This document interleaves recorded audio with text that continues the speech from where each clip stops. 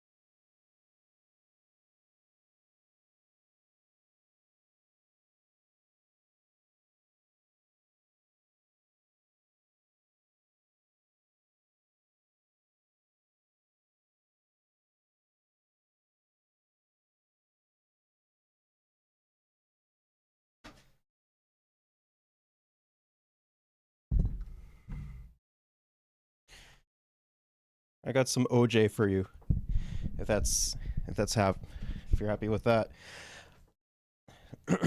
Yeah, there's also uh the MAiD shit that's popping off as well. OJ. There's the MAiD shit popping off as well, which is completely psychotic, and yeah, some other stuff as well. So I guess we'll just hop into shit right away. I move first reading of Bill 1, the Alberta Sovereignty Within a United Canada Act. What's in a name? When it comes to a law, sometimes a lot.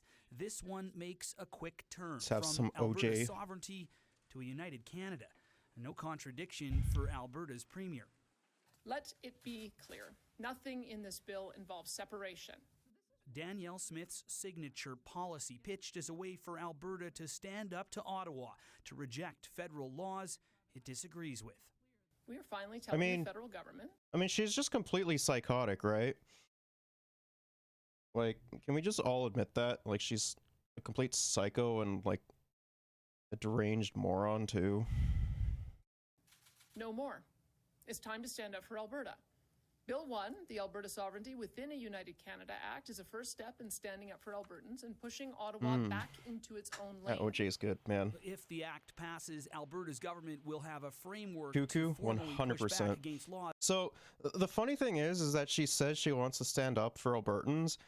The funny thing about that is, like, if she actually wants to, you know, stand up and do shit for Albertans, you know, she would be investing more into, like, the education system and the healthcare system that she's purposely underfunding, the investments into better infrastructure, you know, that kind of shit, you know, trying to solve their housing crisis that's going on. That's just not going to happen, because I don't think she has the mental capacity to, like, even think about, like, that kind of stuff. It deems as federal overreach or bad for the province. But will it have teeth? It feels like more of a political statement than actually changing the legal landscape. This is really, we're going to be doing the same thing that we've already been doing, which is pretty aggressively bringing reference cases and seeking legal opinions. The Act will respect Canada's courts, the Constitution, and First Nations treaties. In Ottawa, seemingly little worry about Alberta's Sovereignty Act. Just going to stay focused on the things that matter to Albertans, whether it's affordability, whether it's creating jobs, whether it's working constructively to fight climate change and grow a better future. That's what Albertans are focused on. That's what I'm going to stay focused on. Bro, like, half of Alberta is run off of, like, oil. Like, what? That's not how that works.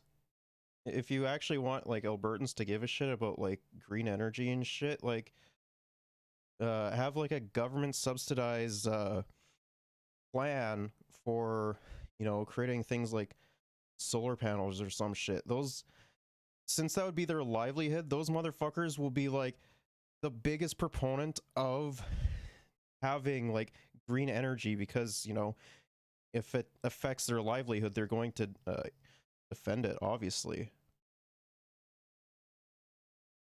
Winter settles in, that may be a good plan for Alberta's Premier too. A spring election is just months away here, and many Albertans have yet to warm to Danielle Smith. I don't think she'll win. Smith has to try to keep her leadership supporters happy on the one hand, while still appealing to mainstream Alberta voters who are suspicious of things like the Sovereignty Act.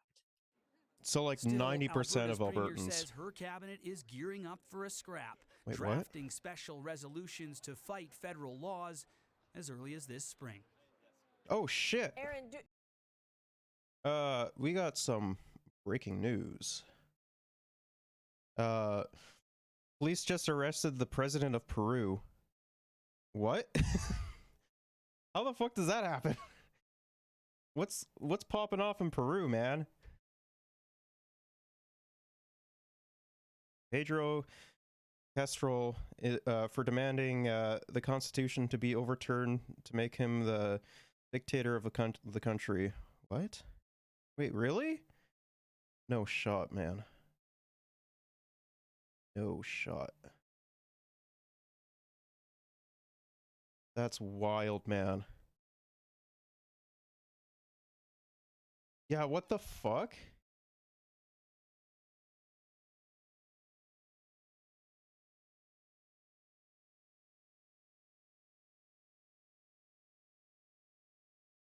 It's already been removed. Well, we'll take a look at that later. We'll look at that later. do we know which federal laws Alberta might be targeting with this legislation? But Adrian, it's not clear right now, but I think it's fair to say that there's a bunch of solid candidates for this. So, Purdue is, of course, there's Bill Peru is C-69, wild, man. the so-called No More Pipelines Act. Obviously, that rankles a lot of folks out here in Alberta. That could certainly be on the list of things that Premier Smith might go after. And then there's Bill C-21, that expansion of the of Canada's gun ban. That's also obviously got some gun owners here in Alberta upset. Another possible target. All right, Aaron Collins in Calgary. Thanks, Aaron. Okay, we need a national perspective here. So, Wait, what? That's the second coup that's happened in Latin America in 2 days? What?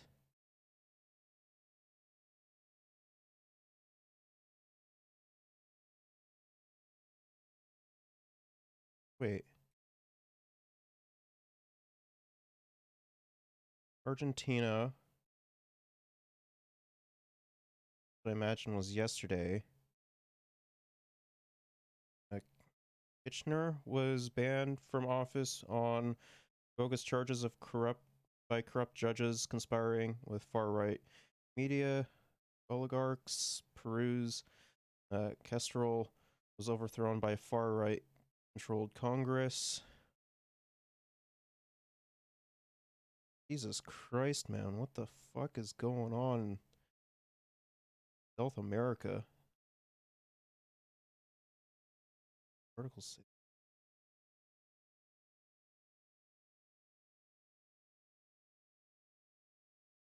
That's wild, man.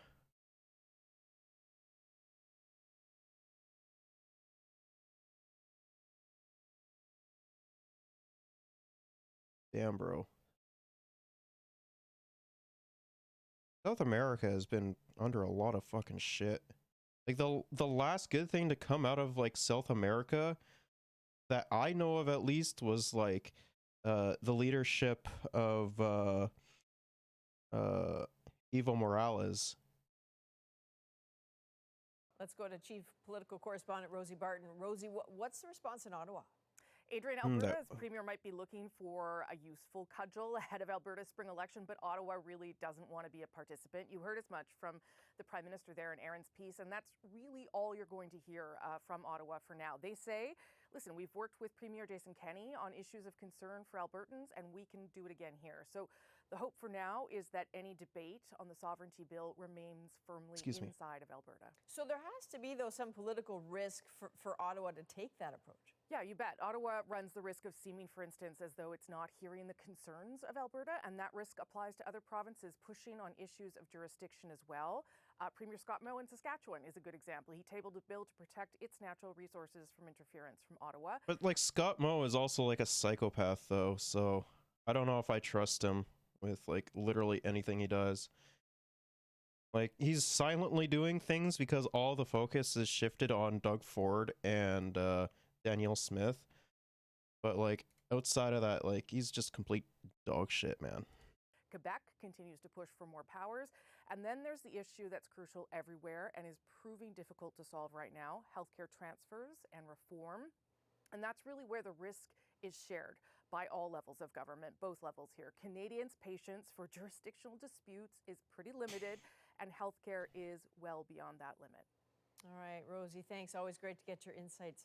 Thanks, Adrian. There has been a lot of reaction to what Alberta Premier Danielle Smith unveiled yesterday. The proposed legislation is called the Sovereignty Act within a United Canada.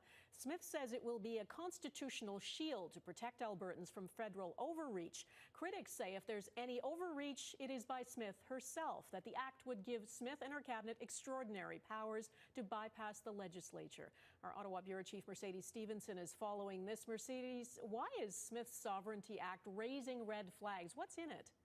Well, Donna, despite the name... The funny thing is that, like, she completely neutered, like, a bunch of the bill, like, because of the amount of pushback that she's been getting from Albertans, which is really funny. It actually has nothing to do with Alberta separation, but it does introduce some pretty significant and exceptional powers for her government. The Sovereignty Act would allow the province to direct police and government agencies to disregard federal laws that it deems harmful by the Alberta legislature.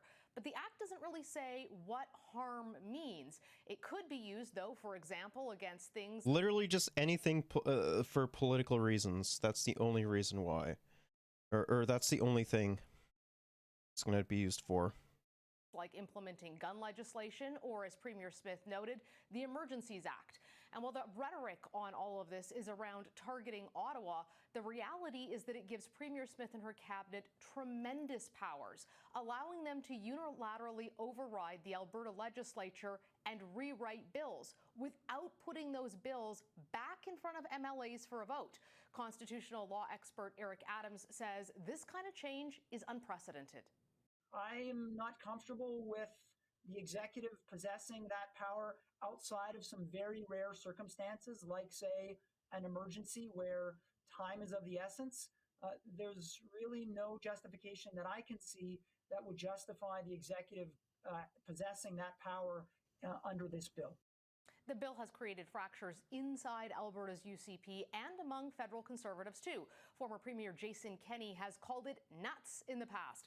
And last night, he sent a clear message resigning as an MLA, saying he is, quote, concerned that our democratic life is veering away from ordinary prudential debate towards a polarization that undermines our bedrock institutions and principles. Donna, there are questions about whether this law is constitutional. It, of course, has not yet been tested in front of the courts to see whether a premier and cabinet can, in fact, overrule a legislature and simply rewrite bills. And Mercedes, the point of the act, obviously, is to stand up to Ottawa. What is the federal government's response today? Well, Justin Trudeau isn't committing to challenging the act, and he also isn't condoning it. He's likely trying to avoid antagonizing the large number of Albertans who might really not like his government, but also might not be big fans of Danielle Smith. I mean, like, yeah, like, Justin Trudeau fucking sucks, of course, but comparatively to, like, Scott Moe, Doug Ford, Heather Stephenson, Danielle Smith, we are seeing time and time again that comparatively He's significantly better. And that's coming from me. I think he's completely fucking dog shit, man. He's done absolutely fuck all to, like, actually help out. Outside of COVID, like, I'm referring to post-COVID, of course. He's done absolutely fucking nothing outside of post-COVID in order to, you know, actually help Canadians in the form of, like, you know, the incoming recession, the rising costs of living, you know, investigations into corruption in Canadian markets. Like, there is so much that he could be doing, but he's just flat out not doing it. But like, comparatively, he's like far better. Like, a lot of conservatives, or a lot of idiots, like to say, oh, all the problems that I'm facing are solely on the federal government, which just is not true in the slightest. The federal government does play a part in it, but most of the time it's the fucking it's your provincial government. The provincial government is so fucking awful. Like, we think that, or a bunch of morons think, you know, just because America has states' rights, that automatically means that we do as well, which is so fucking stupid. Here's what he had to say about it today. We're going to see how this plays out. I'm not going to take anything off the table, but I'm also not looking for a fight. We want to continue to be there to deliver for Albertans. There's going to be things that we agree with that government on. There's going to be things we disagree with them on. And my focus is always going to be constructive in terms of delivering for people right across the country. At the end of the day, this isn't about Justin Trudeau's political future. It's about Danielle Smith's. She's the one who will have to face the electorate in Alberta in May. Donna? All right, Mercedes Stevenson in Ottawa, thank you. Alberta's proposed Sovereignty Act is facing stiff opposition from First Nations leader. Now, under the bill, Cabinet could reject federal policies it deems harmful to Alberta's interests. Saskatchewan has similar legislation in the Don't do this stuff, guys. Come on. works. Chiefs from both Saskatchewan and Alberta want the measures to be withdrawn. Now, they're concerned the legislation could make it easier for provinces to cut them out of decisions. Here's AFN National Chief Roseanne Archibald. These bills have a specific agenda, and it all comes down to lands and resources. So we are yet again, not being respected. We're not asking for amendments to these acts. We are actually asking that the Saskatchewan First and the Alberta Sovereignty within a United Canada Act be withdrawn. The CBC's Sam Sampson Like, is it really unsurprising that they want it withdrawn? Like, it's going to hurt them more than anything, right? So it's just fucking wild to me that, morons think that, that's okay. On this story for us, and joins us now live from Regina. Great to see you, Sam. What are the main concerns for First Nations leaders? Well, you heard it there from National Chief Roseanne Archibald. It's a concern of treaties. And so those treaties, those agreements that were made hundreds of years ago between non-Indigenous and Indigenous people to share the land, they're saying that the Saskatchewan First Act and the Alberta Sovereignty within a United Canada Act infringe upon those solely because, True. Well, many reasons, they're right. But one main reason is because there was no consultation. Different leaders at the press conference earlier this morning and that I've spoken to in Saskatchewan here have said that they did not hear from any provincial officials until after the bills were proposed. And so that's the infringement upon treaty rights. And I'll give you an example that we heard earlier today from one of the chiefs that was in Ottawa at the Assembly of First Nations. He was saying, so these bills were made to combat federal regulations, especially when it comes to climate change and resource extraction. So in Alberta, we're talking oil country, right? And so if the provincial government wants to remove some limits on how many or how much resources can be extracted from the land because maybe it's better for the provincial economy. They might be able to do so without actually consulting First Nations. And as they say, they are the natural stewards of the land. So that's one of the biggest issues there. They're also concerned about ongoing developments as well. And so really, when it comes down to it, they want to have those consultations. And so, as you heard the AFN National Chief say, they don't want changes to these acts. They want them to be completely torn up, scrap them. Let's start from the beginning with real consultation. Take a listen. When legislation like this comes forward, the Sovereignty Act, the SAS First Act, and without consulting First Nations first, that's just disrespectful.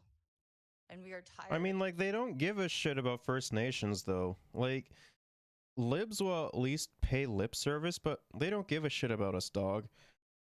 Like, they'd rather have us fucking die. Because, like, time and time again, we see, like, whenever, like, you know, a fucking kidnapping happens within the Indigenous community, they're automatically seen as a runaway. Or, you know, whenever there's, like, you know, fucking protests going on, they beat the shit out of us. Like, it's not uncommon for that shit to happen. Being disrespected, and we want to work together. So we're asking you to have dialogue and to withdraw these acts and to see how we can move forward together and how we can actually implement treaties. No, it is that real consultation that is missing. And I did speak with some First Nations leaders here in Saskatchewan about a week ago when I was doing a story on this. And they did say, yes, I did actually speak with the Premier here in Saskatchewan, Scott Moe, after all of this happened. So this is not, they're not looking at after this is public. Consultation means in First Nations discussions. And Sam, what happens if the legislation goes forward without any changes? Well, according to one of the chiefs this morning in Ottawa, it's going to be very, very detrimental towards the communities. Like, it's fucking not going to be good at all. Saying that this could create a domino effect. So if Alberta goes forward with this act and Saskatchewan follows, what's to stop other provinces from creating... The next I would imagine would be like Manitoba, Ontario, like try to give them more sweeping reforms, you know, a bunch of fucking shit. Like, it's not gonna be good. Like, when over half of the fucking premiers are conservative, they're going to look to their fucking conservative allies that are also in, like, positions of power and, like, follow suit. Like, it's just the fucking way that conservatives operate, man. Legislation where they could bypass treaty rights, in their words, infringe upon treaty rights. And so that is the concern there right now. The Federation of Sovereign Indigenous Nations here in Saskatchewan, that represents 74 First Nations in the province, they say that they are considering legal action. But when I asked what that means, they're not quite sure yet. But let's remind ourselves, the provincial jurisdictions are not the same as treaty jurisdictions. So Alberta and Saskatchewan, you're looking at 5 different treaties. There are a lot of different opinions and a lot of consultation that has to go on, they say, before they can decide on what legal action could mean. In terms of what's next for these bills, the Alberta Act is still being discussed in the legislature right now, and the Saskatchewan First Act won't move forward until the spring session here in the province. Okay, Sam, thank you for the latest. The CBC's Sam Sampson in Regina. I sure hope that fucking Saskatchewan First Act gets fucking destroyed, man. Okay, in contrast to all of that, Premier Danielle Smith says this legislation puts Ottawa on notice that Albertans will defend their interests. And Premier Danielle Smith joins me now. Premier, thanks for taking the time. My pleasure. You say you're open to amendments to the Sovereignty Act legislation. How far are you willing to go in terms of changing this piece of legislation? Well, I think it's a good piece of legislation. And what it really does is it underscores the way our country was always meant to work. The way our country is meant to work is that we have 2 sovereign powers, the federal government that has exclusive areas of jurisdiction, and the provincial government, which has exclusive areas of jurisdiction. And as long as we're making sure that we respect Aboriginal and treaty rights, both of those levels of government should stay in their own lane. And so what we're doing is trying to get back. The funny thing is that like she does not give a shit about that like at all, man. Like she'll say, "Oh yeah, we fucking care about it," and then like fucking beat the shit out of the people that live within the areas. Like, come on. Back to the way the country is supposed to operate. We think Alberta should be treated a little bit more like Ottawa treats Quebec. They should be a lot more deferential of our areas of jurisdiction. And if they Quebec is a fucking special case though, because you know, they'll fucking cry about like literally everything because they think that they're seen as a minority, right? And like I know a lot of Quebecers are gonna get mad at me for saying that, but like it's just the truth, man. It's the exact same thing with the fucking Hicks out in like Alberta, you know, crying about like QAnon and bullshit like that. Like, no, I like relatively speaking, a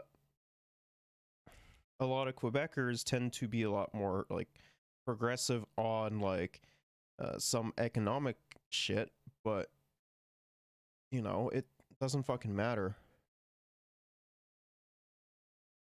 stay in their areas of jurisdiction, I think we'll be just fine. But Premier, there are more than two lanes in Canadian federalism, so I'm wondering why Cabinet needs special powers to amend legislation while sidestepping the Alberta legislature in order to send a message to the federal government. I mean, why can't this be done through normal legislative means rather than special cabinet powers?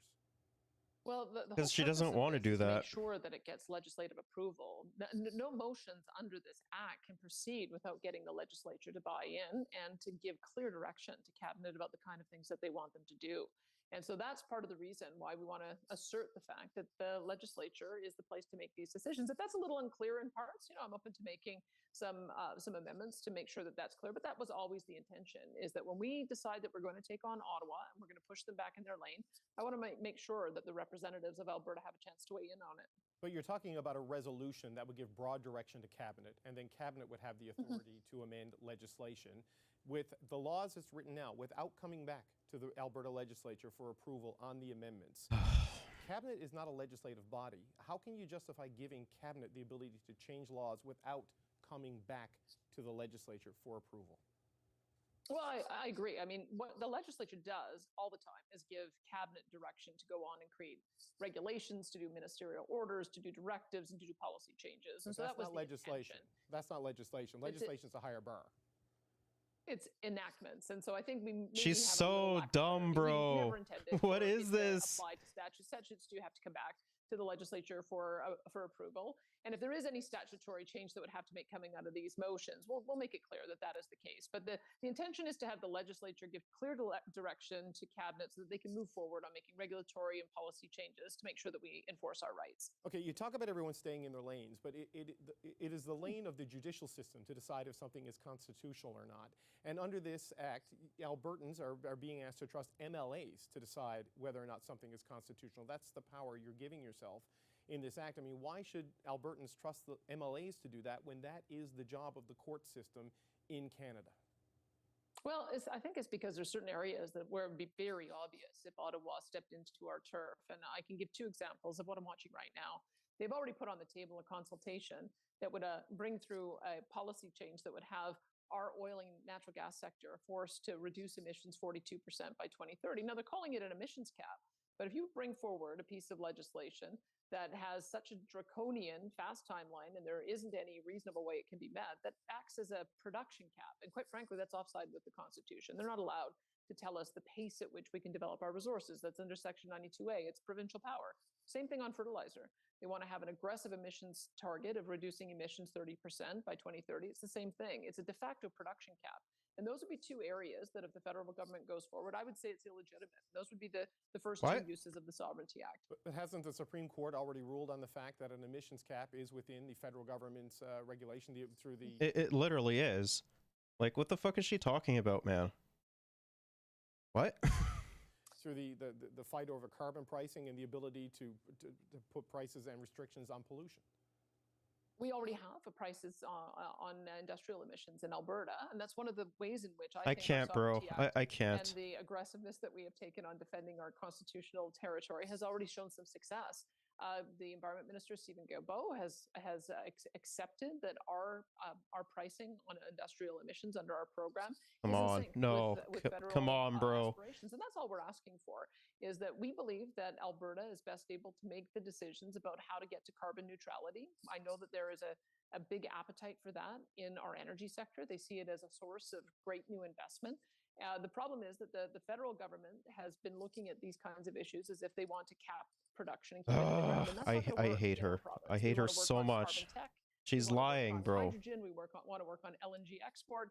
And as long as the federal government is willing to work with us on that, I think that we can have a good relationship. But on issues of constitutionality, Premier, I mean, this is what we rely on judges for. This is why we have lawyers. This is why we have judges. This is why we have courts. So if you think an emission cap on fertilizer and an emission cap on your resources is unconstitutional, then why not seek a reference to the court or take the government to court? Because what expertise, quite frankly, do MLAs have to determine whether something is constitutional or not when that is the realm of the courts in this country? Well, we are duly elected, and I think it's the job of every elected What? That doesn't matter, though.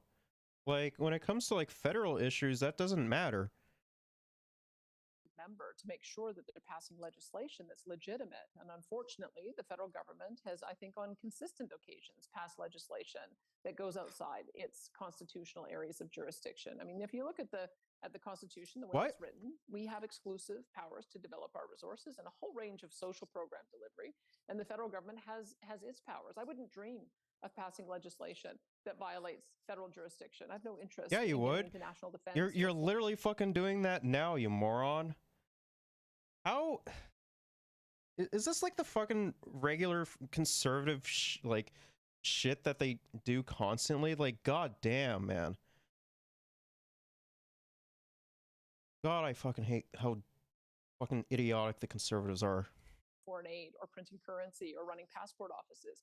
I'm just asking for them to have the same respect for our constitutional jurisdiction, and they haven't, quite frankly, in recent years. We've tried a number of ways to try to keep them in their own lane. Nothing's worked, so now we need to try something new. Yeah, look, I'm not going to pretend that the federal government doesn't do things that sometimes intrude on provincial jurisdiction. We've seen it with health strings, strings on health money, and this is always the tension in federalism. But what you're talking about doing also runs into the lane of the courts. And I just wonder if I can get a clear answer on this, because the briefing notes for your legislation says this is likely constitutional. Who wrote the Sovereignty Act? Was this political staff, or was this your Department of... It was it was obviously political staff. Like, if you've actually read through that dog shit bill, it was 100% political staff. Justice, and who did the constitutionality assessment of this? Because there's a lot of experts in the country who say this law is not going to pass a constitutionality test. Well, there's a lot of experts who say that it absolutely will pass the constitutionality test. Many of them have gone public. I've put that out on my Twitter if people want to see us quoting those who have said that it will pass the constitutional test. We've got teams of lawyers that have looked at this. The funny thing is that no, you're wrong. Like, if you were to actually bring it to, like, the fucking Supreme Court, like you're saying that you will, it'll be shot down. Like, it's the same shit with, like, Saskatchewan First Act. It's gonna be shot down. You're gonna get rolled by a fucking bunch of wannabe Santa Claus people. We had our department draft the policy, and the intention of it was always to affirm the Constitution and confirm the Charter of Rights and confirm the Aboriginal and treaty rights of our First Nations people. And as long as the federal government is acting in good faith and wants to work with us, I don't think we're going to have any conflict. But that hasn't been the case in the last 7 years. In the last 7 years, every time Alberta has tried to... Then, like, what the fuck was, like, all the response to COVID then? Like, Alberta got, like, the most amount of money for COVID relief. Like, if that isn't working with you guys, I don't know what the fuck is. start a new relationship with Ottawa, we've had the door slammed in our face. Even Rachel Yes, Notley, totally. our former NDP premier, she brought in a carbon tax, she brought in an emissions cap, she phased out coal. And in return, we got a cancellation of Northern Gateway, cancellation of Energy East, cancellation of Tech Frontier Mine. We didn't get social license. When Jason Kenney tried to talk with Quebec about how we might work together to export LNG, initially they said yes. And then they said no, cancel the Port Saguenay project and started pulling oil and gas leases of our businesses. When we wanted to have an equalization referendum to talk about a new relationship with Ottawa, they gave us Environment Minister Stephen Guilbeault, who's done nothing but attack our province and our industry for the last year. So we have tried to be constructive. Maybe it's because like the libs are like pretending to like wanting to like try and like be like a leader in the form of like reducing carbon emissions, which they're obviously not going to meet by the deadline that they set. So like I don't know what the fuck you're going on about. Like just if you keep flapping your gums, it's you're just going to make yourself look even worse than what you already are. We tried to do things the old way, and now we need to try something new. We need a new relationship. Look, this isn't even new, the federal though. Government did kill Northern Gateway, but they did also buy the TMX pipeline and are expanding it. That happened while Rachel Notley was premier. Keystone XL was killed by the U.S. federal government. Tech Frontier pulled out because they felt there was too much political uncertainty and fighting between Alberta and Ottawa, which this does not necessarily solve. And Energy East ran into a lot of challenges in Quebec and Eastern Canada that go beyond the federal government. So, like, how does the Sovereignty Act get the U.S. president to give the permissions for Keystone? How does it get Quebec to allow something like Energy East to go through some of its territory? I mean, these are issues bigger than your relationship with Ottawa. You've just made my point. It's gonna make Joe Brandon, you know, he's gonna listen to us because he has to respect us because streets rights, brother. That's how it's gonna get Brandon to fucking listen to us. Northern Gateway was affirmed, and then this government canceled it. Right. Energy East and the Tech Frontier Mine both pulled the plug because of regulatory uncertainty created by Ottawa. And then, of course, the Saguenay project is the government's job. The government actually does have at the federal level the trade and commerce power, and we gave them that power so that they would be able to help get our products to market, not so that they would block them. And they haven't defended us in any regard. They haven't defended us when Quebec has made decisions that have impacted our ability to get our product to other parts of the country. And they didn't defend us when the federal government canceled Keystone XL. So these are the things that it was literally only canceled because of fucking Biden. Like, if it wasn't because of Biden, it would have been perfectly fine and went through. Like, Biden just wants to look like he's like sort of like there and like not sleeping, bro. Like, what? That we see in our province is that all of the uncertainty that is being created, all of the dollars that have fled from investment have been because of federal government decisions. We need to create an environment where Ottawa stays in its own lane so that we can develop some certainty in our province so we can start attracting those investment dollars back. But you said the other day you hope you never have to use this act, but you've also already we already know that's a fucking lie. She will be using that for like literally everything that, you know, she doesn't like. Say like Bill C-21, for example. If that gets passed, which I imagine it will, to be honest, you know, it'd be like, yeah, no, it doesn't fucking matter. Arm yourself with like semi-automatic machine guns and just go on a fucking killing spree. We'll let you psychopaths be perfectly fine and exempt from the law. 2 areas on natural resource emissions and fertilizer emissions. That's not even getting into like, you know, other shit like say union strikes or, you know, what they deem as like unconstitutionality. Like, there's so much shit that she's gonna that like would be abused from it, right? I've read in some of the reporting from my colleagues in Alberta that you've asked your ministers to scour federal decisions and federal legislation to look for other issues that could be challenged under this act, with the idea of bringing a resolution to your legislature by the spring. That doesn't sound like you're hoping not to use it. That sounds like you're gearing up to use it and have this fight with the federal government. You know, and I'm pleased to hear that Prime Minister Trudeau is not interested in a fight. In my first conversation with him, I said that it's because it's not worth his time to get carbon neutral by 2050. It's because it's not worth his time. He already knows that like this is an idiotic bill that's gonna fail, and that like you've already neutered like a vast majority of it from pushback and you know, just you guys are just a fucking joke. Like the UCP is drastically unpopular. Like honestly, Jason fucking Kennedy was more popular than you. Like what? Businesses here are interested in doing that, but we have to do it in a way that makes sense for our economy. And one of the signs that I think we're having a breakthrough is at COP27, when Environment Minister Stephen Guilbeault refused to sign the final communique saying he understands that natural resources are provincial jurisdiction. If he signed a resolution talking about phasing out oil and natural gas, he would face a legal challenge from the provinces that he probably would not win.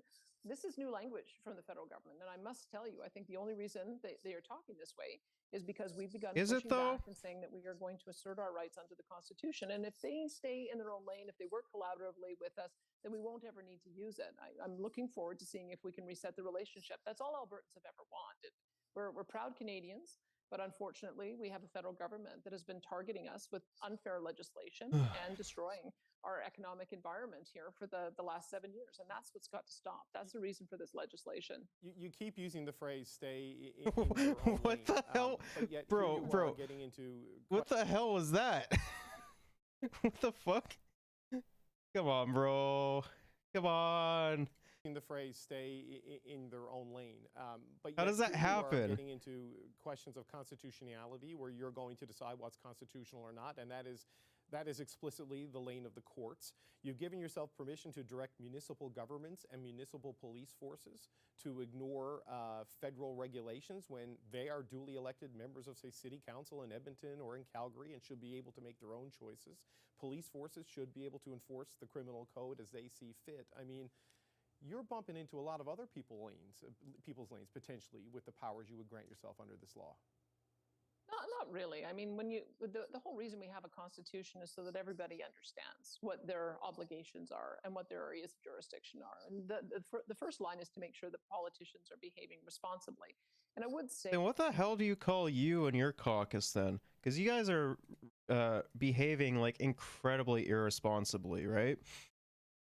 Like you're giving a bunch of fucking credence to like neo-Nazis and other fucking fascists and QAnon supporters and like all this shit. Like you guys are very irresponsible.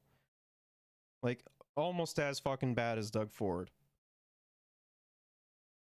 But it wouldn't surprise me if you would like enact a bill that, you know, also trampled on like union rights and, you know, other shit like that. that our Constitution only grants powers to a federal entity in its areas of exclusive jurisdiction and provincial. Municipalities get their power from provincial governments. And what we don't want to see, and we've seen this over the last number of years, is the federal government trying to do a workaround on provincial jurisdiction by going directly to municipal levels of government.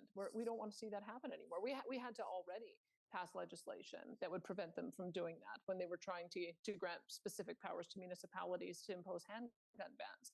And so these are the kind of things that I think you will find that Alberta wants to make sure that the federal government is not trying to circumvent the duly elected body that we have in the provinces. The provinces literally no one's doing that. our resources. We've got the power to manage our social programs in our own way, establish our relationship with our school boards and our municipal. She sounds as dumb as the fucking idiots that were there representing the convoy organizers during the Emergencies Act inquiry. She sounds as dumb as those idiots. Like, come on. Like, that's not even happening. Like, I love I fucking love this narrative how, like, Justin Trudeau is a big, scary communist dictator. Like, that, it just doesn't happen. Because he's, like, incredibly fucking spineless.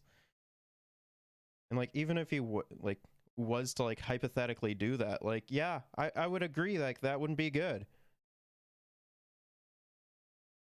But, like, that isn't the world we live in. Municipalities And I think Ottawa, unfortunately, continues to overtax our province and then use its federal What? spending power to try to manipulate our decisions. And we're just not going to do that anymore. We can have a constructive relationship with Ottawa, but I think it begins with them respecting our jurisdiction the same way that they do with Quebec. There's some of the things that they do to Alberta that they wouldn't even dream of doing to Quebec. And that's all we want, is let's just establish some pretty clear lines so that we can have a constructive relationship. You mentioned guns. As you know, the federal government is looking at expanding its restrictions on weapons, and there is an argument happening right now in Parliament about whether that covers hunting rifles or not. I know you don't support the gun policies of the Trudeau government. If they pass, is this the sort of thing? The funny thing is that the only people that are freaking out about Bill C-21 are those who are not responsible gun owners, because they know for a fact that, like, if they have to retake the fucking test, and like if they fall into like those that, you know, understandably should not have a gun, like, you know, those who are like at the fucking convoy, for example, yeah, they deserve to have their fucking guns taken away. Sorry, but that's just how that works there, bud. Like, every responsible gun owner is not afraid of Bill C-21.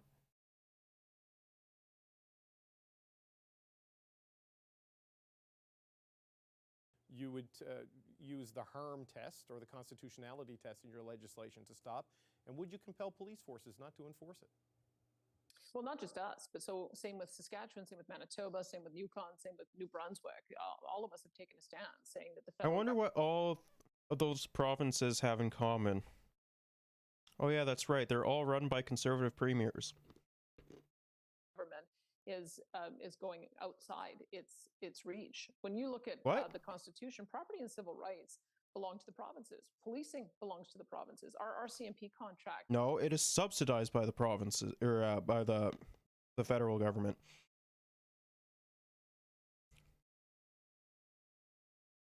A vast majority of like the RCMP, and even like some instances of like provincial policing, is subsidized by the federal government.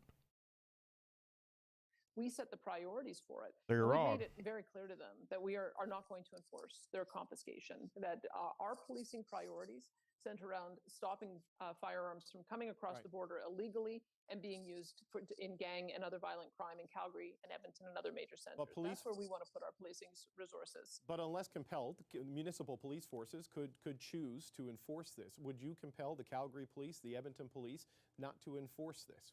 Are you prepared to tell police officers not to do that? I'd be shocked if Calgary and Edmonton Police want to make this their priority. What? We have got a major mental health and addiction crisis in our two major centers.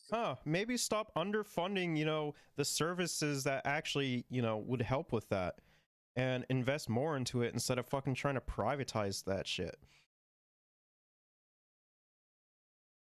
Because yeah, no, that is like a problem about it, or that is a problem. It's not the only problem. I think that poverty plays a significantly bigger role in crime, just in general.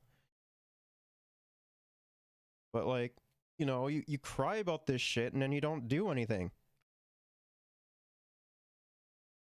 There wasn't a question. We have a huge. It's about how far you're prepared to direct the police. Is my question. As I've said, we will not use our policing resources in our province on the federal gun confiscation program. But a municipal police force is municipally funded, federally regulated, or provincially regulated, excuse me, under a provincial act. I mean, are you going to tell the chief of police in Calgary they can't confiscate guns if they want to do it?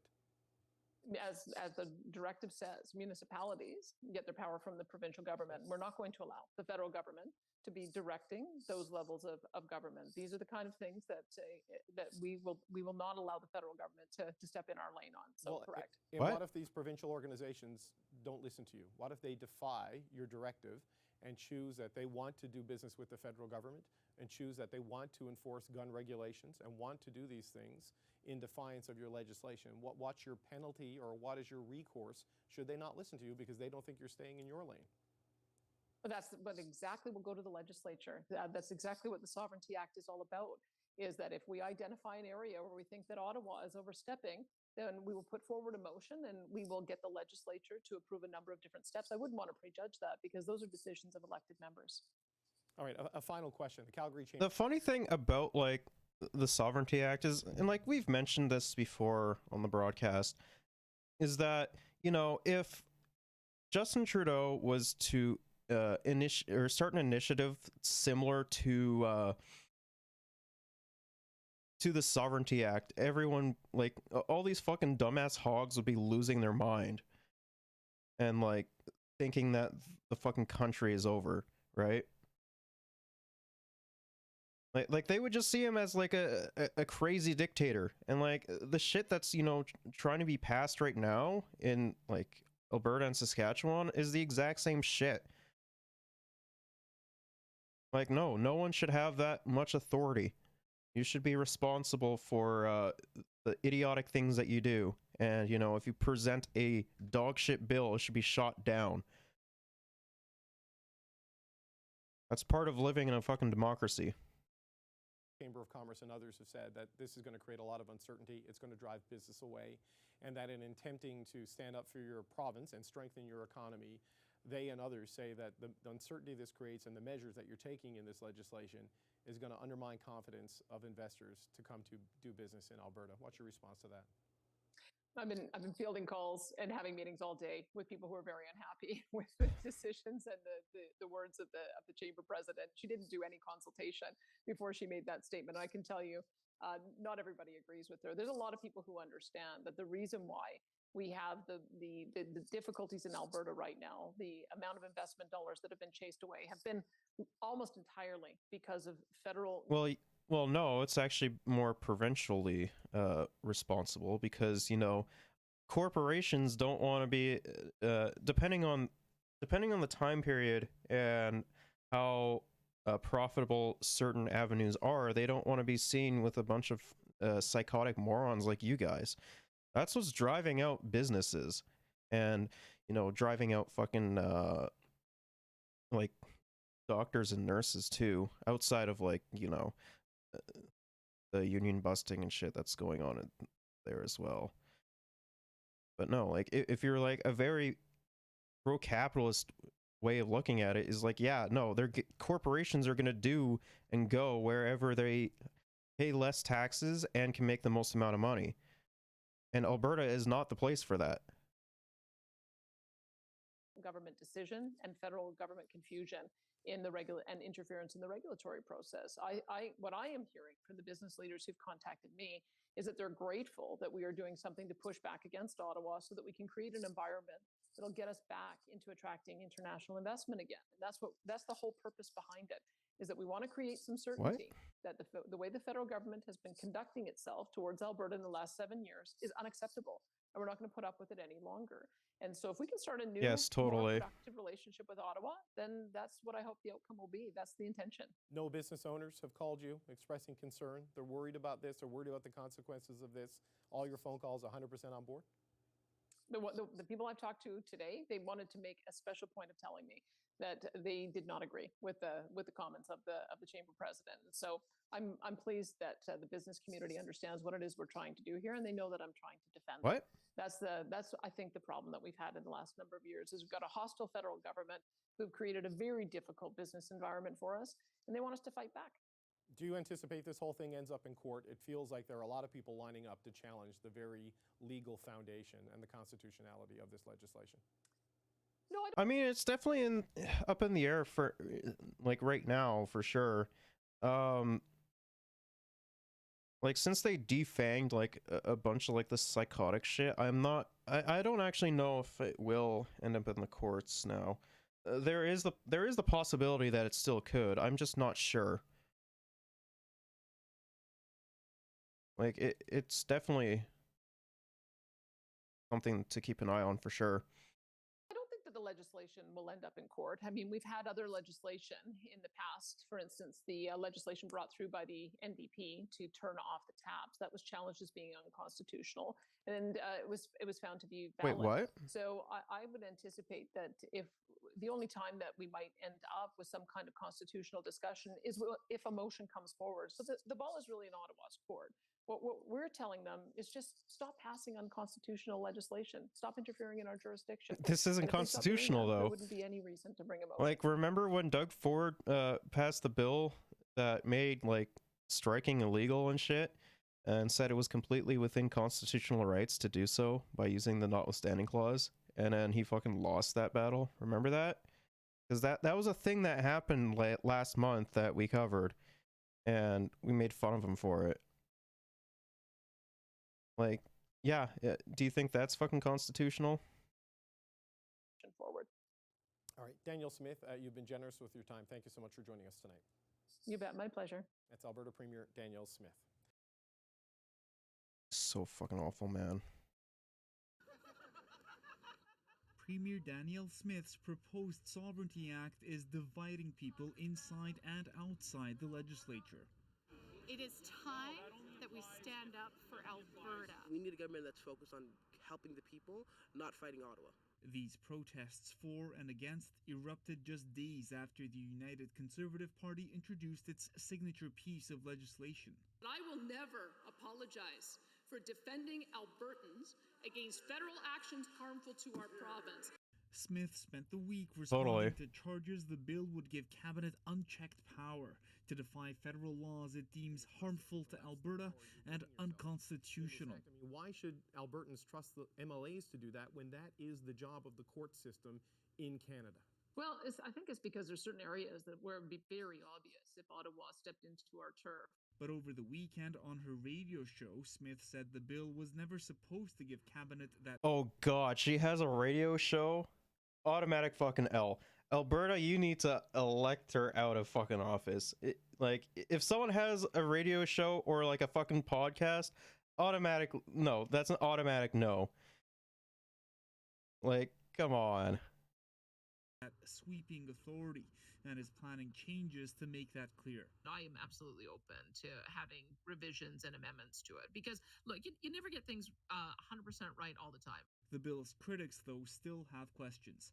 Under the act, the province could make cities ignore federal laws it does not like. This is a great example of incredible overreach and tying our hands to not be able to serve our citizens. Yes, we are opposed to somebody talking sovereignty or Sovereignty Act. I have never heard a more Albertan motherfucker than that guy.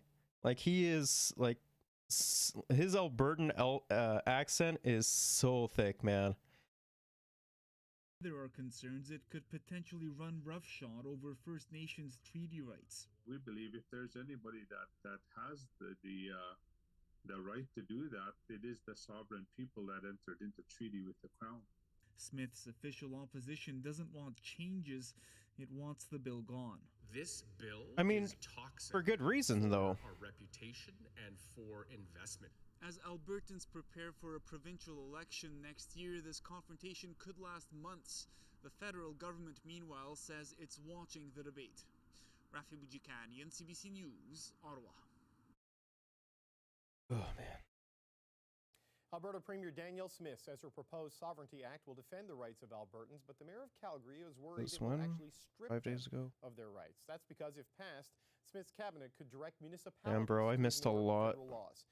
Not streaming on the weekend. So, Mayor Gondek, what is your main concern with this new Sovereignty Act? I think it's a little bit vague in terms of the powers that this provincial government could give itself if this passes. And it's a little bit subjective when they talk about things that might be harmful to our province. Who defines what harmful means? And I think it's also very interesting that they're going after unprecedented interference and overreach from the federal government is how they describe it. And yet they are doing the very same thing to municipalities in this province right now. Right, so on that point, as written right now, the legislation would allow Cabinet to direct provincial entities, municipal police forces, school districts, regional health authorities, the City Council of Calgary, I would presume, not to enforce federal laws. I mean, what's your response to that, and would you obey, if directed, not to enforce a federal law?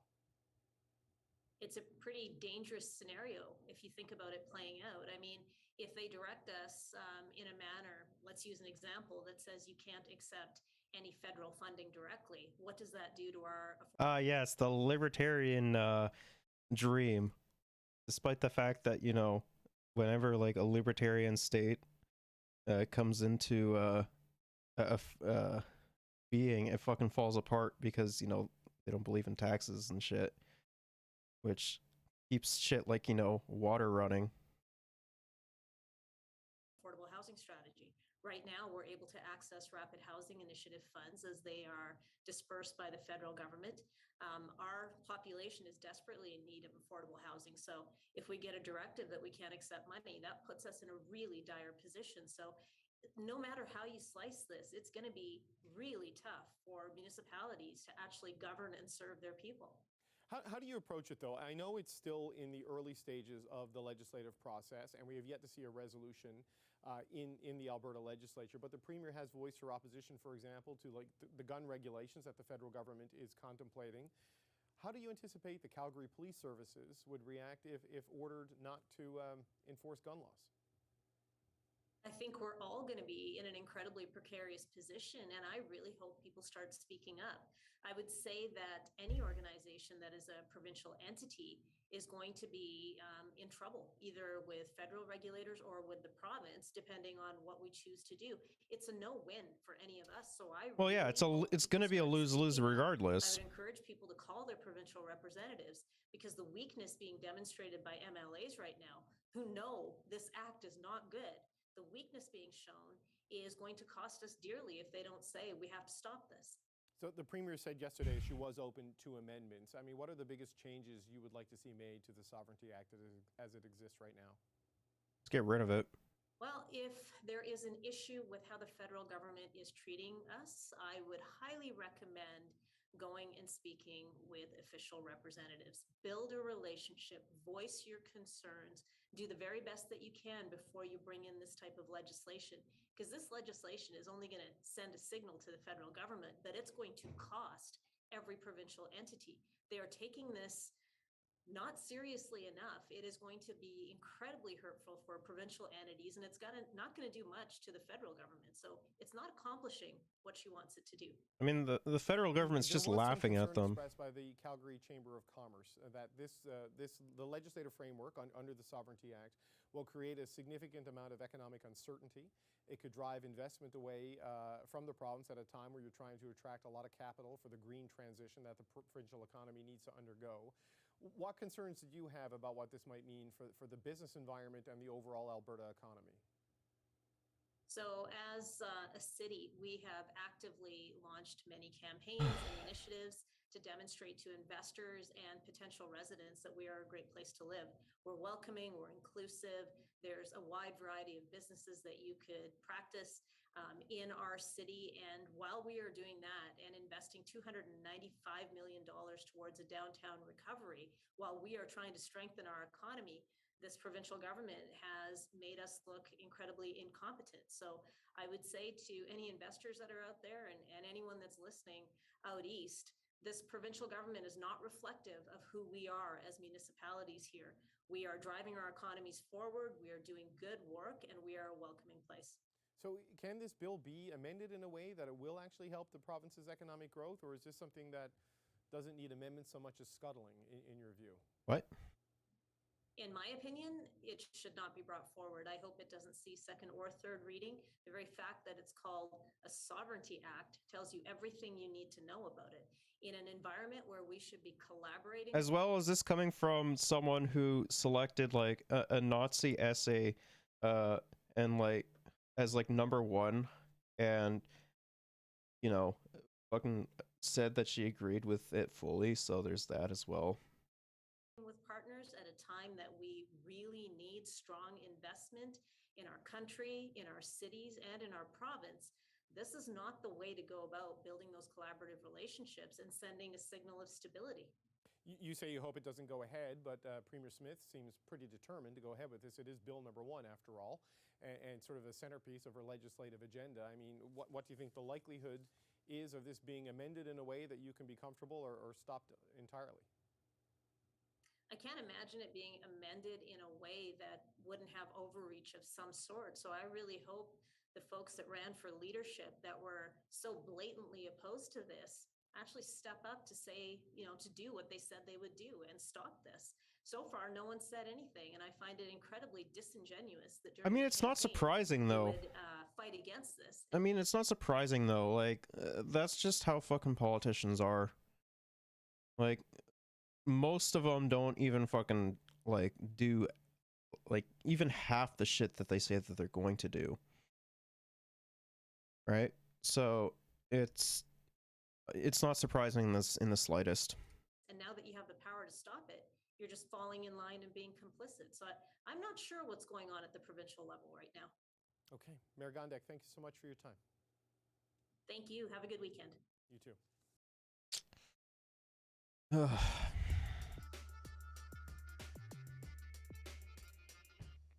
Hi there, I'm Rosemary Barton. Here's what's at issue this week.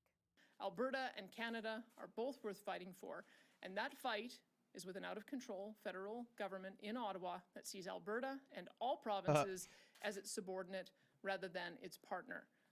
Danielle Smith has unveiled her Alberta Sovereignty Act. The act empowers the Alberta government to order provincial authorities to refuse to enforce any federal law or policy it believes harmful to the province. The act is already raising questions about its constitutionality. So what is the motive behind Smith's power grab, and what's the likelihood of the powers being used? Just politics and very high. Elamin Abdul Mahmoud, Althea Raj, and Andrew Coyne. I know you all have a lot to say about it, so we'll get going right away. Chantal, what do you make of this piece of legislation, what it is designed to do? Well, if Justin Trudeau were a bear and someone showed the bear a trap and said, put your head in it, that would be what that piece of legislation politically is meant to do. Sadly, What? Justin Trudeau is not a bear.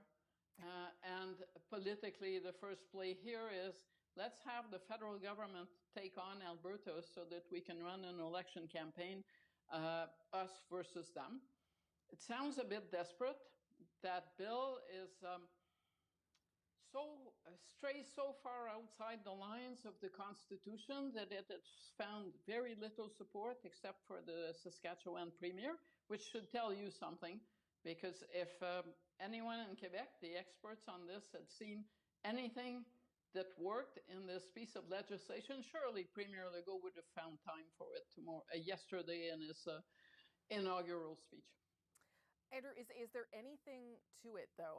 Yes, I've read your column, so I know what your answer will be. But is there anything to the idea that Danielle Smith feels that her province needs to be better protected? Yeah, I think it's giving her too much credit to say that it's purely a cynical political ploy and that it's only designed to engineer competition. I'm sure that's an additional side benefit, but I don't think we should underestimate the degree to which either she or some of the people who advise her actually believe this stuff. I mean, she believes a lot of strange things, and it wouldn't be much of a stretch to add this to it. But it's clearly like the Ukraine shit. It clearly involves arrogating to the province powers that it does not have to sit in judgment of federal laws to effectively decide which. Like, remember when she said like it's not going to. Was completely wrong on like all that Ukraine shit. Enforce it, but was really funny and unsurprising. Basically disobey the law, I guess, on pain of being found, guilty of obeying the law. It's fancy land. It's got no basis in constitutional law. So when people are prepared to go to that length, it's sometimes because they just want to engineer a confrontation, but sometimes they actually believe this stuff. Althea, what do you make of it?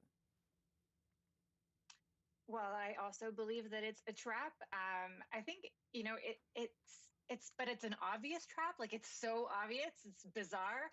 The fact that she would even talk about dissolution, like she's like urging, please, reporters, go ask Justin Trudeau if he's going to disallow my law because that's what I want to do. There's like no semblance that this is not about picking a fight with Justin Trudeau. I thought was most interesting, frankly, was that she seemed completely unprepared for the criticisms about the bill. The fact that this legislation would give cabinet the right to amend laws, to enact new laws. I mean, she doesn't like criticism, though. The legislature. I mean, this is the type of stuff that people who are talking about freedom and government overreach usually cry foul. If you think back in Ottawa, we had a very similar example at the very beginning of the pandemic, where the Justin Trudeau's government wanted to give itself the right to tax and spend for more than a year and a half without parliamentary scrutiny. And the Conservatives found this and they said, this is outrageous. And they were right to say this is outrageous, and the government backed down.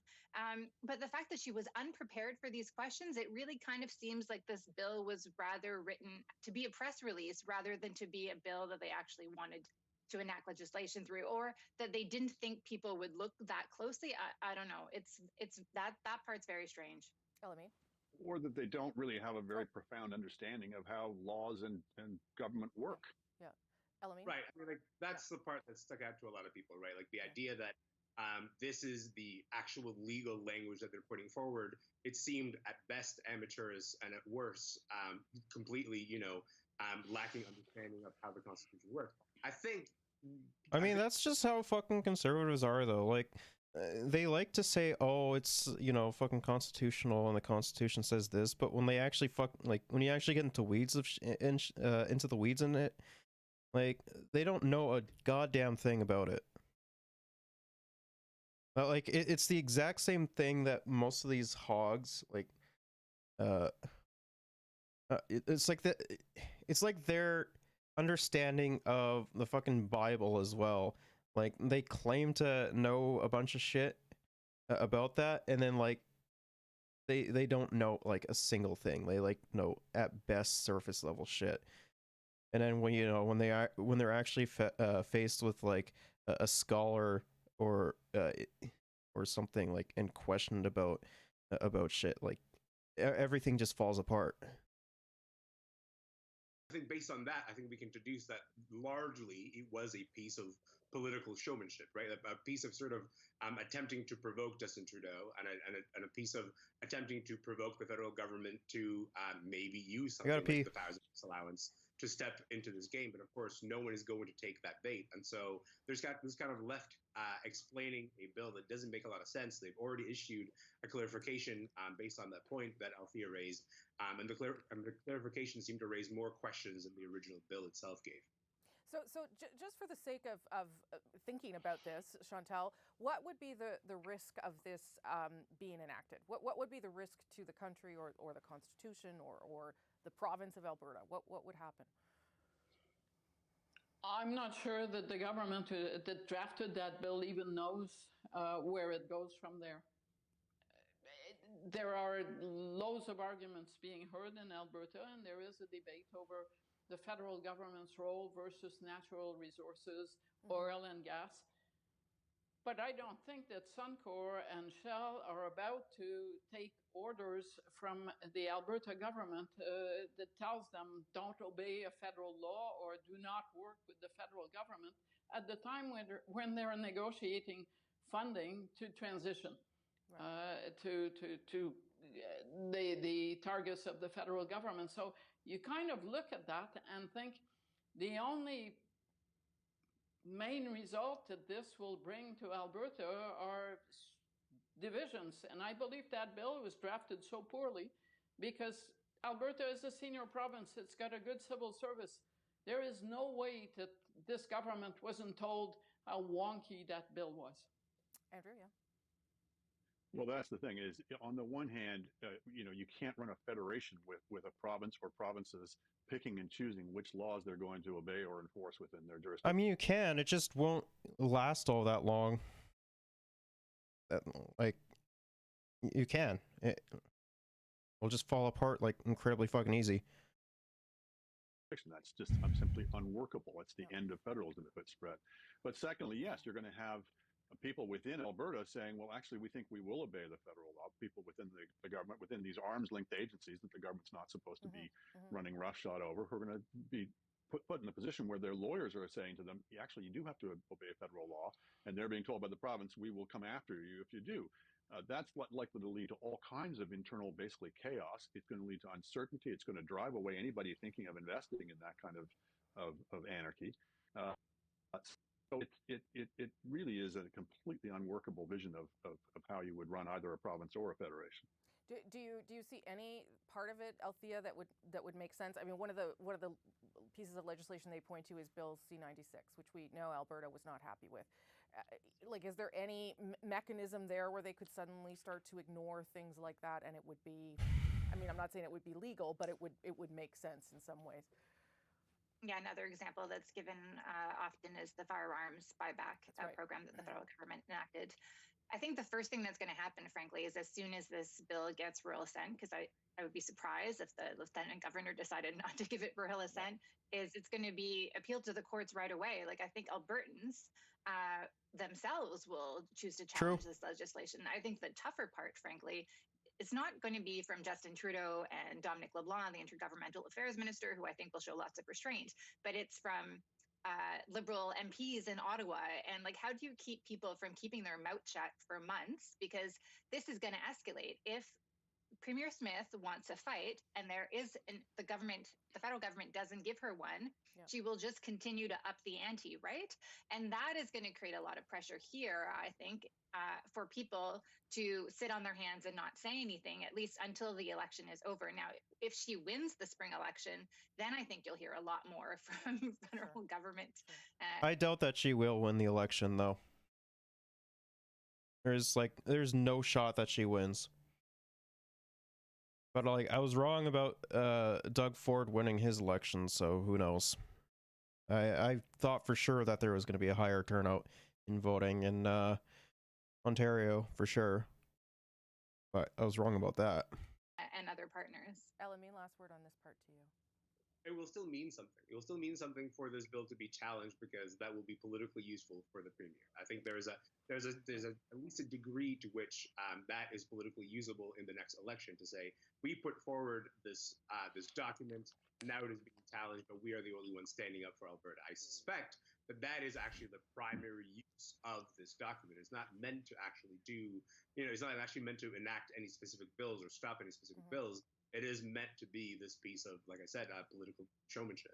Yeah, I already saw some of that on Twitter, certainly between the Premier and Rachel Notley, her main opponent today. With Alberta's Sovereignty Act unveiled, how does the federal government plan to respond? Here's the Minister of Intergovernmental Affairs, Dominic LeBlanc.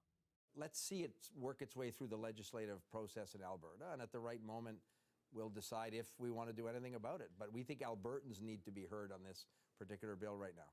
Provinces pushing back. How is the federal government handling this unprecedented power grab? And is the situation part of a bigger problem between the feds and the provinces?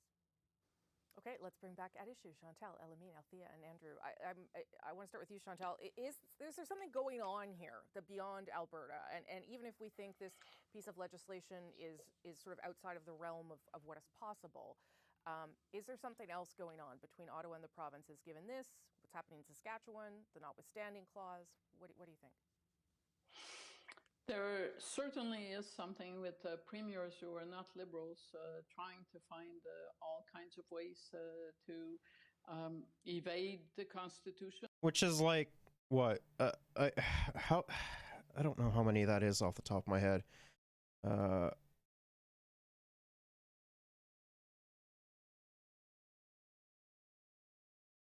Current pre.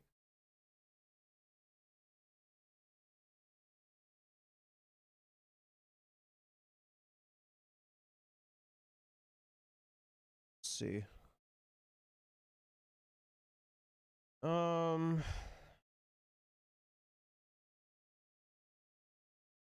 2, 3, 4, 5, 6, 7. Imagine 8, 9. Imagine like 9 of the premiers have at least some form of conservative views. Maybe 10. I don't know what Galt's positions are. Mostly because I just don't keep up too much with fucking Quebec. Or to use their powers under the Constitution to the hilt. And like the one NDP leader the one NDP premier that we have is complete dog shit. Like he fucking tried to you know, completely rig the NDP election in his favor, so that was fucking cool. That being said, the federal reaction today to the latest outcry on this from Alberta makes a lot of sense, in the sense that if you watched what happened to the notwithstanding clause debate just a few weeks ago in Ontario over union rights, what happened in Ontario was Ontario public opinion kind of sent the premier and his government scurrying back to say, we didn't mean it and we're not going to do this again. Yeah. So it makes more sense. Yeah, totally. Like, I totally trust fucking Doug Ford's cabinet in its entirety. Like, remember when Doug Ford back in 2018 said he wasn't going to be building on the Greenbelt, and now he's fucking building on the Greenbelt? Or at least attempting to? Remember that? Because I do. To effectively let Alberta have this debate and an election on it before coming out with any kind of a federal orchestrated response. That being said, by the way, the federal government cannot act on a bill. No. It needs a law to act on. So there is actually, Dominique Leblanc is right, at this point, watching where the dust settles is the best part of valor. So the government obviously can't act, as Chantal said, on a bill, but should they be acting on the frustration that provinces are expressing, Andrew? Well, to some extent, yes. You can always try to phrase things in different ways. You can try to get at the sources of people's frustrations, but you can't necessarily back off on important and necessary federal initiatives just because somebody somewhere yells at you. I do think we have to look at the Alberta situation in the context of this more general trend that is partly piggybacking on Quebec's willingness to defy the Constitution in various ways, but is also, I think, not coincidental. These are right-wing populist premiers who have imported some of the same kind. Yeah, and is being supported by a fucking right-wing populist federal leader as well. Like, it's not surprising in the slightest. Kind of attitude towards political norms and civilized behavior, and are willing to push boundaries that should not be pushed. I'm not sure exactly what you do with it. I agree with that in the short term that the federal government is taking the right tone of this and not needlessly escalating things.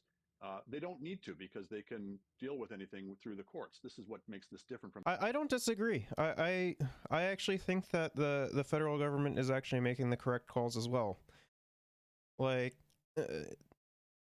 despite like all of his fuck ups, like the couple things that I actually agree with Trudeau on is like the usage of the Emergencies Act, not, you know, taking this as fucking serious as Daniel Smith wants him to be taking it, and the COVID and during COVID, like most of that, like those I all agree with. Granted, he's done a lot of fuck ups as well within that time frame, but I do think that generally he's been pretty decent on those issues for sure. From the notwithstanding issue, where the courts have basically been taken out of the game. So for now, they've got the courts. They can use the courts. They can use the desire of people in the provinces to live in a law-based state, which is true of Albertans as much as anybody else in the country. But there can be situations. This is not going to go away. I think we're in for more trouble in the provincial front in the future, and there may well be situations in which they do need to make avail of things like the disallowance power. And I hope that in Ottawa they're thinking about this, and that they're ultimately going to start preparing public opinion for that possibility. That nice, soft words are useful and helpful in a lot of situations, but they're not always enough. Althea, what do you think? Is that something they're preparing for, or is this government looking to continue to collaborate? Well, last time I had a conversation with anybody in the PMO about disallowance, it was completely dismissed out of hand, not at all something that they were interested in doing. But I don't know, maybe ask them again in a few months. What's really interesting, I think, and this harkens back to Chantal's point, is when the federal government decides to shut up and when it decides to actually get involved.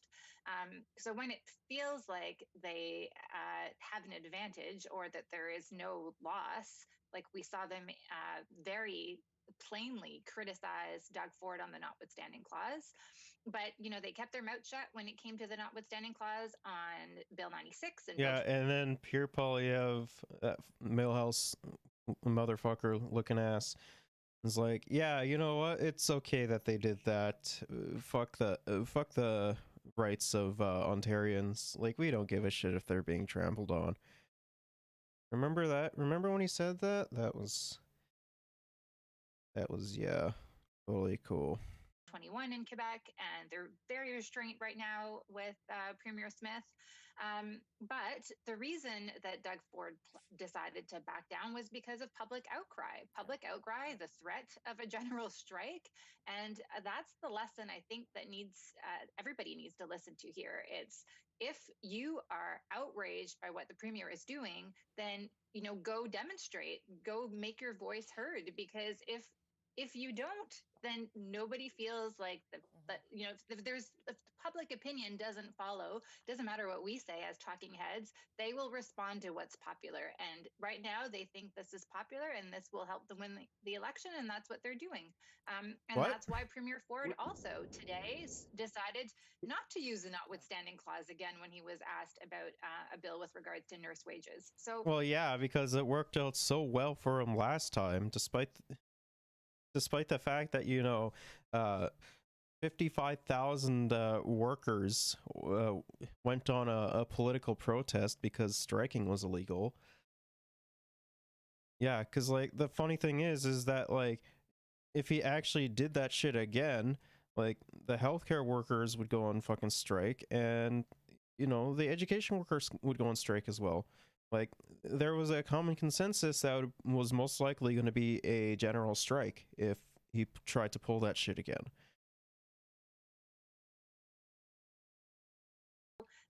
I think that's the lesson here. Bellamy. I wanted to extend. If you're a member of for the federal government at this point to just print out a certificate for every province and say, you know what, you're all nations within a nation, and just be happy with this kind of recognition. Because certainly Saskatchewan is like knocking on the door on the same front at the same time.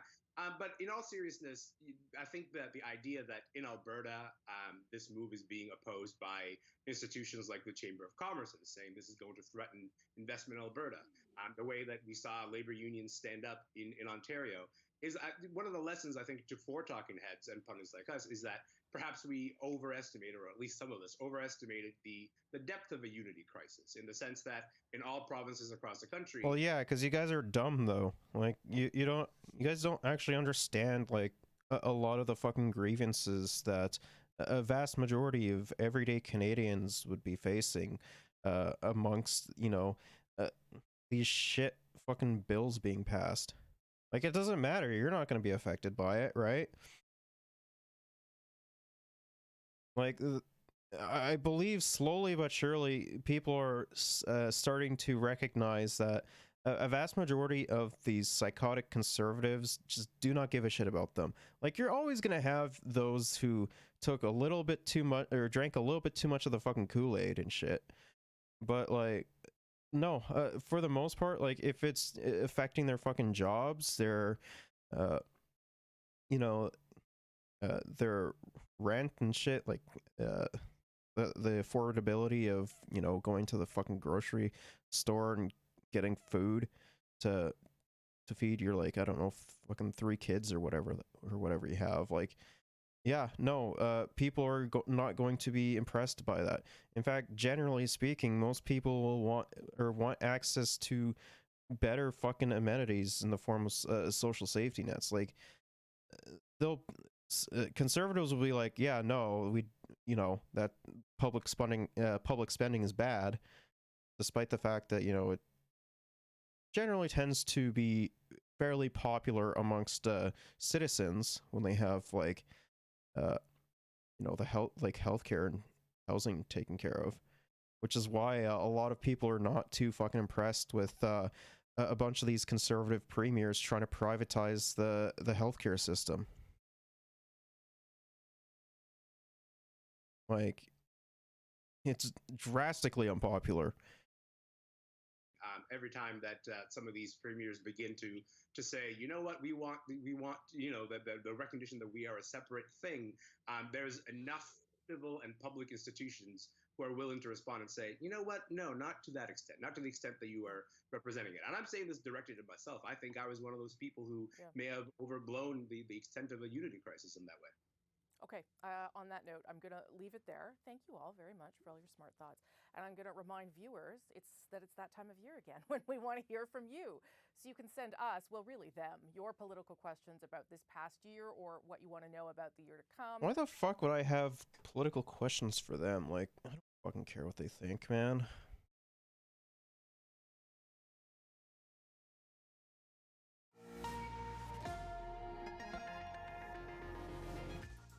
Alberta's premier sends a direct message to Ottawa.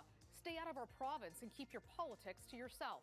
But critics say Danielle Smith's proposed Sovereignty Act is a power grab that goes much further than that. And a former Ukrainian president's appeal for unity against Russia, to forget about diplomacy and deliver a We'll only be watching the Sovereignty Act shit. I'm Mercedes. Like, most of the... I'm sure most already know what's going on with the Russia-Ukraine stuff. They've been keeping up with the news at least a little bit. Stevenson, welcome to the West Block. Proposed new legislation to give Alberta the power not to enforce federal laws it considers harmful and that would allow cabinet to unilaterally change bills is being called undemocratic. Is it? We'll talk to Premier Danielle Smith about why she thinks Alberta needs the Sovereignty Act. And as Russia continues to target Ukraine's critical infrastructure, leaving millions without heat, power, or water, a candid interview with former Ukrainian President Petro Poroshenko about what it will take to end Russia's war in Ukraine.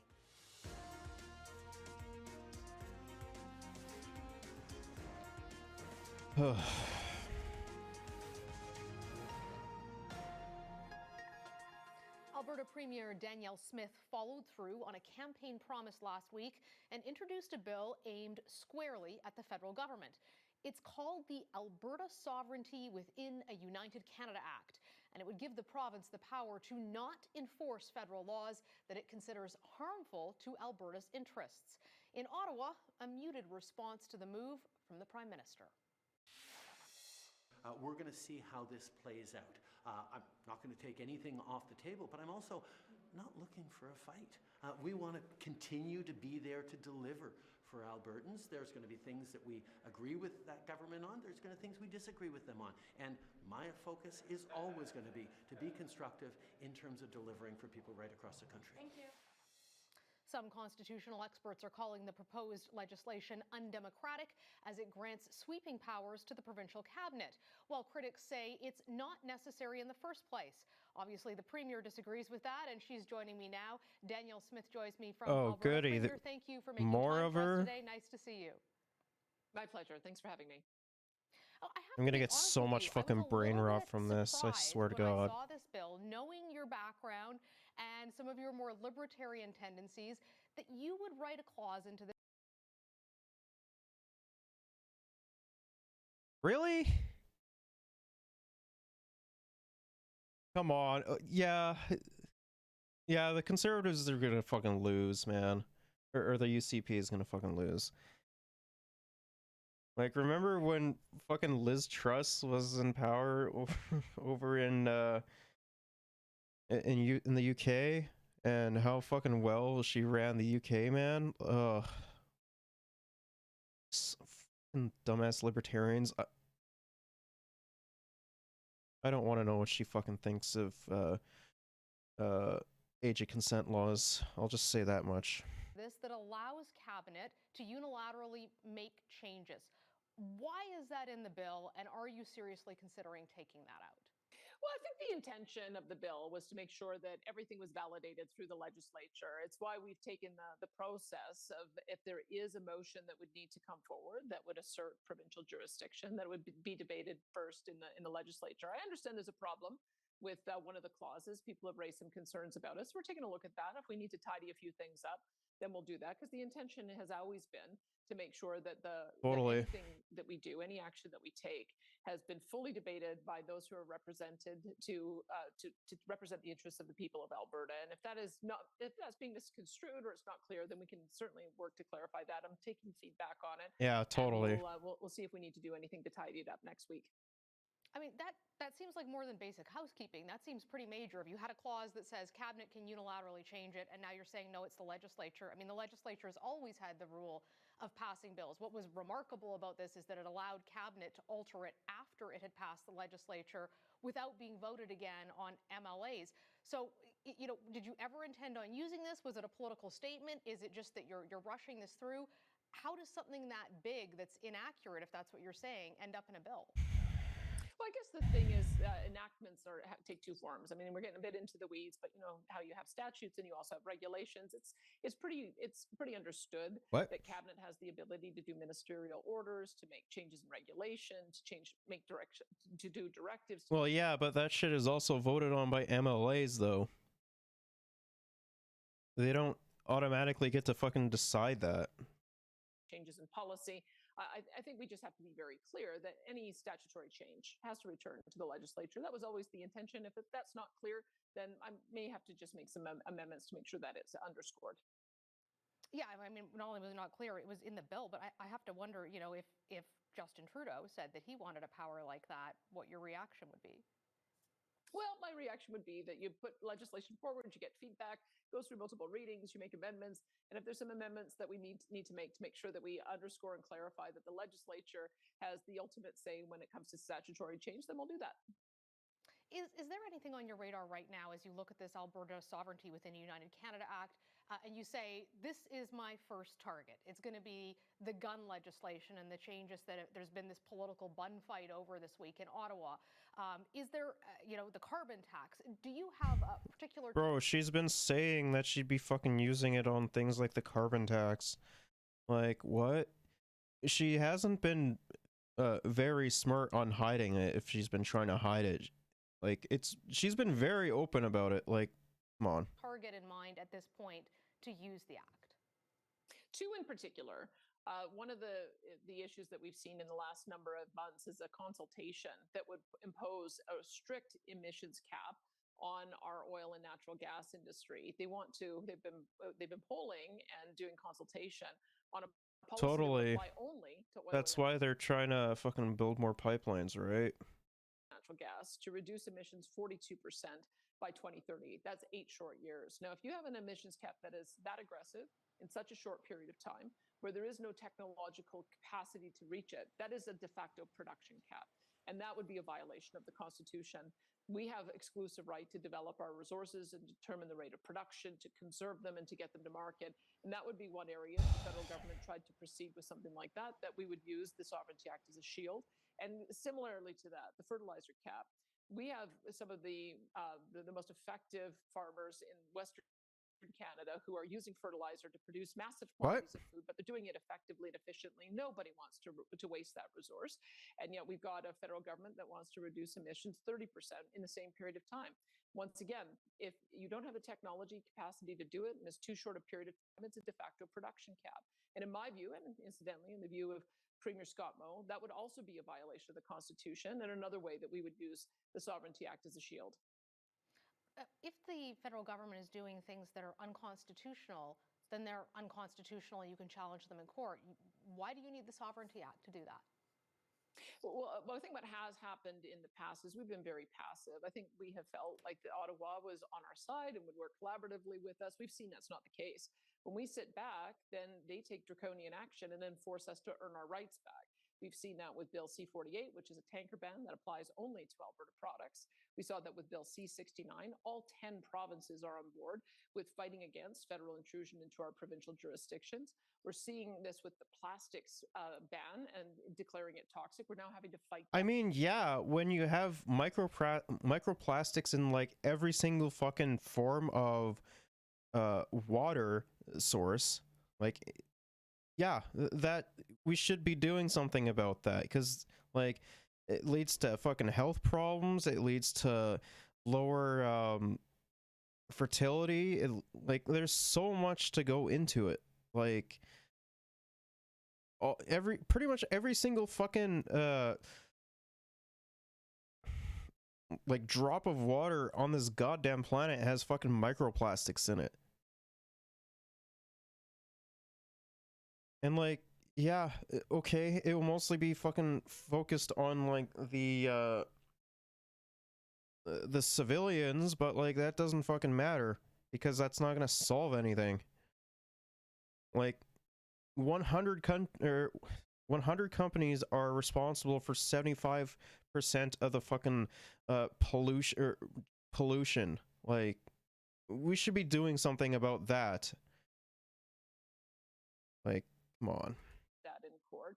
And this is the problem, is that the federal government passes clearly unconstitutional legislation and then forces us to go to the court to get our rights back. And like she's wrong on the amount, or like having fucking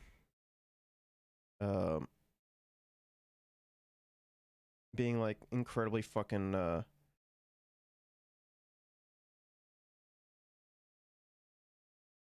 she's wrong about being like on top when it comes to fucking production and like having like the best fucking farmers. Like what's the top one? Olive wheat, Saskatchewan produces more. Spring wheat, they do have a little bit of an edge.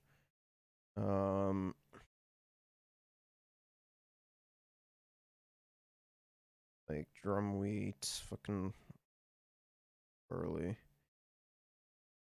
Yeah, like Saskatchewan produces a vast majority more comparatively. So like, I don't know what the fuck you're going on about.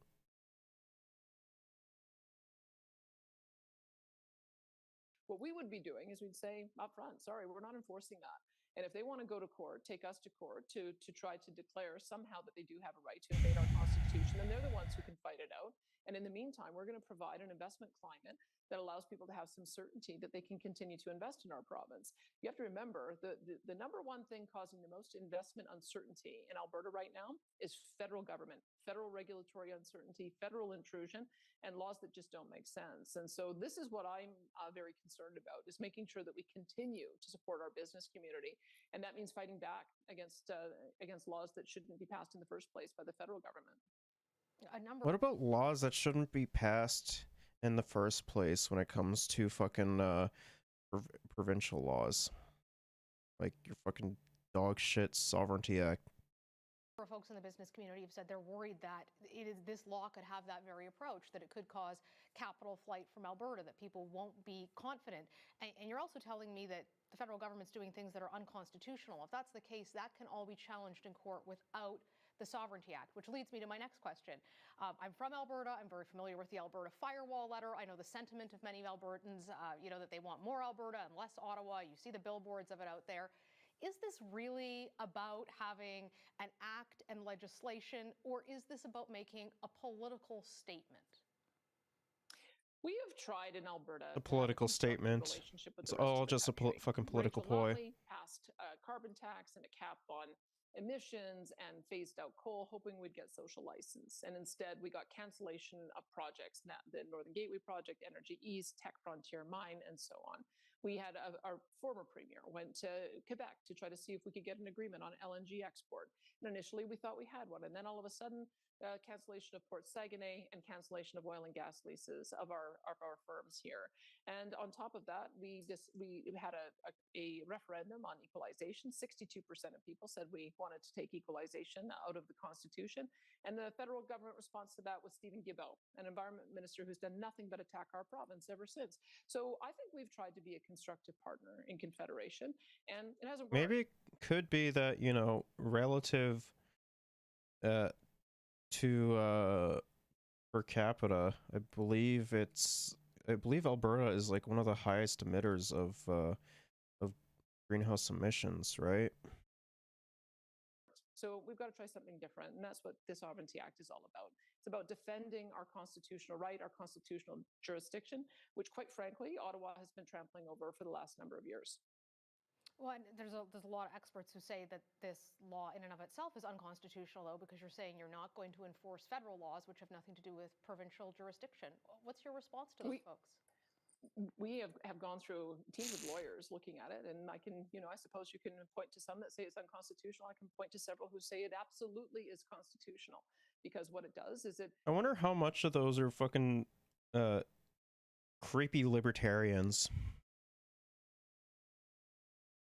Like they have to be fucking creepy libertarians, right? It acknowledges the actual state of our country. Our country, when I pass laws in Alberta, I don't have to seek the approval of Justin Trudeau to pass them. It is by and with the consent of the King. It's with His Majesty's consent. And that tells us something about how our country is set up. The federal government has sovereign rights in its areas of jurisdictions, and we have our sovereign rights in our areas of jurisdiction. We've been acting like a subordinate level of government to Ottawa. Just because Ottawa introduces something doesn't mean they have a right to do that. And we are drawing a very clear line that if Ottawa wants to have a constructive relationship with our province, and I want to have a constructive relationship with Ottawa, they have to stay in their own lane, and they have to allow us the jurisdiction that we are entitled to make sure that we can make our own decisions. We just have a few seconds left, but do you think that this move is going to help you win the provincial election in May? No. Well, I'm looking forward to actually winning some important political battles with Ottawa right now. I mean, what I'm hoping for is that in seeing that we want to be a constructive partner, that we want to work with them on meeting our international commitments, but we want to do it in a way that doesn't crush our industry. We want to do it in a way that supports our industry. We want to do LNG export. We want to look at carbon technology. We want to make sure that we develop our hydrogen. Carbon capture is a complete fucking scam. Let's just leave it at that. Economy. And if we could do all of those things collaboratively, I would see no reason why we would need to invoke this act. I've seen some early signs that the federal government is beginning to understand this. The fact that Environment Minister Stephen Guilbeault did not sign the final communique at COP27. He said because in doing so, he would be violating the provincial rights over natural resource development. It would face a legal challenge that he would lose. I've never heard the Environment Minister speak that way before. So I think the Sovereignty Act has already had the effect that I was looking for, which is to make sure that Ottawa stays in its lane. And as long as they do that, we're going to have a very constructive relationship. Yeah, that's totally what's happening. Muted response from the Prime Minister so far. We'll certainly be keeping on top of this issue. Thank you so much for joining us today, Premier Smith. My pleasure. Thank you. Up next, one-on-one with former Ukrainian President Petro Poroshenko. Okay, let's move on a little bit.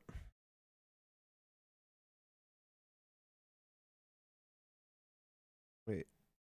Oh.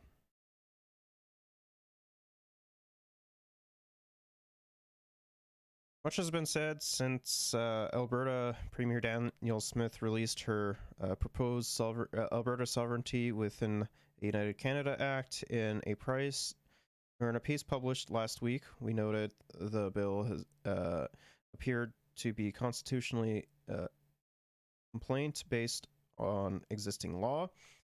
We understand that position. We acknowledged. What is this?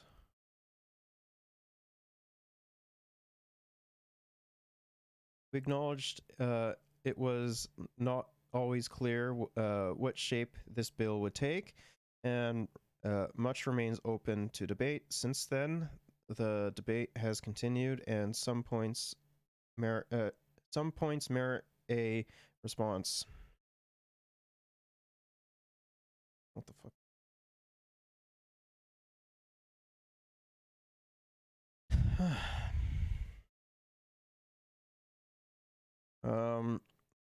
Alberta Premier Danielle Smith is rejecting suggestions she made a mistake when she introduced a bill that would give her cabinet sweeping powers to rewrite laws outside of legislative power. Smith says the changes being made to her Sovereignty Act, revising that authority simply reflect the normal process of honing and clarifying legislation. The Sovereignty Act wasn't perfect in its wording. That's not the only thing that wasn't fucking perfect about it. That's why it's being amended, Smith told reporters Tuesday. There's a couple of clarifications that we needed to make. Well, I just looked at this part of the process. You introduced bills with 3 readings for a reason.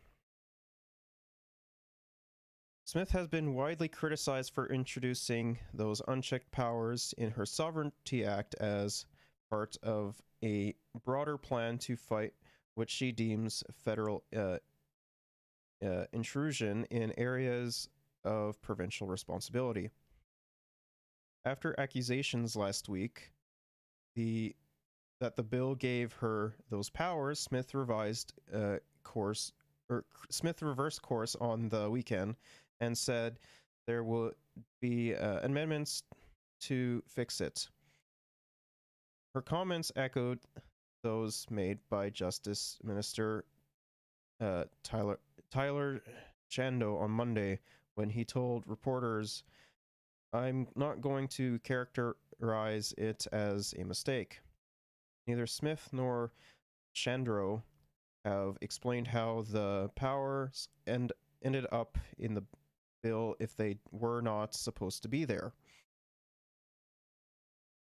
Chandro pushed back Monday on reporters who suggested he and other members of Smith's United Conservative government didn't understand that the bill contained the sweeping powers provision.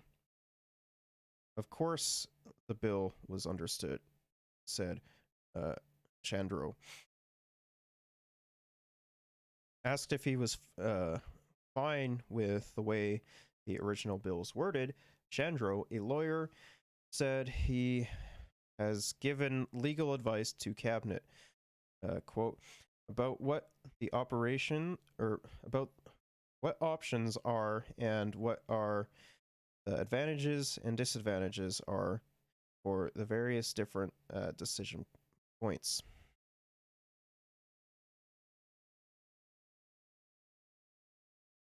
I am one member of cabinet who votes on it, he said.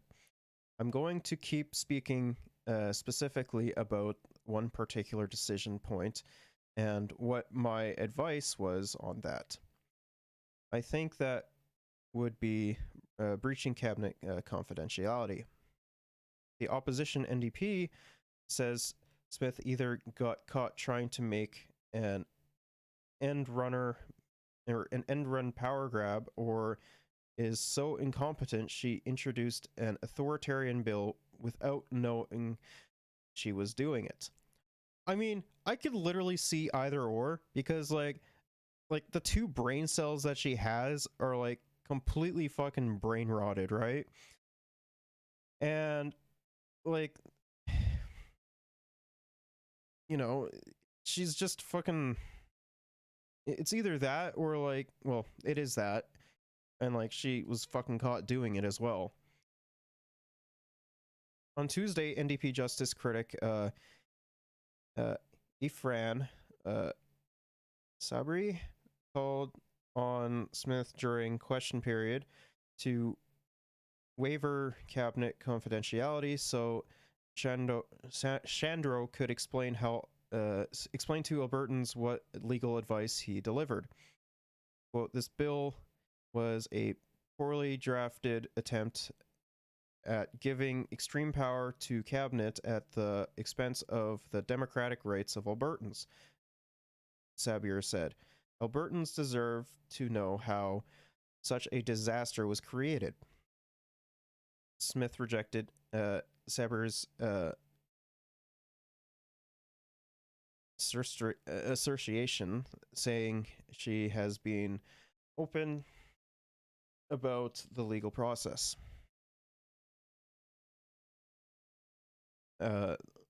The reason why we're putting this legislation forward is to make sure that we are enforcing our rights under the Constitution, she said. That is the beginning and the end of it. The bill is in second reading. The next stage committee of the whole is when the bill is to be debated in greater detail, and that is when the amendments are expected.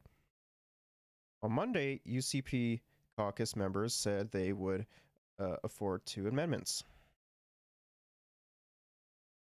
The first change would clarify that any changes to cabinet makes to laws under the Sovereignty Act can't be done in secret, but must instead come back to the House for the normal process of debate approval, which is kind of sounds like they're taking some steps back a little bit from what they initially said, and the bill was initially what was initially in the bill.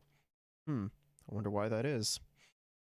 The caucus also voted to propose an amendment to spell out when cabinet can take action. Under the bill, cabinet has wide latitude response to whether federal law, policy, or program it deems harmful to Alberta's interests. With the amendment, harm would be defined as anything a majority of the legislature deems to be an unconstitutional federal institution or provincial areas of responsibility. The bill has been criticized by politicians or by political scientists and legal experts as constitutionality questionable and a threat to the checks and balances of democracy. There is also concern that the legislature is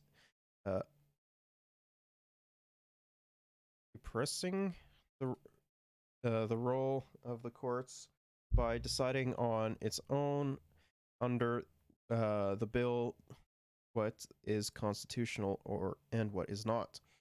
Criticism is coming from all sides of the political spectrum. Corey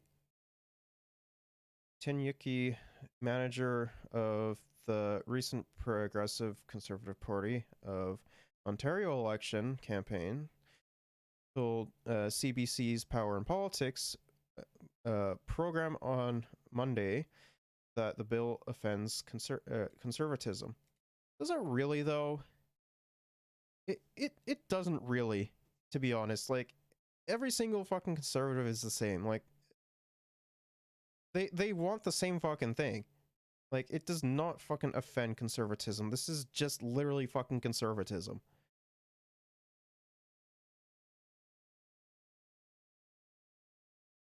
I don't see how you can fix this bill or why you would want to, said Nikki, who was also the director of communications under Prime Minister Stephen Harper.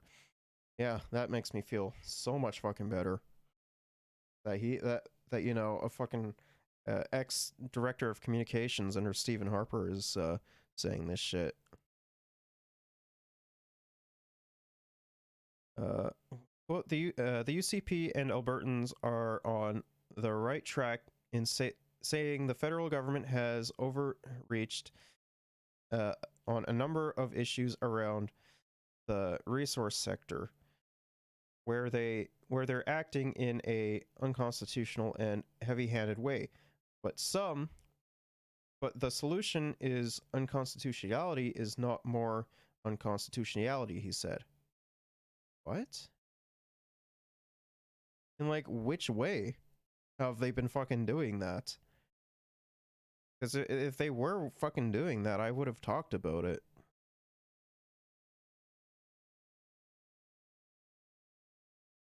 Well, I think this is going to go down in history as one of the most ill-conceived pieces of policy and legislation. And frankly, as a conservative, I'm profoundly unconservative. Yeah, totally. Yeah, I totally believe that. Business groups, including the Calgary Chamber of Commerce, warn the legal uncertainty surrounding the bill is not good for investment. Indigenous leaders have come out against it, saying it tramples on treaty rights, which it does. Indigenous Relations Minister Rick Wilson told reporters that he has spoken to leaders, has heard their concerns, and has urged them to propose amendments if they wish. I said putting something together, and I'll be willing to look forward on your behalf, Wilson said. This report by the Canadian Press was first published on December 6, 2022. Unsurprising. We begin with what the Conservatives are calling the largest attack. Okay, let's move on to Bill C-21 now. Attack on law-abiding hunters in Canadian history. Hunting rifles now appear to be in the crosshairs of the Liberals' gun legislation. Some appear on an expanded list of what the government is proposing to ban, but Prime Minister Justin Trudeau insists they're still consulting with Canadians. We're hearing a lot of feedback around concerns that hunters are saying about guns that they use more for hunting or hunting rifles or shotguns. And that's what we're listening to feedback on now to make sure that we're not capturing weapons that are primarily hunting weapons. But we all know that we need to make sure that guns that are designed to kill the largest number of people as quickly as possible have no place in Canada. I'm not too sure if it states in the fucking bill or not, but you know, also attachments to like semi-automatic or whatever or what have you should also be fucking banned to make I should say to make those weapons automatic should be fucking banned as well. CBC's Evan Dyer like bump has stocks. been covering this story, and he joins me now live here in Ottawa. Well, Evan, the government has expanded its list of proposed weapons that it would ban a few weeks ago, but it's only started making waves last week, and the fallout is getting louder every day. What's the latest on this? That's right. This amendment was actually tabled on November 17th, but wasn't really noticed until more recently. And we have seen complaints from the Conservatives and also the New Democrats, actually, about it coming forth at this stage in the progress of this legislation. So after second reading in committee stage, it must be said this is a very complicated and technical topic, right? And this is a list that's hundreds of pages long, and it includes actually not only guns. I mean, you'll find things on this list like a Stinger surface-to-air missile, and from that all the way to, you know, some very antique bolt-action and even single-shot rifles. There's really an awful lot on this list, and it's attached to a bill that was originally about handguns. And that is one of the complaints that we heard certainly from the NDP's Charlie Angus, and I think that's one of the reasons that it's caused some surprise. Of course, you know, there is argument about what constitutes a hunting rifle. There is no universal definition of what constitutes an assault rifle or an assault-style weapon, and some of the disagreement we see is about exactly where you would draw that line. And so one of the guns, for example, might be the most typical sort of bone of contention that you would pick out in that is one of the guns that falls somewhere into that gray area where some people see it as a hunting rifle and use it to hunt, and other people see it very much as a military rifle, which is what it was designed as, and that's an SKS that's used by potentially hundreds of thousands of Canadians. So there's certainly a lot of debate about what's in this bill, but there are clearly some rifles in there that I don't think meet anyone's definition of an assault-style firearm. Okay, it's obviously been a very polarizing issue, certainly in the last couple of federal election campaigns. What are you hearing from the different sides of this debate, Evan? Well, the gun control advocates are generally happy with this amendment. They don't think it was communicated particularly well, at least that's what we heard from Paulie Sassoufian. But they do say that it does something which they wanted to see, which was to close loopholes that were left open in the original Trudeau government ordering council banning 1,500 models and variants of assault firearms back in May 2020. So they're quite happy to see that happening. And you know, they point out that this bill will not affect the great majority of hunting rifles and shotguns. And that is absolutely true. It will not affect the great majority of hunting rifles and shotguns. Now, hunters, advocates, and shooting groups say that this bill is overreach, and they say that there will be cases in which it will. I mean, if you're trying to if you're trying to close loopholes, then it shouldn't be fucking overreach then, right? Like, don't get me wrong, I like fucking shooting guns too, but I don't fucking think this is overreach. I think if you're trying to close loopholes and shit, like, it should be okay. Like, it's just silly. This, like, yeah, no, like, there might be, like, some fucking concerns about it, right? But, like, outside of that, like, I'm not really too fucking worried. If you're a responsible gun owner, you have nothing to be worried about. If you're not, then yeah, you deserve to get your fucking weapons taken away, or your fucking murder dildos taken away. Affect, you know, not only hunting weapons, but weapons that fall afoul of various different other rules in there, rules that have to do with things like the width of a gun's barrel or the maximum power of a bullet. And actually, it's not just hunters who are bringing that complaint forward. We're also seeing historical groups, you know, reenactors, collectors, pointing to all of these perhaps unintended consequences that are falling afoul of those two rules in particular. For example, groups that collect antique artillery. You know, Toronto Artillery Foundation is one such group that complained to the committee. The Royal Canadian Artillery Foundation, groups that fire old cannons to mark, you know, gun salutes, 21 gun salutes on Remembrance Day, for example, are saying, will those activities be banned? Because as the law is currently drafted, it looks like they would. Elephant guns, you know, old elephant guns used on the African savannah 120 years ago, some of them violate this power ceiling of 10,000 joules. And some of them are very expensive engraved rifles that go into the hundreds of thousands of dollars. Is it a good use of taxpayer money to buy those back? Is that really going to prevent crime? So that's some of what we're hearing from those guys. But I do think that the main point of contention about this bill will be around rifles like the SKS. You know, this is something that the gun control groups can point to as a military firearm. Legitimately, it was designed for the Soviet Army back in 1945, and it is a semi-automatic rifle. It doesn't, though, meet the government's definition of an assault-style firearm of having a detachable box magazine, and for that reason, it's never been restricted. So it's very widely sold across Canada. It's in lots of small towns and remote communities, Indigenous places, First Nations, I should say. And so, you know, the concern from shooters is that if that is now banned, a lot of people could fall afoul of that law and potentially find themselves, maybe even unwittingly, facing penalties that run up to 10 years in prison. Okay, Evan, thank you so much. This is CBC's Evan Dyer in Ottawa. All right, we're going to try to get some clarity on this from the government. Marco Mendicino is the Minister of Public Safety, and he's here with us in the studio. Minister, thanks for coming in. Thanks for having me. We heard the Prime Minister today saying you're not going after hunting rifles and shotguns. He did. Then why are there hunting rifles and shotguns on your new list? Well, I'm going to get to how we're tackling the problem around gun violence and specifically AR-15 style guns. But first, I want to underline why. Tomorrow, we're marking the 33rd anniversary of the shooting tragedy at Polytechnique in Montreal. And having had the chance to meet and get to know some of the families of the victims, including some of the survivors like Natalie Provost, we owe it to them to have a thoughtful and responsible debate about the subject matter. Indeed, it was in part because of the advocacy of groups like Poly, of groups like the Danforth families, of groups like the Women's Coalition for Gun. I mean, like, yeah, like, we still had a fucking mass shooting, like, in 2020, I believe it was, right? Like, I think it was 14 people that had died from it. Remember, let me take a look.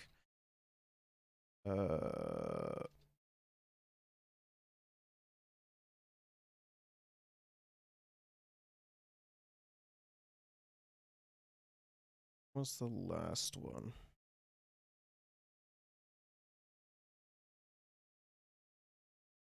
Yeah, 2021, right? No.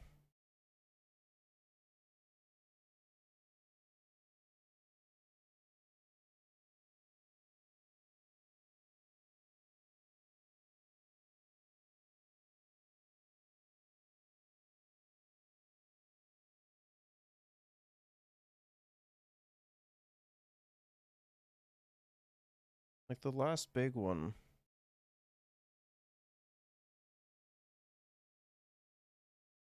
Well, I guess it was in 2018. thinking of. I believe that was I think that was 2018. Gun control that we said. But like, yeah, understandably, like, you know, when someone fucking dies, you know, to weapons of mass destruction, people are going to want to have them fucking banned. That's just how that works. Unless you're like American. But like, I believe like gun reform is widely popular in America, if I remember correctly. So we tabled Bill C-21 that we would be open to inviting an amendment to close some of those loopholes, to really be sure that we were getting all of those guns which were designed with one purpose and one purpose only, and that was to exert the greatest amount of lethal force in the shortest period of time. And that is precisely the work that the committee is doing right now, looking very carefully at the language of the amendment, making sure that there's an alignment between the government's intent, which is, I want to be clear about this, not to go after law-abiding gun owners, but rather to target those guns which have been used in some of the most awful and heinous shooting tragedies in our country, and that is precisely what we'll continue to do. Right, and look, obviously nobody wants to see a repeat of any of those particular tragedies, but I'd like to go back to the specific point that the Prime Minister says you're not going after hunting rifles, you're not going after shotguns. We are now seeing an amended list with what target shooters and hunters call hunting rifles and shotguns potentially being banned. Why are we in this situation? Well, I think it's important to recognize how our legislative process works. So this is a bill that was put forward by the government. It's now being studied by the Standing Committee for Public Safety. Members of that committee from the Liberal side have put forward an amendment in keeping with the commitment that we have made, that frankly that we have campaigned on, and frankly consistent with the law since May 2020 around an order in council that makes assault-style rifles illegal. As we get into the technical language, and admittedly, it is a very detailed and very specific piece of legislation, which I see you holding there. I've got the amendments right here. It's yeah. like Exhibit A in our conversation. Right. The committee is doing its work. And what I have said all along is that I will be inviting of any amendment that will make that bill better, including if there are some models there that are commonly used for hunting, then obviously that has and will continue to be a red line for us. We are not going after guns that are commonly used for hunting. We are after the guns that exert the most lethal force in the shortest period of time. Right, and I understand, and like it is a long list of amendments here, specific weapons that have been put in there. So, and I understand what you're trying to do in that having a consistent definition of the mechanics of the gun or the characteristics of a gun so that it's banned rather than constantly dealing with an ever-evolving list. But, you know, we've heard from some people who study this and write about this that say it's been done in such a broad way, it's going to essentially capture every deer. I mean, like, we do still have, like, a fucking problem with, like, mass shootings and shit. Like, restricting firearms that can easily, like, kill a good chunk of people is still, and, like, banning them is still, like, a good thing, right? Like, we do still have that problem. And, like, with the alt-right pipeline being a thing, like, yeah, it's not necessarily a bad thing. But, like, fucking conservatives will whine about anything, I swear to God. Deer hunting rifle that's out there, every moose hunting rifle that's out there. Yeah, I dispute that. I dispute that. There's a number of ways in which we're tackling the problem. First, there are those assault-style rifles which were banned in a series of 1990s regulations. Yep. Secondly, we took the historic step of implementing the order in council in May 2020 to ensure that those assault-style rifles, like AR-15s, were no longer legal. But in addition to that, we've also set some objective parameters. For example, the amount of muzzle force. So there is a 10,000 joule threshold. Yep. We also look at criteria like the bore diameter. So if your bore diameter exceeds 20 millimeters, then combined together, that meets a threshold. There are some other very technical provisions, and as they are applied, as you will read the amendment, there are explicit exemptions from that definition to meet with the government's intent, which is to say, if those guns are commonly used for hunting, then they will be exempted from the definition. So let's go with this one, the SKS that Evan was talking about off the top of the show. Very popular hunting rifle, well used throughout the country. Yes, it was a military weapon in 1945. I mean, that's 70 years ago. So that's not in the same category or capacity as an AR-15 would be today. Under this as written, a lot of hunting advocates say the SKS is going to be banned by this. I mean, what do you say to those concerns about that particular popular, primarily hunting rifle? Well, you said it yourself. This was a gun that was designed for a battlefield. It was designed to ensure that the greatest amount of lethal force could be exercised in the shortest period of time. And I would also— Aren't there like mods for the SKS that can make it like automatic, right? I thought there was. It's not a gigantic fucking gun nut, so I don't know. Also point out that in addition to that original purpose for which the SKS model was designed, it was also used very recently in the killing of 2 frontline police officers in South Simcoe. Now, there are a lot of guns that are not subject to the assault-style rifle bans, which still cause great harm and even loss of life. And that's wrong. And I want to be clear that Bill C-21 also does some other important things, like raise maximum sentences against hardened gun traffickers, like give police additional powers to bust up those networks that would traffic guns illegally across our border. My point to you is that we need to have a thoughtful debate, a principled debate, a debate that is based on the facts, and we are not getting the straight facts from the Conservative Party of Canada. Okay, and I appreciate that, and I don't want to, I'm going to press you on the SKS, and I don't want it to be seen as being insensitive to what happened with those police officers in Simcoe, because obviously any weapon— awful. I went to the funeral. Of course. It's absolutely awful. But we've had to grieve far too often. Any gun can be used in a crime, right? Regardless of its, the various specifications, all this. And the SKS, yes, it was built for a battlefield, but a battlefield of 75, 80 years ago. I mean, how far back do you go? I mean, the Enfield was the most popular rifle for the Allies in the First World War. I mean, but that's a century ago. So, I mean, how far back do you go on this? It has evolved in its purpose to be a hunting rifle as opposed to a battlefield weapon. Yes, I forgot that, drone warfare and the ridiculous amounts of fucking fuck, I'm losing my train of thought. Drone warfare and automatic weapons and semi-automatic weapons that are within the military, is I don't know where I'm fucking going with this anymore. My brain just lost track of where I was going with it. Weapon. It's not used by the military anymore. So are you being overly broad in going after a rifle such as this, which is used overwhelmingly for hunting in this country? Look, it cannot be disputed that the original purpose for this gun was to be used during a wartime, not to be used in a community. But in 1945. But still, that was the original purpose, and we can agree to that. That is a fact. And we will continue to listen to experts. We will listen to law enforcement. We are working with the industry every single day. We are engaged with vendors. We are engaged with the hunting community. Just on Friday, I was in my colleague Sophie Chatel's riding a Pontiac, where I had a very good and reasonable discussion about this. And there is a way, I think, in which we can all rally around the united cause of eliminating gun violence, and particularly as it relates to those guns which were never designed for communities, which have no place in communities because they are, again, too dangerous by virtue of their force. But something like the SKS does have a place in communities, right? I'm sure if I went home to St. John's, I could ask my friends who moose hunt and stuff. Some of them may very well have this weapon.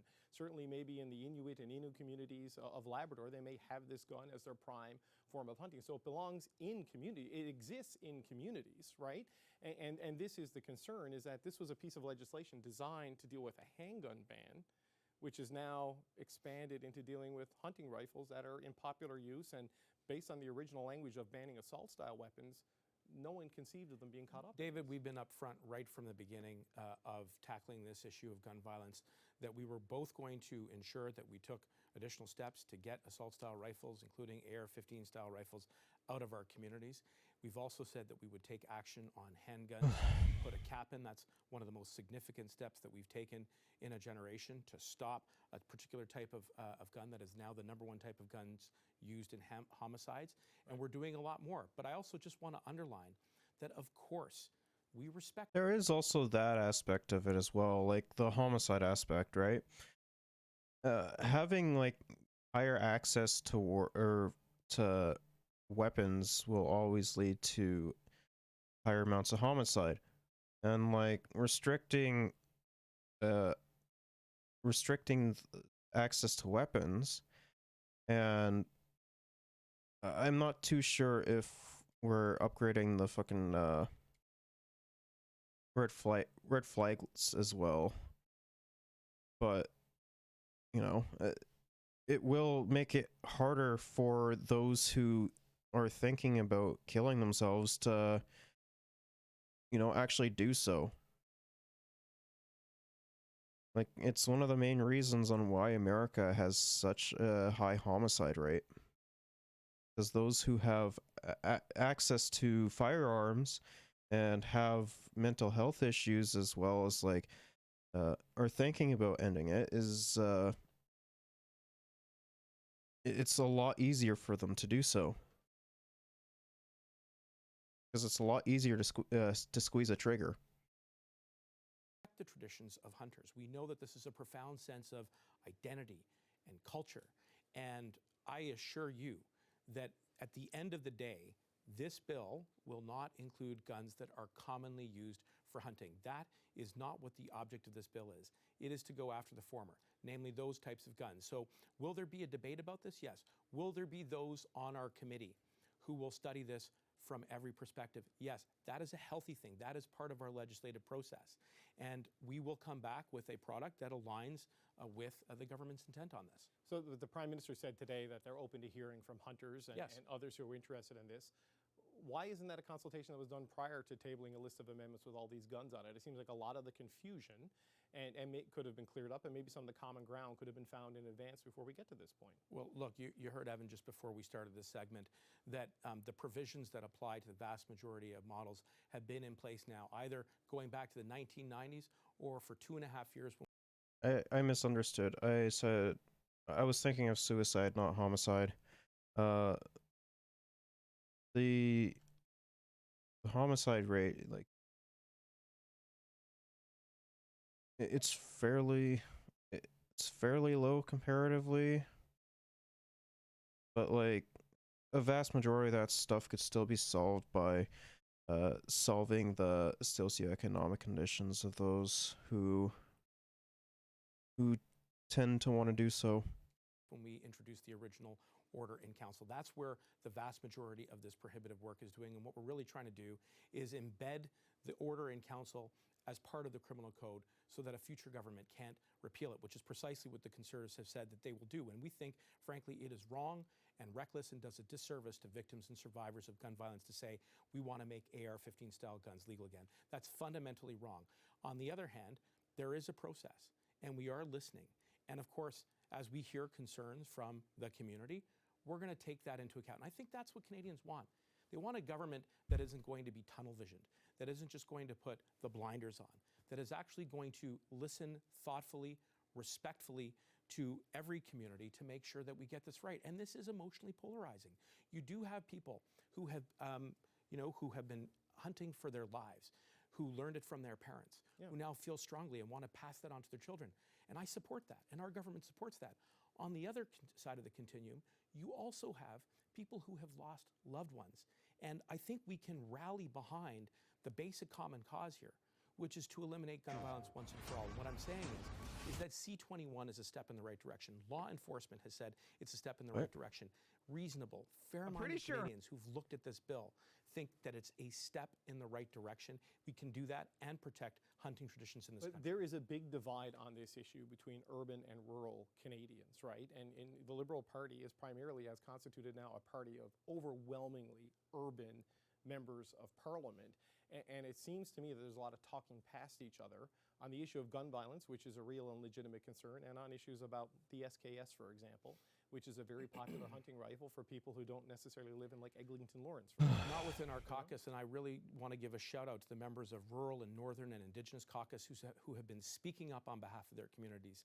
And I know how important this is to them, and that's why I have said to them, and I've said frankly to the other opposition parties, that we will work with them. I mean, like, there is like a necessity to some form of protection within like rural communities, right? because oftentimes, let's be real, like you're gonna have a lot of fucking problems within the rural communities in the forms of, like, say, apex predators, right? And if you don't have some form of protection, it's not gonna be good, right? But I don't know. But here's what doesn't help. What doesn't help is when you have some special interest gun lobbyists like the Canadian Coalition for Firearms Rights going out there and exploiting the worst femicide in this country's history for profit. And I've called on the Conservative Party of Canada today to demand that the CCFR apologize and take down that promotional code referencing Polytechnique, which is just... Oh yeah, that's right. Wasn't there like a fucking like a gun organization who was like promoting getting guns and shit, and then like they had a code with pure polyev or like poly or something like that in the as like a discount code. Like that's kind of fucked up. Like they should be like fucking thrown in jail for doing that kind of shit. Absolute slap in the face to those victims. All that has done is it has been a tremendous insult and re-traumatizing to those victims and to those survivors on the eve of the 33rd anniversary of this tragedy, while at the same time short-circuiting debate. And we embrace debate. We know this is an emotional issue, but if we are thoughtful and principled, and if we root our debate in facts, then we can get there. Okay, Minister Mendicino, thanks for coming in. Appreciate your time today. Thank you for having me. Okay, some of the debate over the government's proposed firearms legislation. Opposition MPs were listening in on my chat with the Minister, Marco Mendicino, last segment there, and are here to respond. Raquel Dancho is the Conservative Public Safety critic, and Peter Julian is the NDP House Leader. Thanks for coming in, gang. Appreciate it. Good to be here. Ms. Dancho, some assurances there from Minister Mendicino that when this is all done, when this is all finally passed, that widespread hunting rifles will not be banned. What's your reaction to what he had to say? Certainly don't believe him at all. For 2.5 weeks since this sneaky amendment was brought forward by the Liberals at the 11th hour of the debate on Bill C-21, they've been saying, oh, no, don't. Wait, what? This is a conservative. But, like, wasn't it brought in by, like, or wasn't it, like, planned and shit in, like, August? Fear-mongering. There's no hunting rifles on here. But now, of course, we know, there are hunting rifles on here and shotguns. That's been widely established and recognized by hunters across the country, both in the Indigenous community and non-Indigenous community. So now, they're obviously feeling the heat from hunting communities. Now they're backtracking and saying, oh, well, we're going to look at it now. So which one is it? Is there no hunting rifles on here, or are there? So they're not being very clear with Canadians, and I feel that they're lying about this. Here's part of the challenge, I guess, and I pressed them on this a bit, but just because a rifle is used for hunting doesn't mean it's solely a hunting rifle. Do you know what I mean? It could have capacity that goes beyond the requirement to be a hunting rifle. So would you accept the possibility that a weapon that is popular by hunters may also need to be banned because of the legislation to deal with assault-style weapons, as the Liberal calls them? I think that hunting rifles and shotguns that have been used widely by hunters for decades are hunting rifles and shotguns. They've established that by using them safely. These are licensed, trained, and tested and vetted Canadians and Indigenous hunters. You mentioned the SK. Yeah, but just because they're automatically licensed and vetted and shit, that doesn't mean that you're gonna have people that aren't gonna be like psychopaths about it, right? Like, we have seen some of these people actually go out of their fucking way and like cause like a fuck ton of like violence and shit.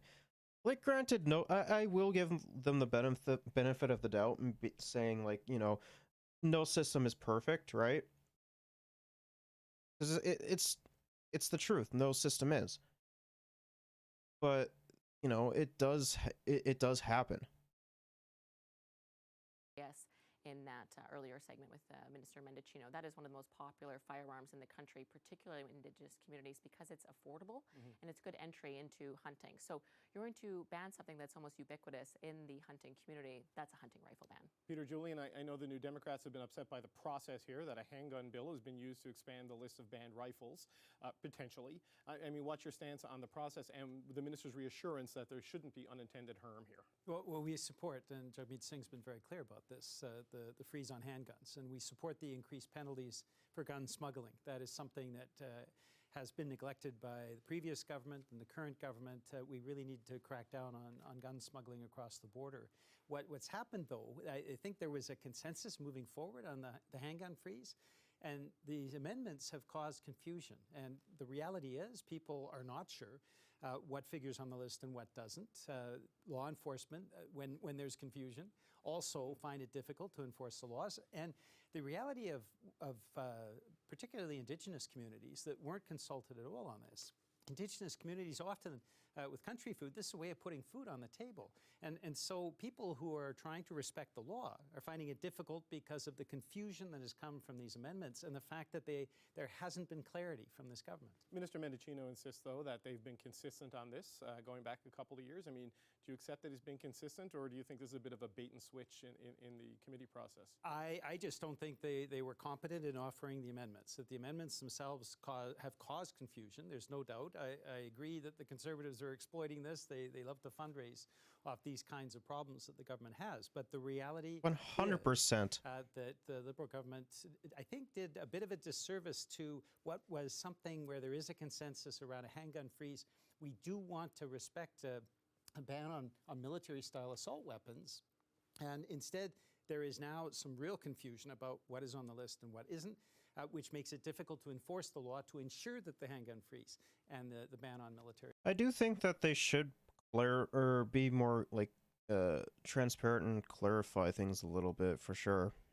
Style assault weapons is actually put into place. It's a polarizing issue. Obviously, we've seen this in the last couple of elections and in the broader argument, and there is this urban-rural divide that is definitely at play here. But when you look at what's on the table, are there quick fixes and easy fixes, Ms. Dancho, that the Liberals can make here where you can live with it, or does it have to be a wholesale withdrawal of all of these weapons?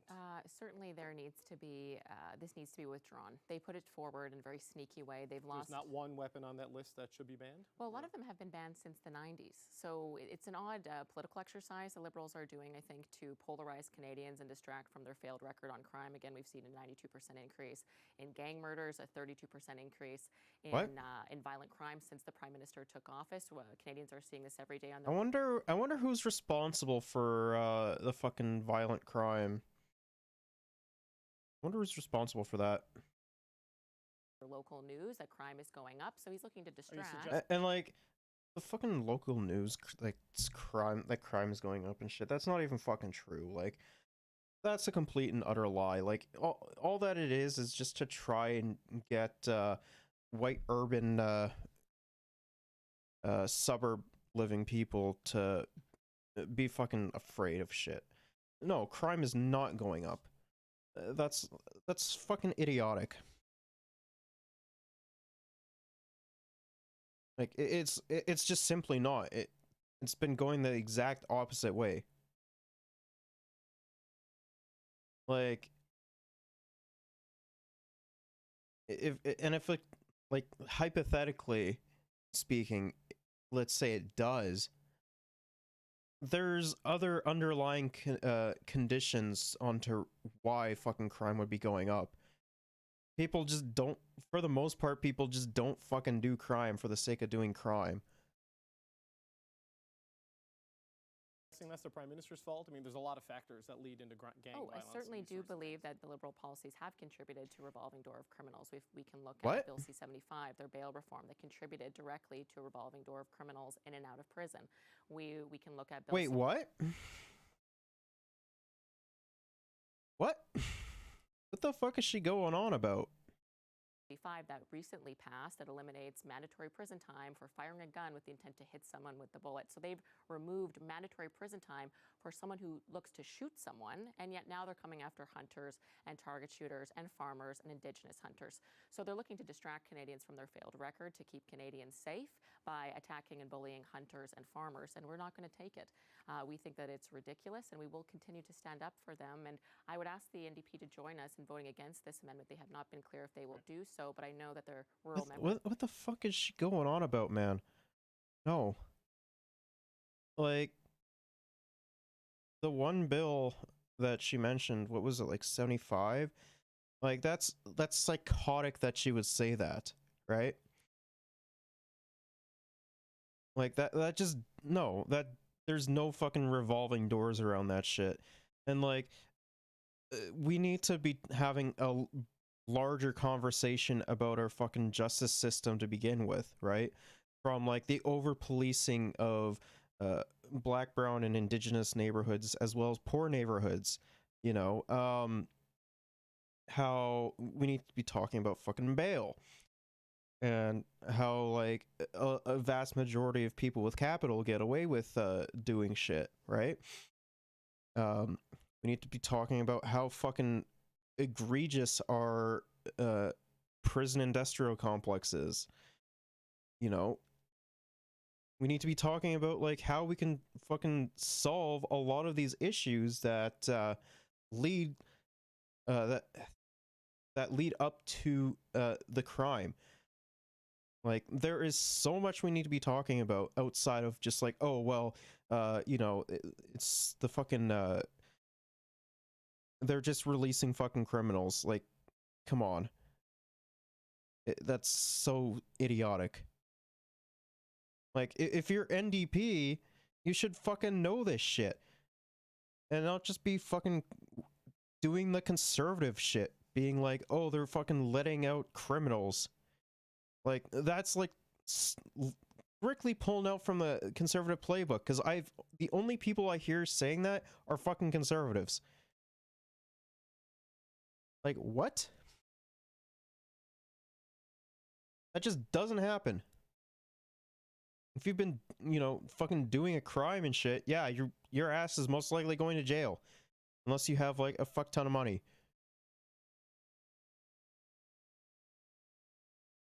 Like, no, we need to be solving a lot of the underlying conditions that leads to crime, and we need to be fucking taking action against those who, with capital, that actually, you know, fucking do commit crime.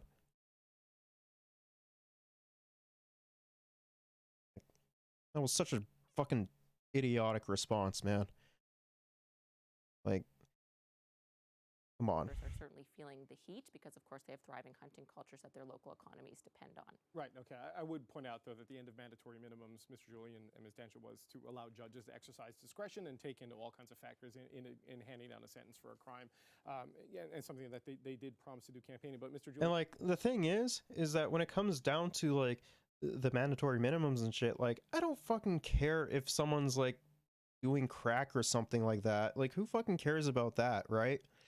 Like, when it comes down to that, we need to be like, yeah, I understand. We need to be looking at it like an addiction, not a fucking crime. We should be completely, like, fucking decriminalizing it. You know, opening programs like BC's Clean Needles, having a place, you know, where it's safe and sanitary to, like, not only fucking shoot up, but, like, also, like, provide them with assistance in order to stop doing that shit. Like, if you want to help solve the fucking like, some of the other fucking crime as well, or the shit that we consider crime, like being fucking poor, you know, I don't know, maybe raising the minimum wage to, like, $24 an hour, providing universal fucking housing, improving our medical system. You know, those are just some ideas. You know, voting on the windfall tax and saying, and, you know, doing that. Like, there is so much that we can be fucking doing to lower the fucking not only just lowering the recidivism rate, but also fucking lowering the fucking crime rate as well. Like, ugh, I fucking hate. I fucking hate this, man. Like, you're MDP, you should be knowing. You should be fucking knowing this, dog. The same question to you is, does this need to be completely withdrawn? Will you vote against it, or is there a fix here that can make this something the New Democrats can support a committee? Well, the NDP is always about finding solutions. We've certainly proven that in both minority parliaments. We brought forward a whole. Oh, he's the NDP leader. I was just getting I was getting mad at the fucking Conservatives. I didn't realize that he was the NDP leader. That's my mistake. Range of things that have benefited people by always trying to be the adults in the room. And Jagmeet Singh, Alistair McGregor, our critic, have been very, very clear about the clarity that's important around this. That people who have hunting rifles and who legally respect the law need to know what is actually being listed and what is not. That law enforcement needs to have that as well. We're also pressing the government to take more initiative and make more resources available to crack down on illegal weapons coming across the United States. And the increased penalties in the bill are helpful, but it also requires more resources to crack down on illegal weapons. The problem with increasing penalties for gun smuggling is that right now the penalty is 10 years. That's never used. So increasing it to 14 years is just a Liberal opportunity to use it as a talking point, again, to show and act like they're doing something when really it means nothing. So again, we are seeing a government that has lost trust in the hunting community. So there's no fixing, there's no tweaks. This needs to be removed and taken off the table completely. If they ever hope to regain any trust or respect in the hunting and farming community that use these as legitimate tools and have done so for centuries. I want to ask you both about something that came up this week. The Canadian Centre for Firearm Rights, which obviously opposes these restrictions and these amendments, they have a promo code on their webpage for selling merchandise. Oh yeah, he's going to be talking about it. The promo code is POLY, P-O-L-Y. And we know what the anniversary is tomorrow, the 30th anniversary. Do you think this is an appropriate thing for the gun lobby to be using? I mean, what's your reaction to this, Ms. Stancho? Absolutely not. I find it deeply offensive and I condemn it. So I completely disagree with what they're doing. What I don't agree with what the Liberals are doing is looking to use the deaths of 14 people in the Polytechnic massacre. They also did this with the Nova Scotia mass shooting. We litigated that for the last 6 months, where they're looking to take advantage and sort of exploit the deaths of Canadians to further their political agenda, this time on hunters and farmers. Okay, but fucking Conservatives do the exact same shit. Like, look at America, bro. Like, you have Conservatives literally being like, you know, or how to solve fucking mass shootings is by increasing the number of fucking firearms. Like, it's so psychotic and dumb. Like, no, having an increase in firearms only increases the fucking likelihood of people getting shot and murdered by fucking firearms. It doesn't solve anything. God, I hate Conservatives. So we do find that that's very crass politics. We saw that today, the Liberal government, again, using the deaths of 14 women 33 years ago to further their agenda, and again, further distract from the fact that we have rising crime rates in this country that this bill and this amendment will do nothing to address. Promo code POLY, though. I mean, the playing politics is one thing. This happens with everybody in these sorts of things, but this particular use of a promo code on a tragedy. It's deeply offensive, and I condemn it.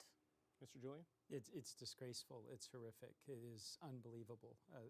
And it has to be condemned by all members of Parliament.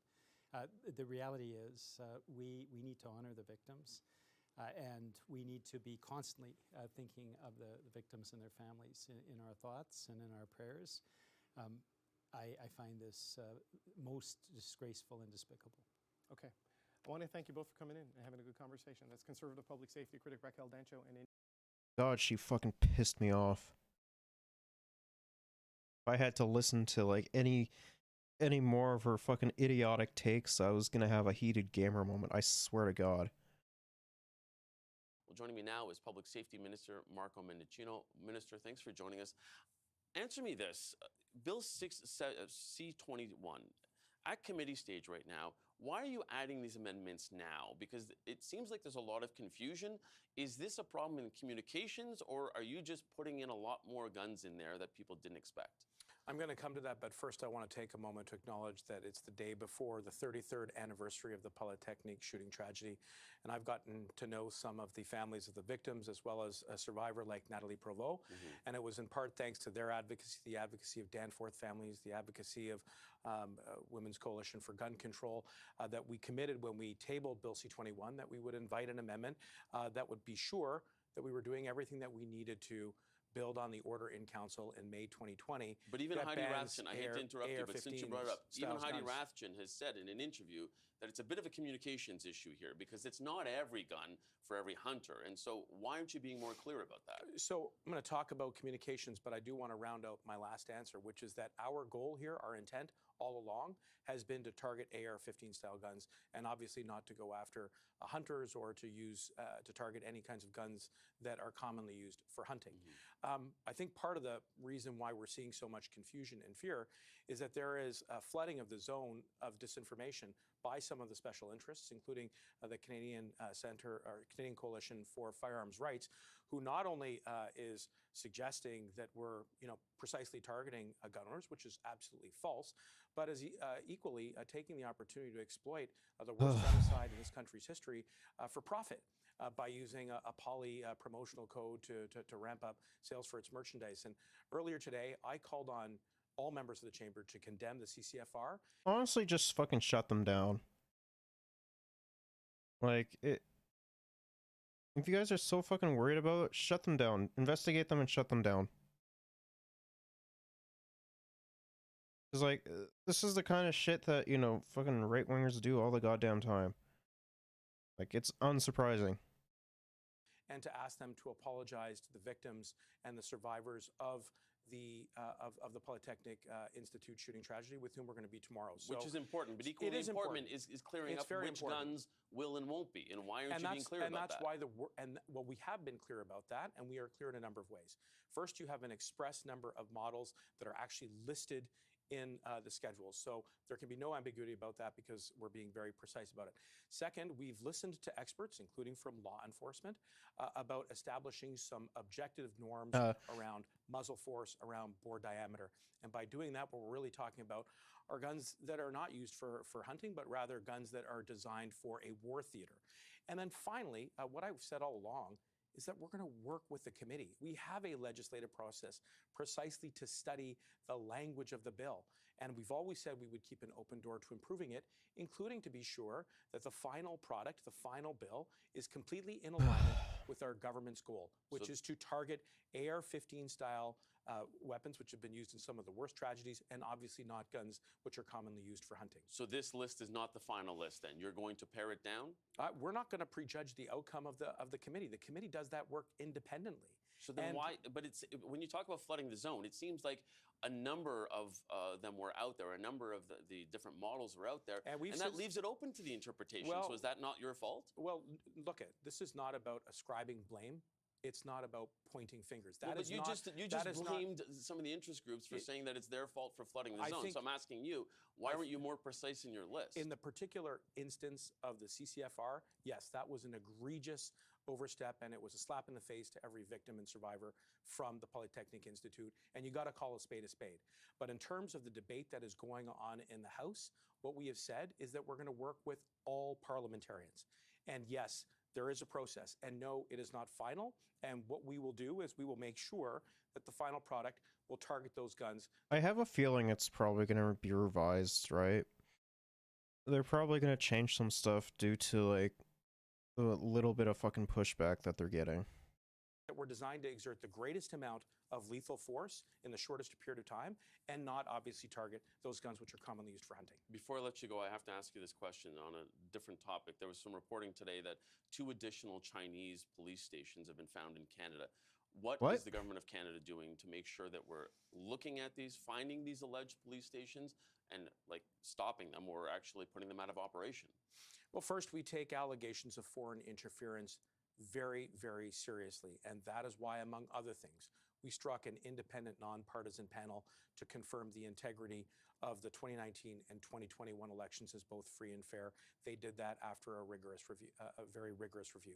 Secondly, we're also cracking down on foreign funding. We passed in the last session Bill C-76 to make sure that third parties could not try to sway or influence the results of elections. Thirdly, we passed Bill C-59. And what that included was additional threat reduction measures for CSIS, including potential threats through foreign interference to our national security, with the corresponding transparency around the creation of NSIRA and the NSI COP, so that we could be absolutely sure that all of these new tools are being exercised in a way that is charter compliant. What's most important for Canadians to know is that we are eyes wide open about hostile state and non-state actors, and we will do whatever it takes to protect all of our democratic institutions, including obviously elections, so that Canadians can have their voices represented in government. So what do you do about these police stations then? And on police stations, look, you've seen some very, I think, proactive action taken by the RCMP, who are on it, and they take those decisions independently, but we give them the tools, the resources that they need. We give the tools and the resources that the national security community needs to protect us against foreign interference. And nobody is Pollyannish about that. Everybody so is understands. That confirmation that the RCMP is investigating these two new allegations? Well, you've already seen them make statements that they are alive to this particular threat. So we're going to let them do their job. It's not for elected government to be piercing behind the veil and going into operational independence. That is a principle that this government respects very much. But we know that they've made statements in response to inquiries, and we'll continue to put our confidence in them to do the job. Public Safety Minister Marco Mendicino, thank you so much for joining us, as always.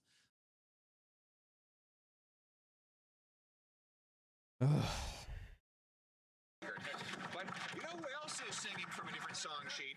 The Liberal MP for the Yukon. He's confirmed what Conservatives have been saying all along.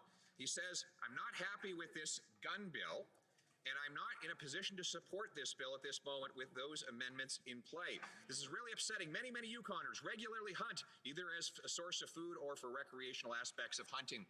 Mr. Speaker, even their own backbench... I mean, the only reason why they have to fucking hunt is because, like, the cost of living within, like, the Northern Territories is so fucking egregiously bad. It costs, like, what, like, $15 to $20 like, pre-COVID in order to get, like, a loaf of bread. Like, I think that we should be solving that issue.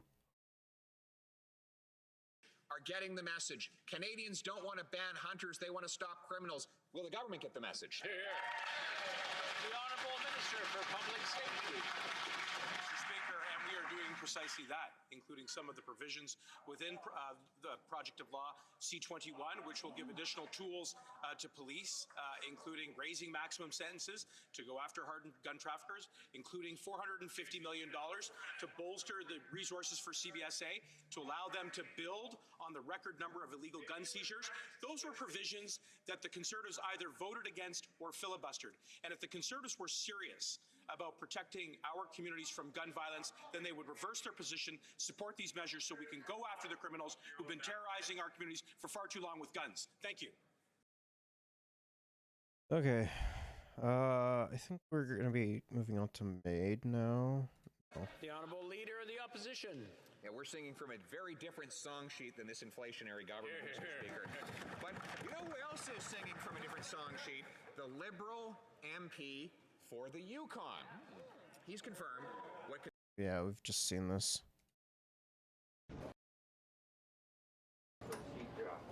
Okay, let's move on to onto the MAiD shit. So, uh-oh, I didn't want to open that.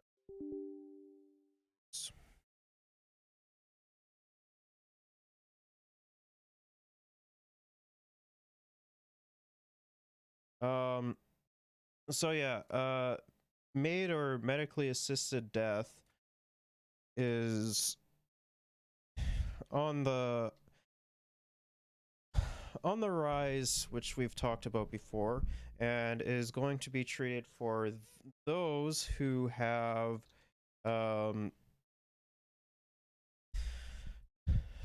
you know, like mental health and illnesses and shit that's gonna be passed if things don't change, which is very fucking concerning because last time we talked about it and discussed it, yeah, it was fucking sad seeing all those people who are suffering that that their problems could easily be solved, you know, literally thinking about doing MAiD so that, you know, they don't have to fucking put up with the dystopian hyper-capitalist nightmare that we live in. Psychiatrists are trained to deal with people in crisis, but some are now having their own crisis of confidence when it comes to medically assisted dying. Our role as therapists, as psychiatrists, is in suicide prevention, and so to ask us to then facilitate suicide is very dissonant. The laws around medical assistance in dying, or MAiD, are set to expand, including Canadians with mental illness. But medical experts across the country warn Canada's healthcare system is not ready. And we already know there's not really clear consensus on a definition of, for example, what it means for someone to have a mental illness that is incurable or irremediable. So, like, this will, like, if it, excuse me, if it does get passed, like, you know, people who have like a depression or something like that due to like the growing like wealth inequality and the decrease in standards of living, you know, they're eligible for, or under what it would be now, or what they're proposing, I should say, is yeah, those people can literally fucking die, as we saw last time we talked about it. Like, a lot of these people live in fucking poverty. We're essentially just using like this as a way to completely rid those individuals from society, when there are way better solutions that we could be taking than doing this. Like this is nuts, right? Like those people with mental health problems and like disabilities as well, like they don't get paid like fucking anything, and like are having problems with, you know, living in like even pre-COVID.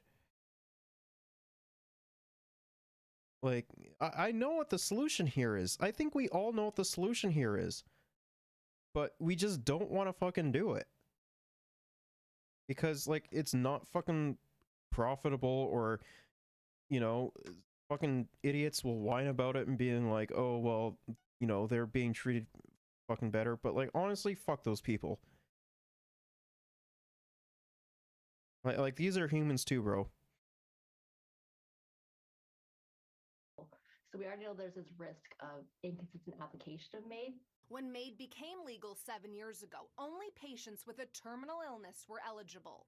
In 2019, a Quebec judge ruled this restriction was unconstitutional, so Parliament amended the bill. In my view, and I fully agree with them. Different than any other medical illness. I believe that doctors are quite capable of assessing people with psychiatric illness and coming to the same conclusions that they have for people who have, you know, cancer or lung disease or and that's not even going into details about like some of the fucking wild healthcare professionals who are suggesting that some people should be taking MAiD, which is psychotic. Like, no, that should not be happening. And anyone who fucking does that should be having their medical license revoked. I'm sorry, but if they're going to be pulling that shit, they don't deserve to have it. Neurological disorders. But families of patients worry there are not enough protections. We are so angry and insulted at how they just all turn their heads. Tricia Nichols told a parliamentary committee that her brother Alan was suicidal when he checked into the Chilliwack Hospital July 16, 2019. 10 days later, he died with medical assistance. How can our government even be looking at expanding MAiD laws? There are currently no laws protecting the vulnerable or their families. She's right. From MAiD. She is We right. understand that making sure we're respecting people's rights. Like this is the one thing that, or this is like one thing that among many that I'm not really too impressed by the fucking liberal government. Like this actually pisses me off.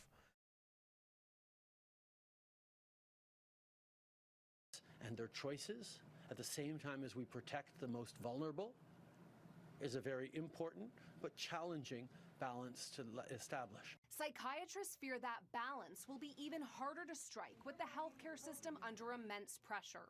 Telling my patients that you will make it easier for them to die has enraged me. They will die because of lack of services. They will die because psychiatrists will now have legal permission to give up. The parliamentary committee studying the issue still has to release its final report. If Canada goes ahead with the amended legislation, we will have some of the most lenient assisted dying laws in the world. Taria Isri, Global News. Thank you very much. First of all, there's been an indication made So loud, bro. that I received information that somebody wrote to me indicating that that MAiD had been discussed with them. Overall, it's not the case. It is not the case. I would like my deputy to respond to this to the specific issue that came to light here last day we're at committee, because it's only fair that the facts be brought out. So thanks, Mr. Chair, to respond to the questions that have been raised. And as indicated at the last appearance before a committee, 402,000 unique veteran files have been reviewed for any specific reference. Yeah, that's also another thing. Like, you know how we promised veterans that they would be, you know, treated actually with fucking dignity and shit for risking their lives for our imperialist endeavors. And instead we're, you know, saying, hey, you went over there, protected the fucking company's interest and shit. And yeah, you may have PTSD, but we're not going to do anything about that or to help you with that. So we're just going to fucking kill you instead. Like, this is so fucking ridiculous, man. Of MAiD being raised inappropriately with a veteran. 402,000 unique files. Through those files, we've isolated 4 cases involving one individual. If there's other information that needs to come forthcome that is not represented in those files, we'd like to see that. The minister's been clear about that. We've invited veterans to come forward. If they're not comfortable coming forward to the department, they're welcome to come forward to the Veterans Ombudsman. On the specifics of veteran Gauthier, who was here before committee last Thursday, those files have been reviewed. They were reviewed as part of that 402,000 through that full review. They've subsequently been reviewed based on the issues that the veteran raised on Thursday. There's no indication in the files, in any correspondence, in any notation based on engagement with the veteran of reference to MAiD. If the veteran has material and indication of that, we, again, as we've invited for other veterans, would welcome seeing that, reviewing that, and making that part of our investigation. It's critically important, as the Minister has underlined and as we have stated repeatedly, that we get to the bottom of this, the full breadth of this, and we address the issue. To this point, 4 cases have been established, 1 single employee. I would also urge you, Mr. Richards, if you do have information, what we're trying to do is get to the bottom of this issue. We have the investigation in place. We have some facts from the investigation. We want to make sure that we get to the bottom of this issue, and I would ask anybody at the committee, any veteran, anybody that's listening, to please bring any information they have forward. What we need to know the facts, and that's what we want to see happen, because we want to make sure that veterans feel comfortable and to come to Veterans Affairs. It's very important to realize there are thousands of employees at Veterans Affairs Canada, and they truly care. They're hurt by this. We want to make sure that we get this situation rectified, and rectified as quickly as possible. That is what we're trying to do, and that is what we will do.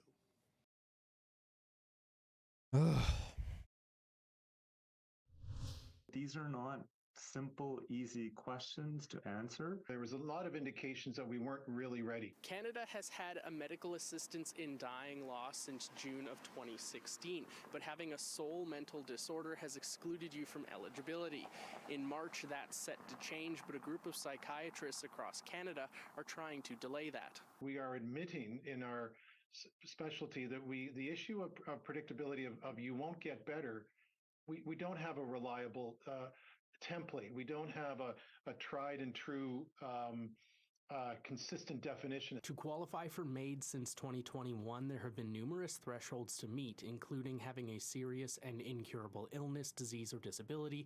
You must be in an advanced state of irreversible decline in capability and have enduring and intolerable physical or psychological suffering that cannot be alleviated under conditions the person considers acceptable. The problem, these psychiatrists say, is that mental disorders are complex. Whether it's somebody with depression or another person with schizophrenia or somebody with addictions, there's no current definition that says that this person is irremediable and will never get better. So that fundamental eligibility criteria around MAiD has not been sorted out in the world because there's only a few countries in the world that actually allow this to happen. Like, honestly, this should be completely gotten rid of, right?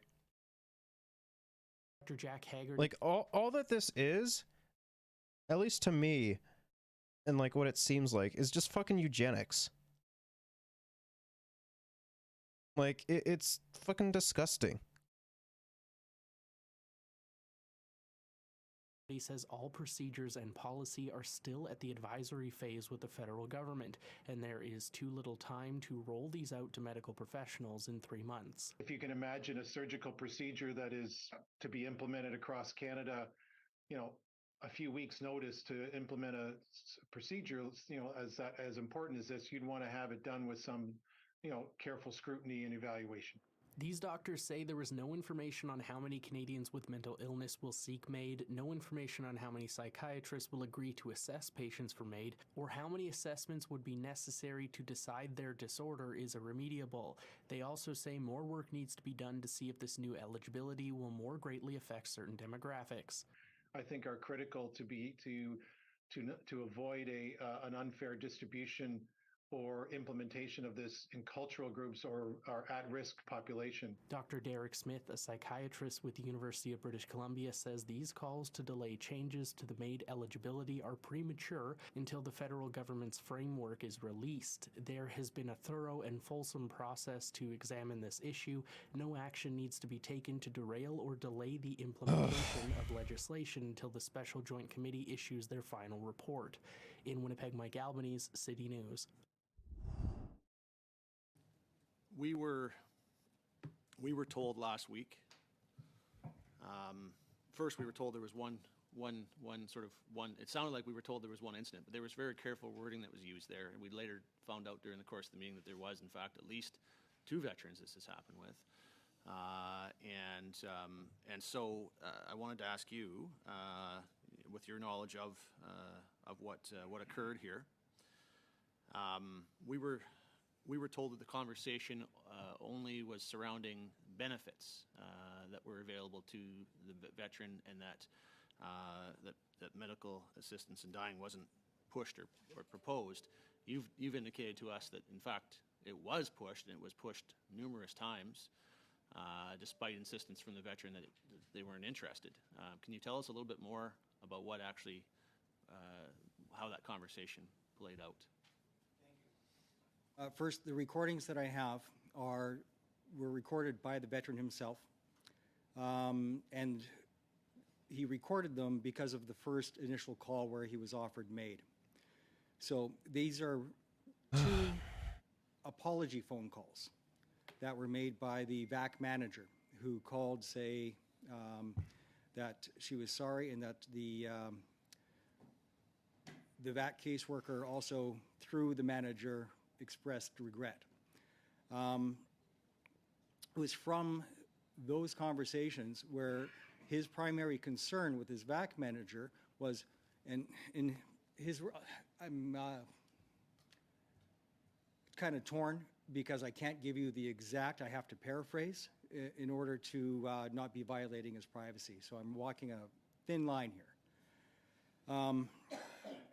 But his primary concern was not for himself, and is also, I'm not going to give you the medical reason, like help that he was asking for, obviously.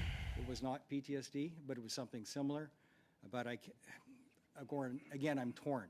But either way, he was asking for help and assistance and support and resources. That I can say.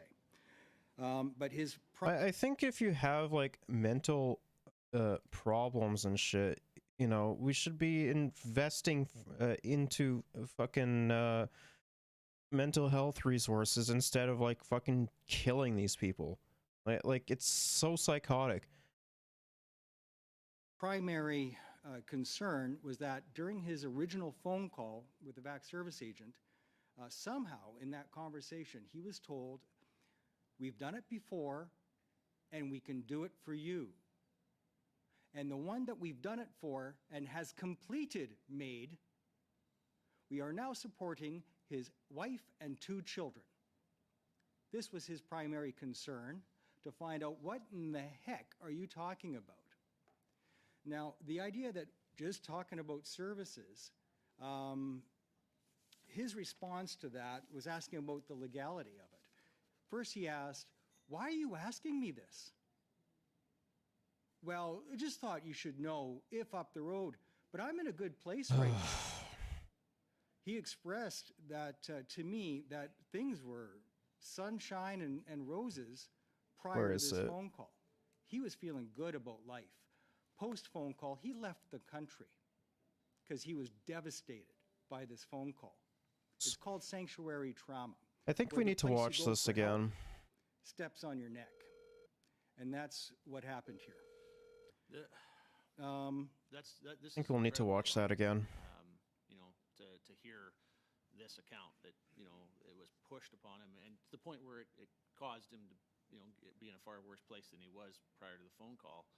But also the fact that we was another veteran, and that you know, that was followed through with in that case, because we weren't obviously informed of that prior as well. Can you maybe just elaborate on what you do know about that? Was there any conversation about, you know, other than this one other individual? Was there any conversation that you're aware of about others? No, and in the recording, there's my knowledge of those recordings, of which I transcribed, but also my personal conversations. I spoke with this veteran for well over 2 hours, perhaps more, over a few different phone calls and numerous emails. And also the issue of, these outgoing calls, because these were outgoing calls to this veteran, outgoing, okay? But he wrote at length on my VAC account, so you got it in writing. So there is a record of all of this interaction in writing on his VAC account. That, I don't know what the rules are for privacy, but it is in writing on his account. So to say there's no records of what happened is not true. Okay, well, I really appreciate you enlightening the committee, because it certainly sounds as though the story that we heard last week was not actually accurate in any way. Now, I wish we had more time, because it gets worse. Thank you so much. And now I'd like to invite MP Darrell Sanson for 6 minutes, please. Thank you, Chair.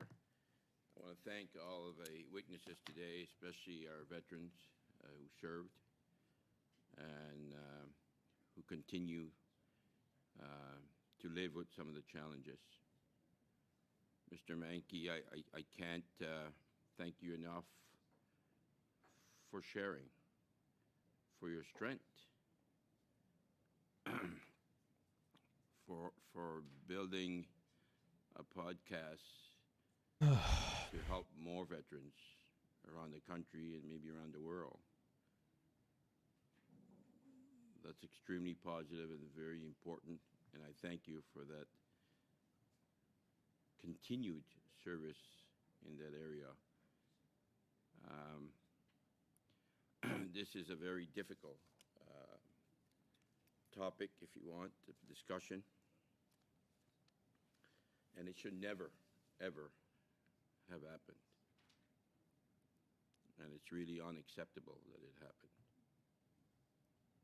And I thank all those who are sharing some particular information around that. It is also very important to note that it is not a service offered by Veteran Affairs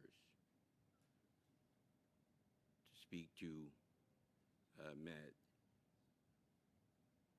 And the minister has made it very clear that more training immediately was needed and is in effect being done as we speak, if you want. And we need to know maybe some suggestions of other things we can do to make it right. I do want to ask a question to all presenters today, and maybe we can start with the same row of presenters, Colonial Conrad, and then Corporal Mankey, and then Carol, and our final speaker as well. Back in 2021, we brought forward a program, $140 million, to ensure immediate mental health support for veterans. That meaning that you don't have to wait for your application to be processed. You can make application right off the top, and you have the services right away, because that's what's been shared by a number of you today. We need to make sure there is no wait time when talking about mental health. So I'd like to hear from you quickly about, you know, if you know of people that have accessed that, and if you have any comments to make towards that end, because it is crucial. The wild thing to me is that, like, a decent amount of fucking veterans are being, like, asked to fucking do or take MAiD. Like, it's so fucking psychotic to me, that considering the fact that, you know, we could literally solve a vast majority of their problems, you know, rather than them having to, you know, fucking kill themselves. Like, it's so psychotic, man. We need to do more. We need to be immediate in our services, and that's the objective of that. And even if your application is denied, you still have 2 years of service. So we'll start off with Mr. Conrad, Colonial Conrad, please, and then Corporal Mankey, and then thank you. Thank you for the question. I mean, I find that surprising, that 140 million. I mean, I didn't talk about myself during the opening 5 minutes, but and I'm in my office. I work in the provincial public service here in Alberta, but for 4 years of my life, I did not work. I lost both of my parents during COVID, and have recently tried to come back for mental health, just for support. As I mentioned on the front end, you can have bad days and you can have good days, and it took a long time to come to this meeting. So I do agree with what with Mr. Mankey has said about that 1,000-pound telephone.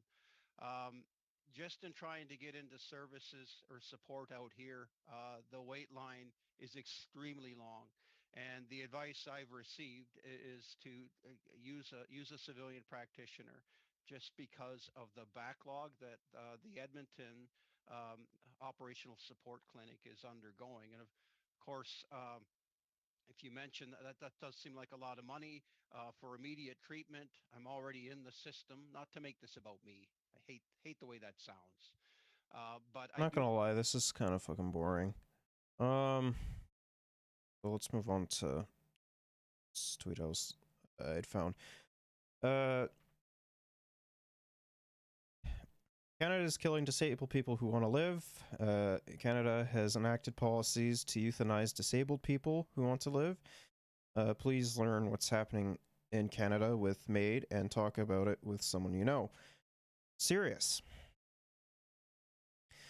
A 45-year-old, a 51-year-old Ontarian woman who served with severe sensitivities to chemicals chosen medically assisted death after her desperate search for affordable housing free of cigarette smoke and chemical cleaners, failed advocates say. This is not unheard of. We know time and time again that people who take MAiD tend to be very, very poor and also and tend to be disabled as well. We're going to be watching a video after about it again. We've already watched the video, but I think since we're talking about MAiD, it's good to rewatch it. Initially approved by the Senate as a way of elevating the suffering or alleviating the suffering of those near death, it was expanded in March 2021 to those with chronic illness and disabilities.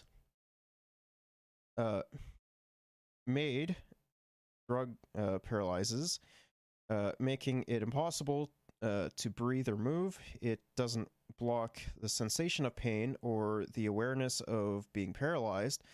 The use of the parathalasics in execution has been abandoned because of its obvious cruelty, which is true. Like, I don't understand why the fuck we're like one of the only countries to, do this kind of shit. Like, it's just egregious to me that we do this shit. In fact, the ever generous Canadian state will even pay for their deaths. What it will not do is spend money to allow them to live instead of killing themselves. This guy's application for euthanasia listed only one health condition as the reason for his request to dying, hearing loss. Okay. Euthanasia cannot be a default for Canada's failures to fulfill human rights obligations, said Marie-Claude Landry, the head of its Human Rights Commission, which is true.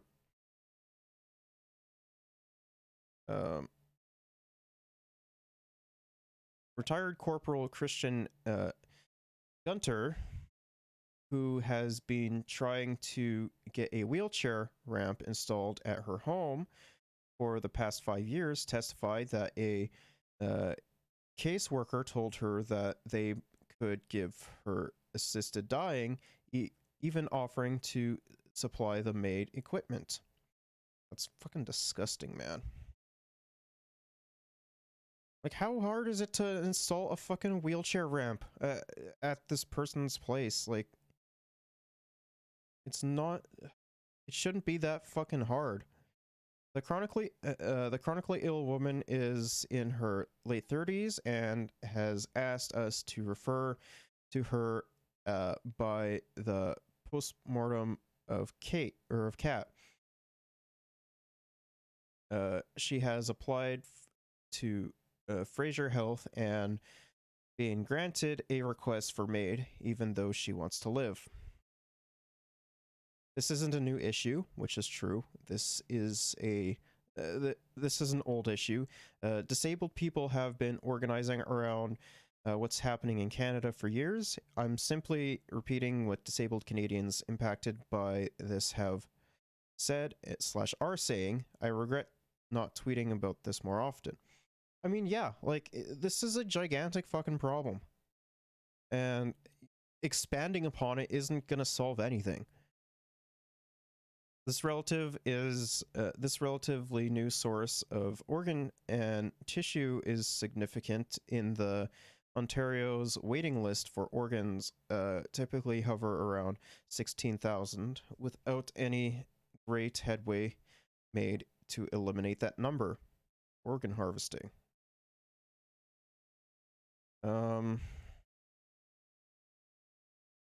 Sorry to the folks who clarified this. A 1,000 thanks to those who did. I will not pretend to be an expert on the Canadian legislative process for implementing MAiD. I will, though, continue to amplify those socioeconomic or sociocultural, egotistic, or eugenicist impact by the law. Which, yeah, it's fucking true. Like, this shit is disgusting. Let's skip back, or let's watch that video that we watched last time we talked about MAiD. Because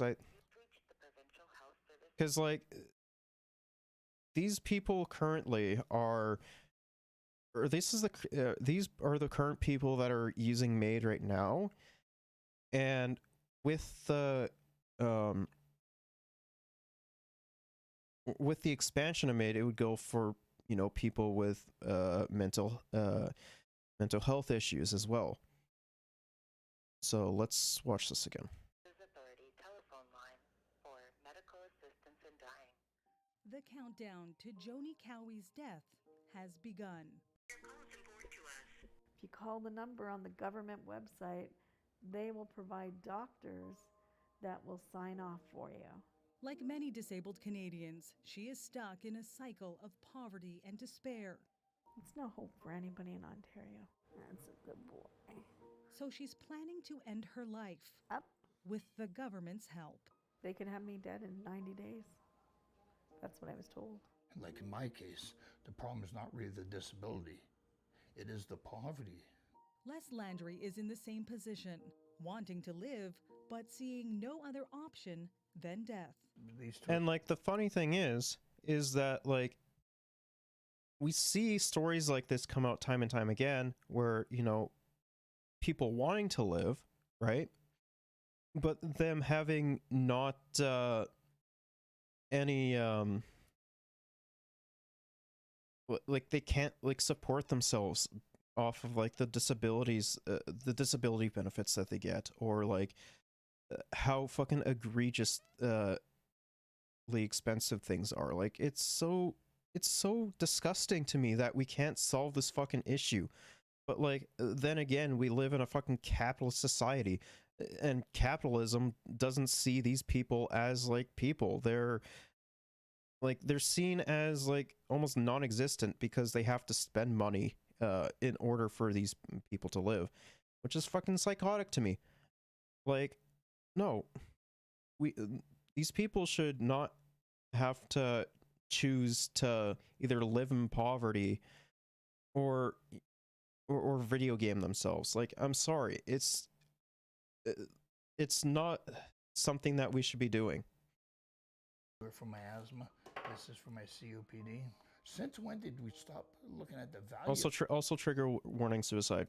of human life in this country? It's a question people with disabilities and their advocates ask constantly. We can organize medical assistance in dying in approximately 2 weeks in a very organized and efficient manner. Yet, it is so difficult to get my patients the social support that they need to live well. That is morally distressing.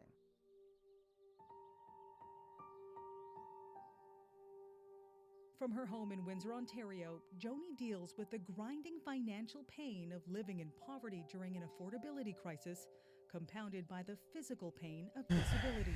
I have severe asthma that's turned into COPD and Guillain-Barré syndrome, as well as cancer. I also just recently fractured my back. I'm tired a lot. The pain is excruciating. Like, we should, like, there are fucking ways to, you know, solve this issue.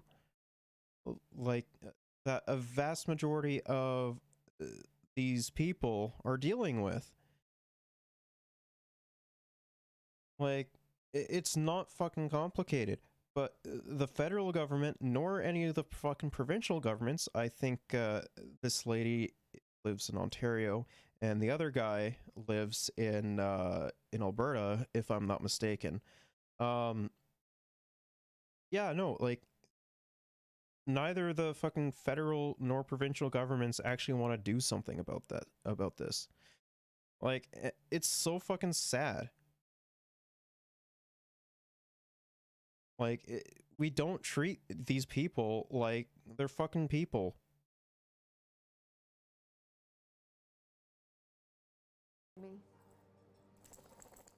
Joni lives with her 3 dogs and her daughter, who is also disabled. They have no family support, so they have to find a way to survive on $1,228 a month Joni gets from Ontario. Which is like nothing. This is nothing in Ontario. That is below fucking poverty wages. Ontario's disability support program, plus a few $100s more for her daughter. Even with subsidized housing, it's not nearly enough. We have about $59 left to buy groceries in a month because our home we have to have. And like $59 is like nothing. You can't get anything. You can hardly get anything for fucking $59. And I've been hearing rumors going around that the price of groceries is expected, like for, I believe it's 4-children households, is expected to go, or 4-person households or something like that. It's either 4 children or 4-person households, is expected to go up by, what is it? I think it's like at least $1,000. Housing insurance, rent, hydro is high, gas is high. I get angry at people who say you need to budget better, because I just want to say to them, Yeah, those people tend to be like the fucking psychotic conservatives and like libertarians. Like, oh, just budget better. It's your fault for, you know, being poor and whatever. It's those people, first of all, don't know how fucking expensive it is being poor. Being poor is incredibly fucking expensive. Like, you can't even afford, like, say, like, going out and shit. Like, let alone your fucking food and basic necessities that you need. Like, it's fucking disgusting.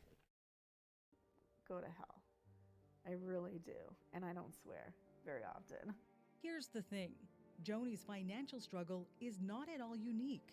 During the pandemic, the government decided working Canadians needed at least $2,000 a month to live, while the disabled... And, like, here's the funny thing. The $2,000 still wasn't even that much.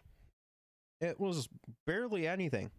Disabled were forced to get by on much less. They had CERB, but not for people with disabilities. People with disabilities have been put on the back burner, and nobody gives a damn about them.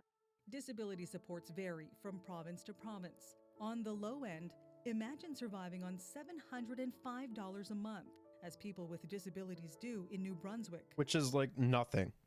That's like nothing. Like, if you thought Ontario's was already bad, places like New Brunswick have it a lot fucking worse. Or how about living on $1,358 a month in Vancouver, where the average rent for a one-bedroom apartment is $2,500. Yeah, and that's not even like, even considering, you know, the cost of living in the different provinces. The most recent numbers from Statistics Canada reveal 41% of Canadians living under the poverty line have a disability. That's more than 1.5 million people, about the population of Montreal. Our social assistance rates place people with disabilities below the poverty line, approximately 25% below the poverty line. So honestly, this is legislated poverty for people with disabilities. It's just enforcing structural violence. It's just enforcing the structural violence. That's all it's doing. And like the fact that this shit keeps happening, and you know, the structural violence in the form of poverty is still a thing. Like, it's disgusting to me. like, no one should have to, like, even consider using MAiD because they're not able to meet ends meet. Like, it's ridiculous. Like, we should be taking care of our fellow Canadians. Like, I'm sure everyone would fucking agree with that. And, like, not giving them enough money to, like, fucking live is psychotic. And, like, anyone that disagrees with that is a psychopath. This is the kind of care that's needed. Dr. Naheed Dassani is a palliative care physician and professor of community and family medicine at the University of Toronto. He gave us a tour of the East Toronto neighborhood where he offers street-based care, often to people with disabilities living in poverty. Many of the people we care for are dealing with serious illnesses, but often they're very sick because of their social circumstances. There are significant health outcomes if we don't address those issues and treat those issues. The result, Dr. Dassani is increasingly discussing MAiD, or medical assistance in dying, with his patients. Not necessarily because they want to die, but because they see no way out of the twin miseries of poverty and disability. When people are living in such a situation where they're structurally placed in poverty, is medical assistance in dying really a choice, or is it coercion? Under Canada's first medical assistance in dying law, passed in 2016, a person's death had to be, quote, reasonably foreseeable to be approved. Last year, eligibility was expanded to people who have a, quote, serious and irreversible illness or disability that causes intolerable suffering. Now, people like Joni qualify. On social media, it's a constant conversation. But almost everyone is like, yeah, just kind of waiting to see, how it is in 6 months. Gonna see how it is in 8 months. We'd like to make it to a year, but I don't think we're gonna make it to a year. I've cried a lot at night. I usually stay up a lot at night. I pray a lot. Like, no one should have to put up with this. Like, it's incredibly fucking sad that that people with disabilities, people living in poverty, are considering on doing so. Like, it's ridiculous. Like, no, we should just be solving the fucking underlying conditions that affect not only these Canadians, but Canadians all across the fucking country that are having issues with poverty and all that. Like, it's not hard. Like, we just need to have a little bit of fucking empathy for others and, solve the problem. In Medicine Hat, Alberta, Les Landry is contemplating MAiD and leaving behind his beloved service dog, Annie. Les has been growing steadily poorer and more desperate since his career as a truck driver was derailed more than a decade ago. Disability can happen to anyone at any time. I was doing good. I was making good money, 85 grand a year. I developed a hernia. And then that's when the surgery happened. That's when the blood pressure went out of control. That's when I developed epilepsy and the 3 mini strokes, and things just fell apart. Good girl. On Alberta's disability program, Les was receiving $1,685 a month, plus benefits for his service dog, special diet, and medications. This is my blister pack. Along with timely donations. Like, all that shit should be free. Like, the fact that this isn't free is just psychotic. Like, it should be covered. And like, the fact that it isn't absolutely disgusts me. And it should disgust any other fucking civil person. From strangers on Twitter, he was just scraping by. That's for a week. Then in May, he turned 65. In the bureaucratic shuffle, he was transitioned from disability to senior status and actually lost some benefits. I am no longer a person with a disability. I am a senior citizen in poverty. In the past, Les planned ahead. That is something that we should be talking about as well. A vast majority of senior citizens within Canada also tend to live in poverty. And who's not to say that if the expansion of MAiD goes through, that we will see a higher mortality rate amongst senior citizens, right?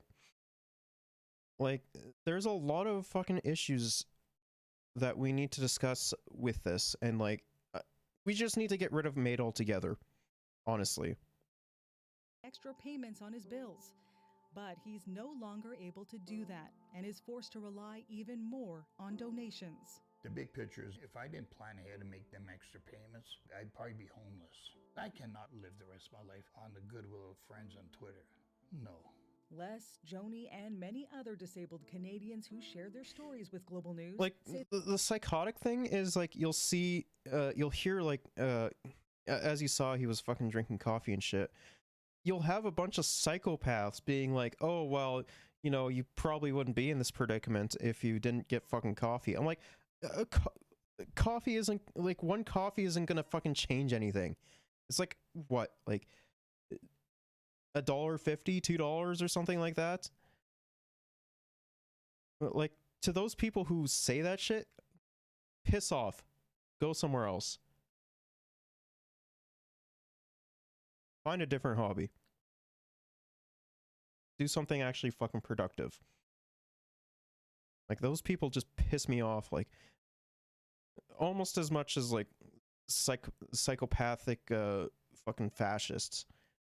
They aren't against medically assisted dying in principle, but they say Canada should have raised disability benefits before expanding access to it. I have some disabilities, I'm living in pain. Well, not just that, like, you know, these fucking people deserve to have their fucking needs met too.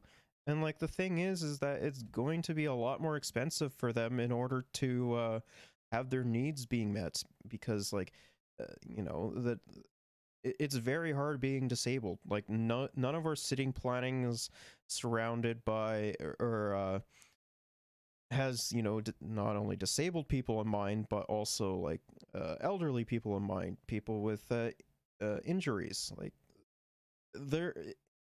it's completely dominated by the fucking car and people who don't have to, and like, you know, other shit. Like, no fucking city in this goddamn country is walkable.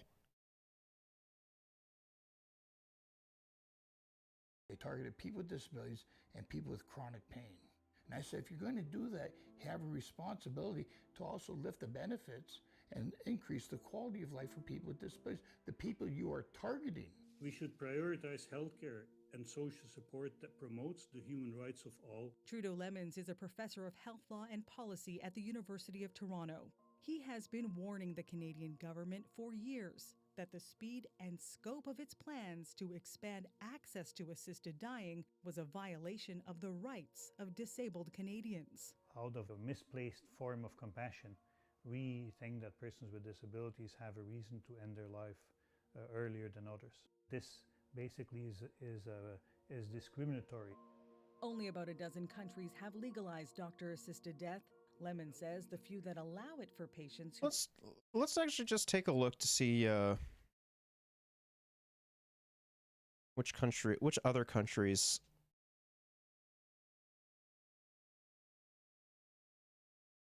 have medically assisted death.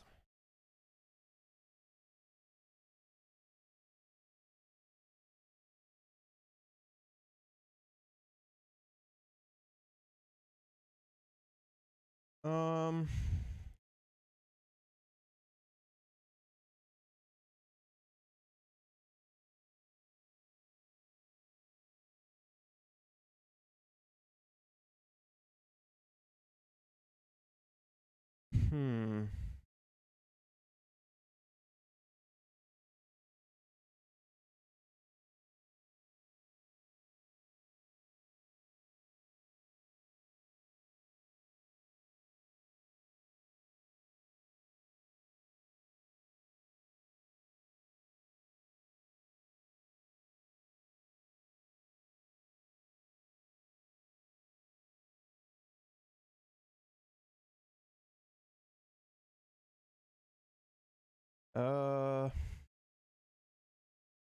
Austria, Belgium, Canada, Germany, Luxembourg, the Netherlands, New Zealand, Spain, Switzerland, and parts of the US.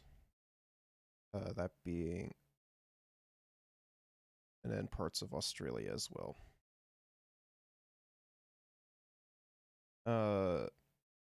So yeah, it's fucking psychotic, right? This should not be a thing.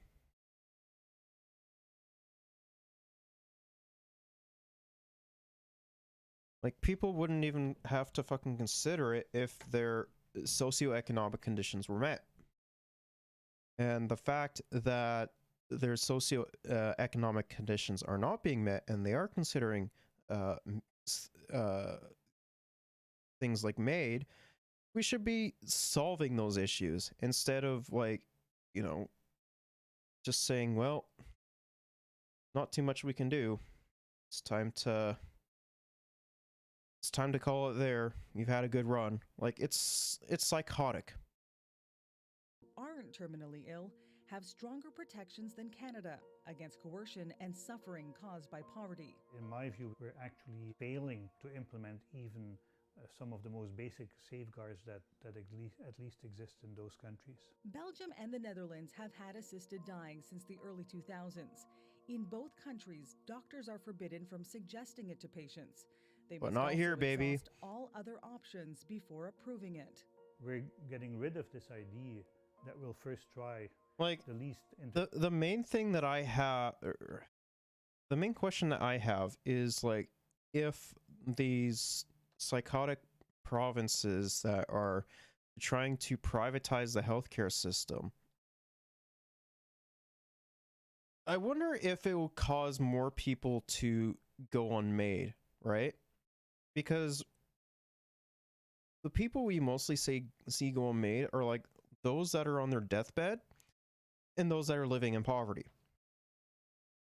So who's not to say that, you know, if they can't afford, like, the cost of living and you know, the cost of healthcare, if it was to be privatized, that, you know, they would go and fucking get MAiD, right? Interventionist measures, I find that actually quite extraordinary that we've forgotten, I think, the seriousness of ending the life of a person as a measure to relieve their suffering. As Canada has opened, We don't even see them as people anymore either. Has shot up. In 2021, more than 10,000 Canadians opted for a medically assisted death, which is way too high. 32% increase from the year before. The numbers have increased faster here than any other country where it's legal, including the Netherlands and Belgium. So even though those countries have been practicing medical assisted in dying or euthanasia for 20 years, they are at the rate that we have after only a couple of years. There is no way of knowing how many of those deaths could have been avoided with the right supports, but we know there are some. Recently very in Canada, good chunk. An Ontario woman suffering from chemical sensitivities reportedly opted for a medically assisted death. And we did actually briefly touch on her stuff as well. Because she couldn't afford appropriate housing. And in another troubling case, a Veterans Affairs employee suggested it to a veteran who was seeking help for PTSD and a traumatic brain injury. Often I hear arguments, well, this is not impacting that many people. But you know what? If it affects one person, that's way too many people, and we need to do something about that. The controversy surrounding MAiD is not going away. In March, the government plans to expand access yet again to include people with mental illnesses. So, one thing about, like, the MAiD shit is call your MPs and tell them not tell them to vote against it. Because, like, we can't keep doing this shit. More support may be coming. A new Canada Disability Benefit is before Parliament for the second time. It was dropped last year when a federal election was called. Sit. But Joni and Les are skeptical. We already know seniors will not be eligible. And like, I can't necessarily say that I blame them for being skeptical, because time and time again they've been fucked over by the system. Like, it's infuriating to me. This government has a history on how they treat people with disabilities. 18 to 65, well, that excludes me and anybody in my situation. So sorry. Please speak up to your member of parliament, to your members of provincial parliament, because people with disabilities don't ask for their disability. He's I don't right. want to die. I don't want to die. I just can't see me living like this for the rest of my life. And no one should have to live like that. It's absolutely disgusting to me that, you know, they fucking do have to live like that.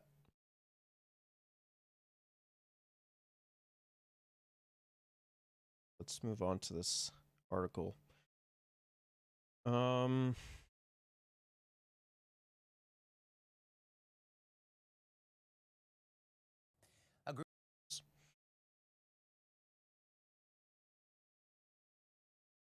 Canada is not ready to expand its medical assistance in dying for people with mental disorder, leaving psychiatrics across the country incredibly concerned about patients needing better access to care, including for addiction service, says a group representing the specialists across the country. The Association of Chairs of Psychiatry in Canada, which include the heads of psychiatry departments of all 17 medical schools, issued a statement on Thursday calling for a delay to change set to be implemented in mid-March. Lack of public education on suicide prevention, as well as an agreed upon definition for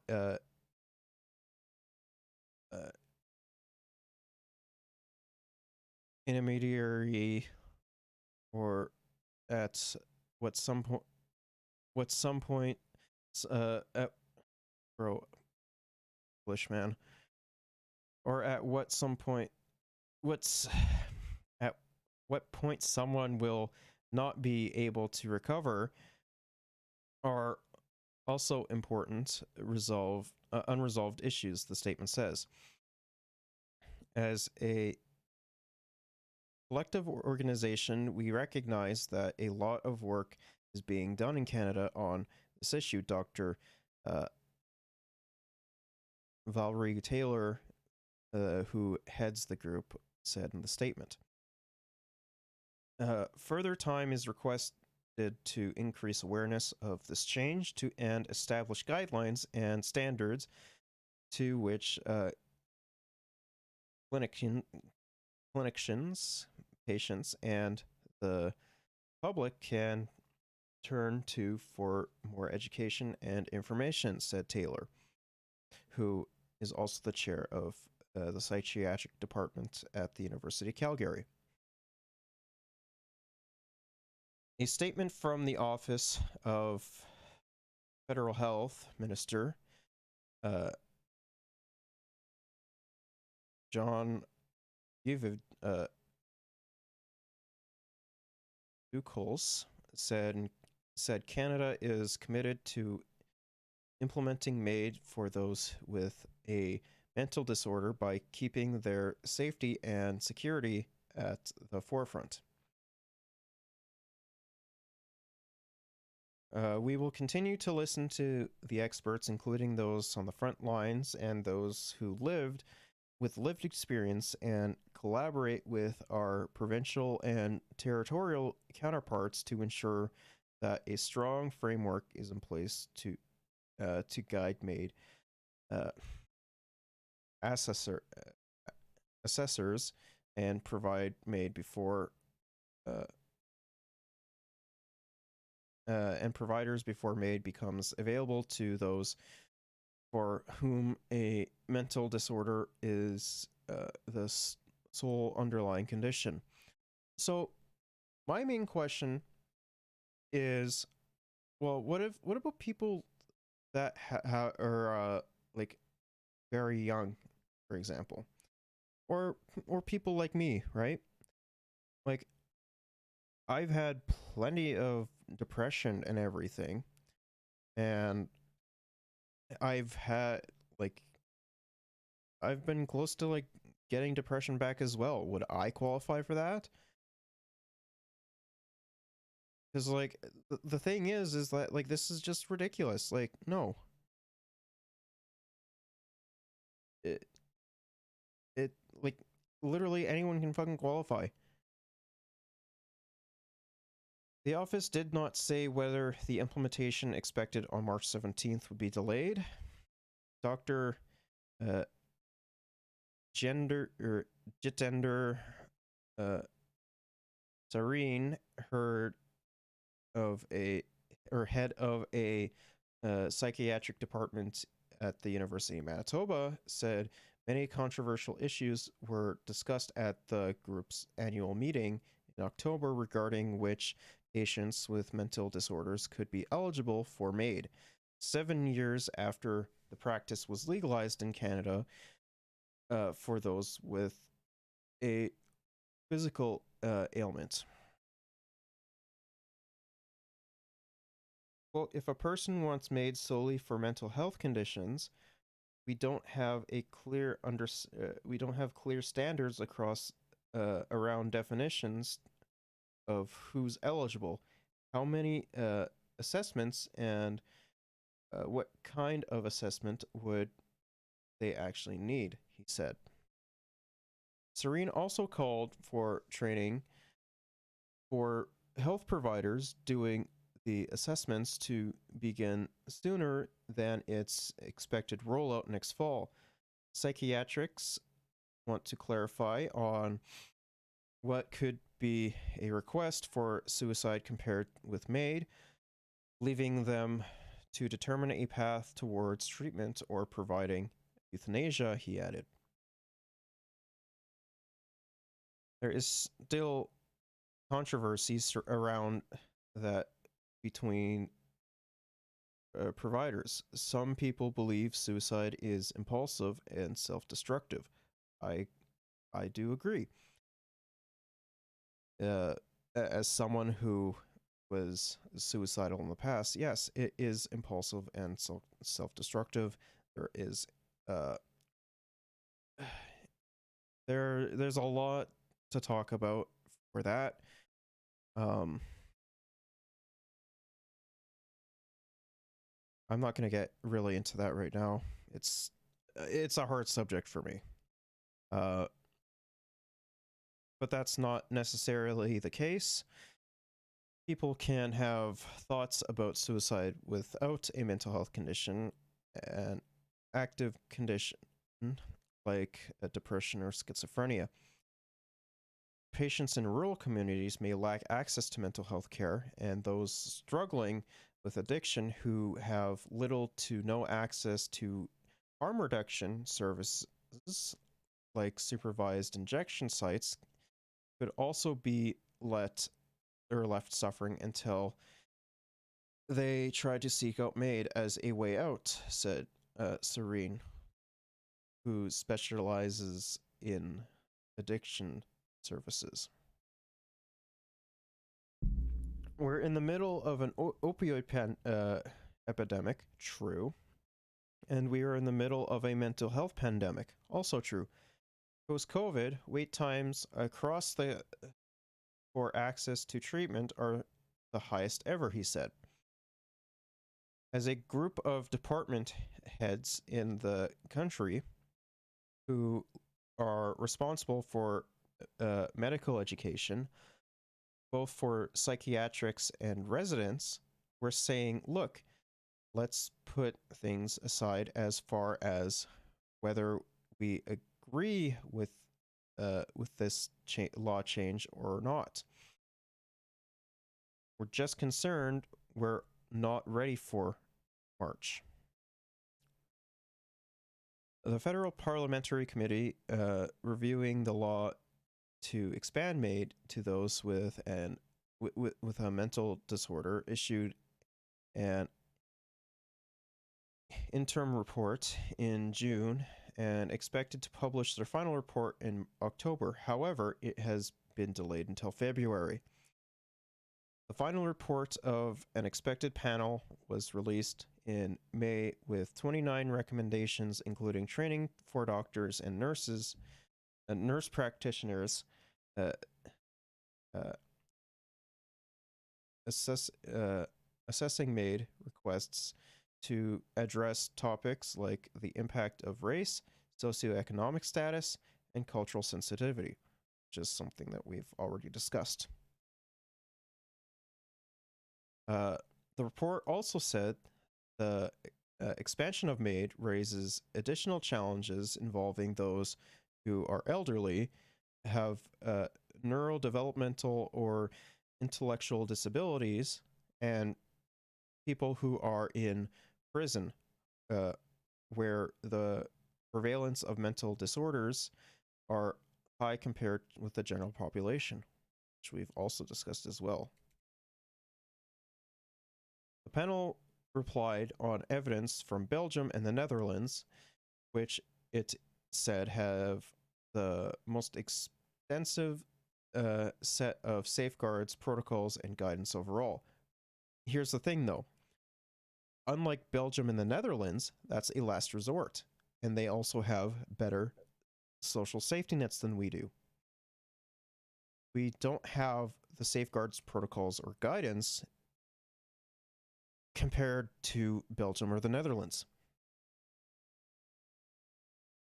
Dr. Derek Smith, a psychiatric in Vancouver and a past board member of Dying with Dignity, said that while there is no doubt that MAiD is a divisive topic among his peers across Canada, he believes there's a need to wait for the Special Parliamentary Committee's final report before we try to slow the process down.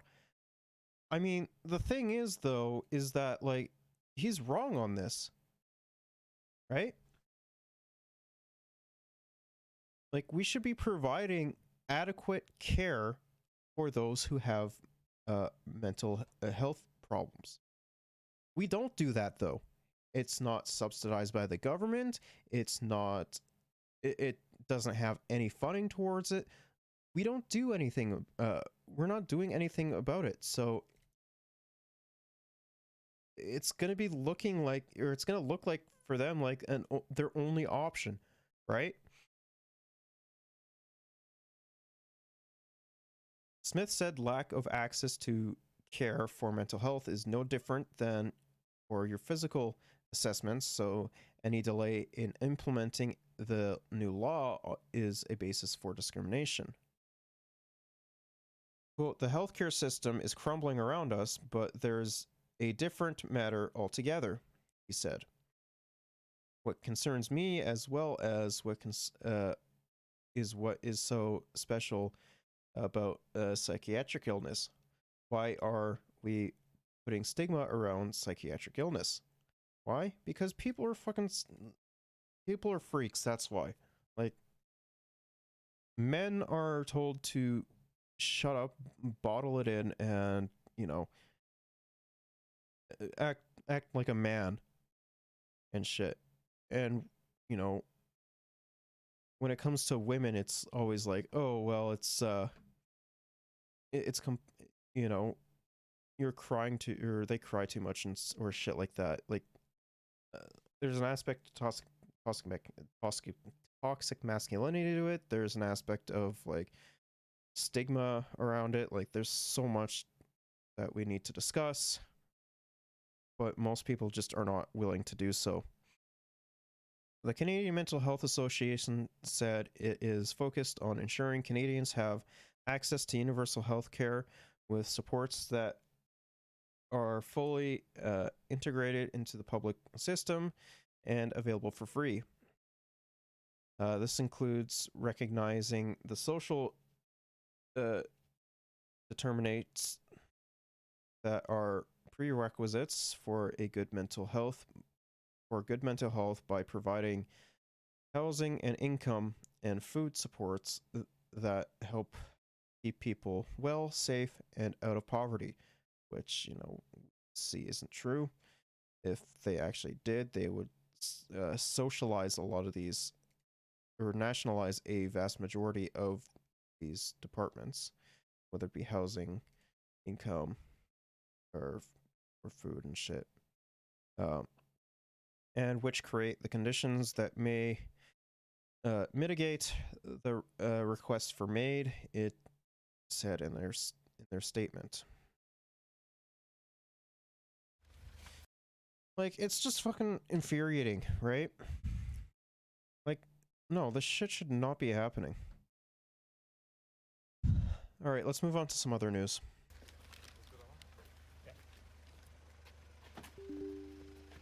God damn it, again? Die heute aufgedeckten mutmaßlichen terroristische Vereinigung ist nach dem Stand der Ermittlungen von gemeinsamen Umsturzfantasien und Verschwörungsideologien gegründet. Erst die weiteren Ermittlungen werden ein klares Bild ergeben, wie weit die Umsturzpläne tatsächlich gediehen waren. Militante Reichsbürger verbindet der Hass auf die Demokratie, auf unseren Staat und auf Menschen, die für unser Gemeinwesen... So yeah, there was a far-right group planning to overthrow the German government. ...eintreten. Naja, das, was wir jetzt als mutmaßlich terroristische Vereinigung sehen, war offensichtlich so gefährlich, dass der Generalbundesanwalt diese Ermittlungsmaßnahmen heute angeordnet hat. Und insofern lässt uns das schon sorgen. Aber Sie haben ja gesehen, der Rechtsstaat handelt, um unsere Demokratie zu schützen. Und dieses harte Handeln muss es auch weiterhin geben. Die Vereinigung ist nach unserer Erkenntnis aufgebaut, zunächst in eine Art Rat. Die soll eine Art Regierungsorganisation sein oder Regierungsteil sein, der sich unterteilt hat und gegliedert hat in verschiedene Ressorts, wie das Kabinett einer Regierung eines Staates. Bereits einzelne Personen waren vorgesehen für die Übernahme einzelner Ressorts, darunter für das Justizressort eine ehemalige Abgeordnete des Deutschen Bundestages. Neben diesem Rat, der eine neue Staatlichkeit und eine neue Staatsstruktur planen sollte, besteht nach unserer Erkenntnis ein militärischer Arm. Dieser militärische Arm soll eine neue deutsche Armee aufbauen und bestehend aus noch neu zu gründenden Heimatschutzkompanien. Einzelne Mitglieder dieses militärischen Armes waren nach unserer Erkenntnis in der Vergangenheit auch aktiv in der Bundeswehr tätig. Einzelne Mitglieder der terroristischen... Yeah, I mean, a vast majority of the problem that Western civilizations face is stochastic terrorism, and it's the biggest problem that faces it. Like, a vast majority of the fucking terrorism comes from white supremacists, and we tend to fucking blame it on, like, immigrants and shit like that, which, it's not even fucking true. Vereinigungen haben sich nach unserer Erkenntnis auch mit Überlegungen getragen, gewaltsam in den Deutschen Bundestag einzudringen.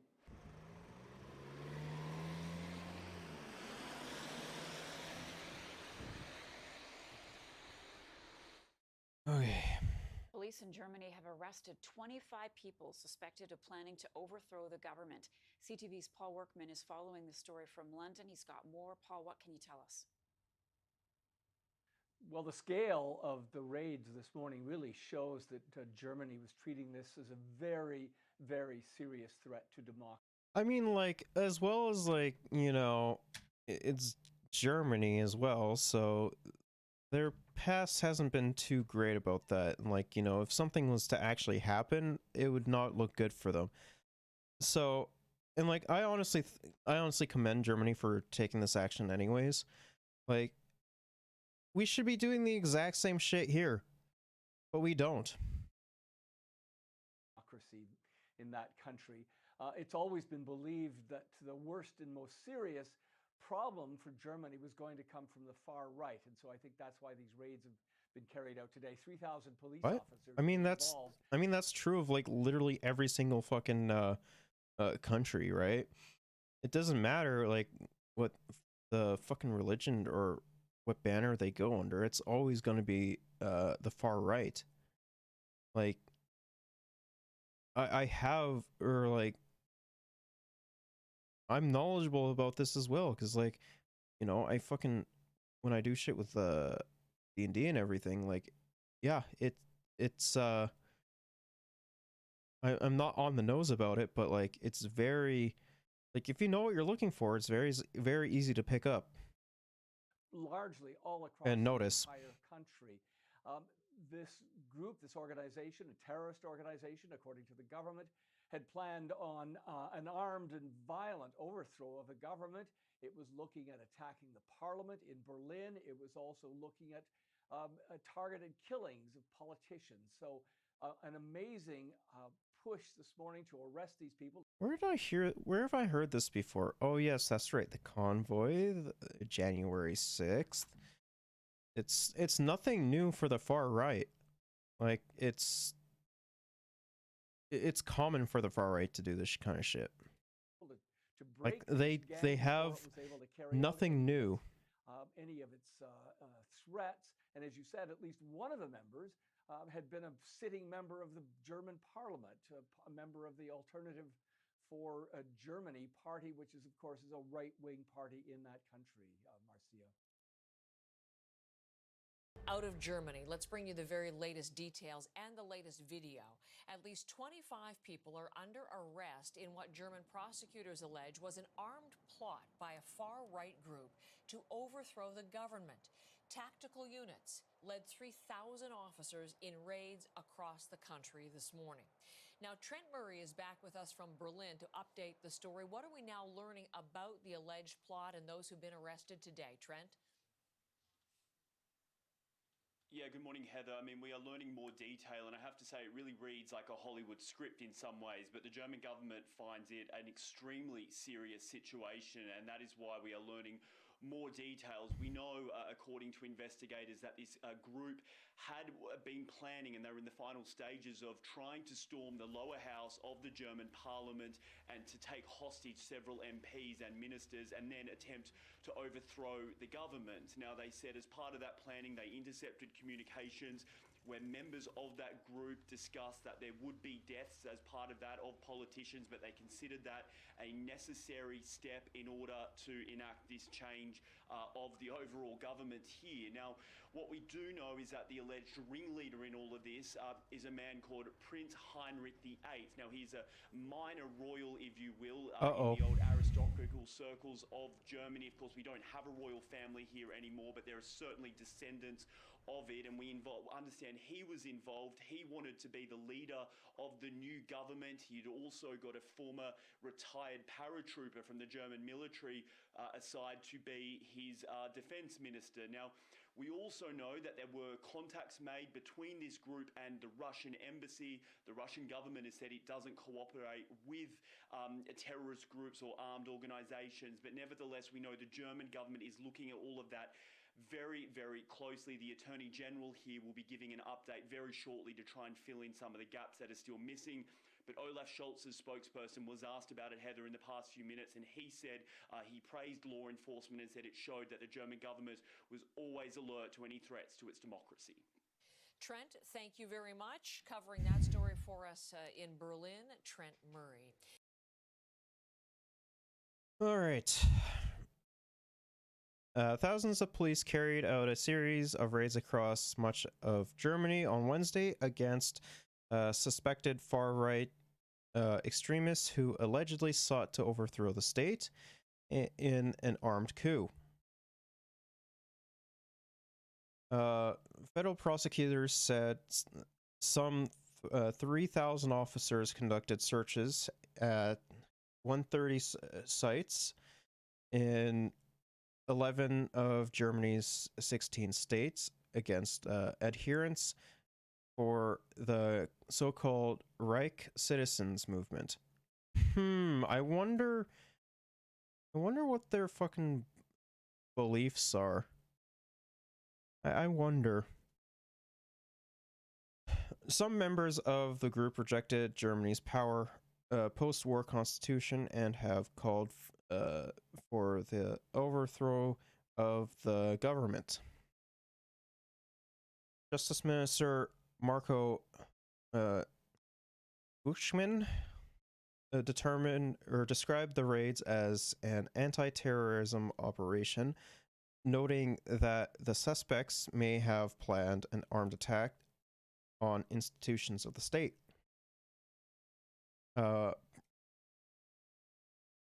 Prosecutors said 22 German citizens were detained on suspicion of membership in a terrorist organization. 3 other people, including a Russian citizen, are suspected of supporting the organization, they said. A further 27 people are being investigated.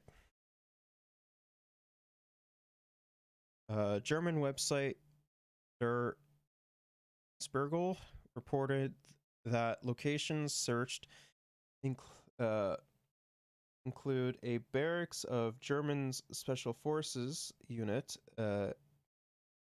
KSK, in the southwestern town of Kahl. The unit has in the past been scrutinized for alleged far-right involvement by some soldiers. Federal prosecutors declined to confirm or deny the barracks was searched. It's a little bit sus there. Germany's chief federal prosecutor planned to make a statement on the case later Wednesday. The raid showed that we know how to defend ourselves with full force against the enemies of democracy, Interior Minister Nancy Fraser said. Along with detainations in Germany, prosecutors said that one person was detained in the Austrian town of Istanbul and another in an Italian city of Praga. Prosecutors said those detained are alleged to last year have formed a terrorist organization with the goal of overturning its existing state order in Germany to replace it with their own form of state, which is already in the course of being funded. The suspects were aware that their aim could only be achieved by military means and with force, prosecutors said. Some of the group's members had made concrete preparations to storm Parliament with a small armed group, according to prosecutors. Quote, the details of this plan still need to be investigated to determine whether any of the suspects can be charged with treason, they said. The group is alleged to have believed in a conglomerate of conspiracy theories consisting of narratives from the so-called Reich citizens as well as QAnon ideology, according to the statement. Prosecutors said that members of the group may also believe Germany is ruled by a so-called deep state. Where have I heard that before? Prosecutors identified the suspected ringleaders by as Heinrich 11, no, that's 13, PR, and Rudger VP in line with German privacy rules. Der Spiegel reported that the former was a well-known 71-year-old member of a minor German noble family, while the latter was a 69-year-old former paratrooper. The federal prosecutor said Heinrich the 13th PR, whom the group planned to install as Germany's new leader, had contacted Russian officials with the aim of negotiating a new order in the country once the German government was overthrown. He was allegedly assisted by a Russian woman, Vitalia B. According to current investigations, there are no indications, however, that the persons contacted responded positively to his request, prosecutors said.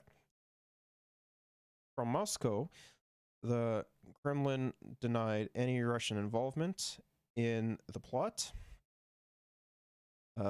This appears to be a German internal problem. Spokesperson Dmitry Peskov told reporters there can be no question of any Russian interference. I mean, I don't necessarily know if I believe this, though. There very well could have been. A further person detained by police on Wednesday was identified by prosecutors as Bridget W. Der Sperling. Der Sperling reported that the woman is a judge and former lawmaker with far-right Alternative for Germany ADF party. A description that applies to Bridget Malsack-Winkman, who served in the Bundestag from 2017 to 2020 until 2021 federal election. The party has increasingly come under scrutiny by German security services due to its ties with extremists. It declined to comment immediately on the report. Huh. Yeah, it's kind of like they are fucking, tied to extremists or something. ADF's co-leader, Tino Perpula, and Alice Weidel condemned the reported plans, which they said they had only learned through the media. I don't know. I don't necessarily know if I believe that. Like that. That's a little bit. That's a little bit sus. We have full confidence in the authorities involved and demand a swift and comprehensive investigation, they said in a statement. Prosecutors said that apart from a council of leaders, or RAT, the group had tasked several members with the formation of an armed wing led by Rudger VP. They allegedly planned to obtain weapons and conduct firearm training. It was unclear how far advanced these plans were. Sarah Nani, a Green Party lawmaker suggested a group may not have been very capable, or the group may have not been very capable.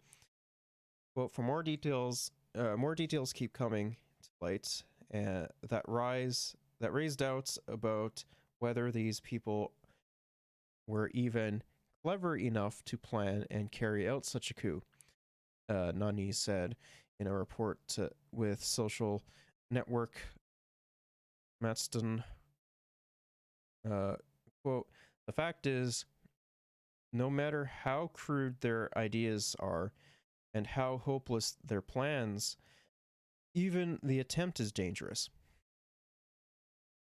Officials have repeatedly warned that far-right extremists pose a bigger threat to Germany's domestic security.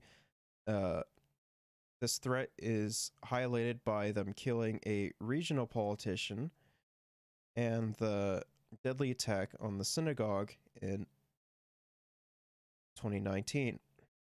What? They fucking killed a regional politician?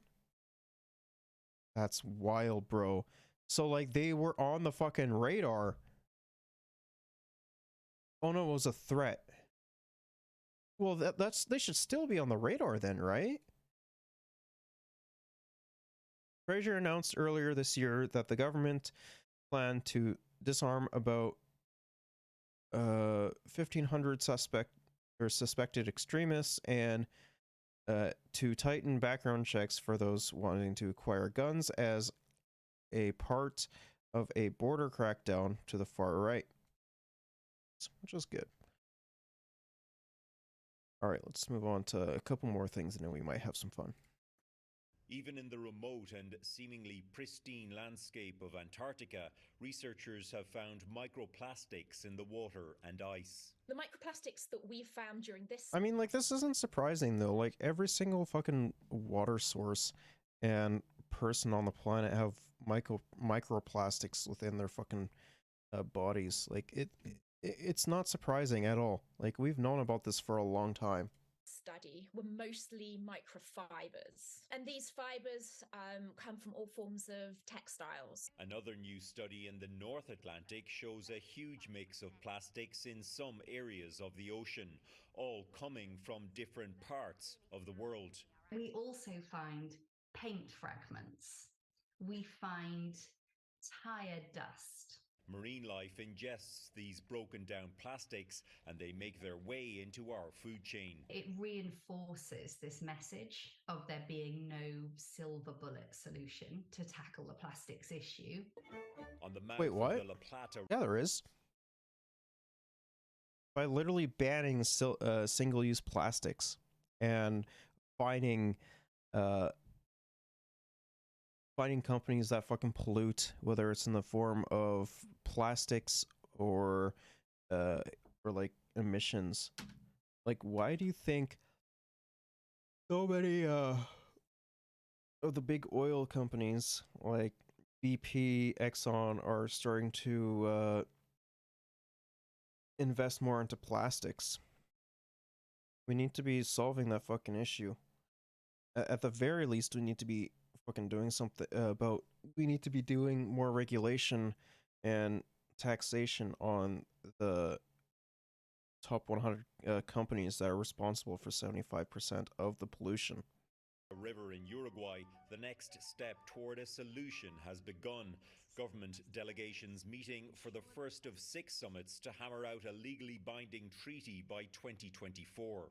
Some of the measures being considered include a cap or even a ban on new plastic production, setting up a circular economy for reusing plastic items, restricting the export of plastic waste, and removing harmful chemicals from plastics.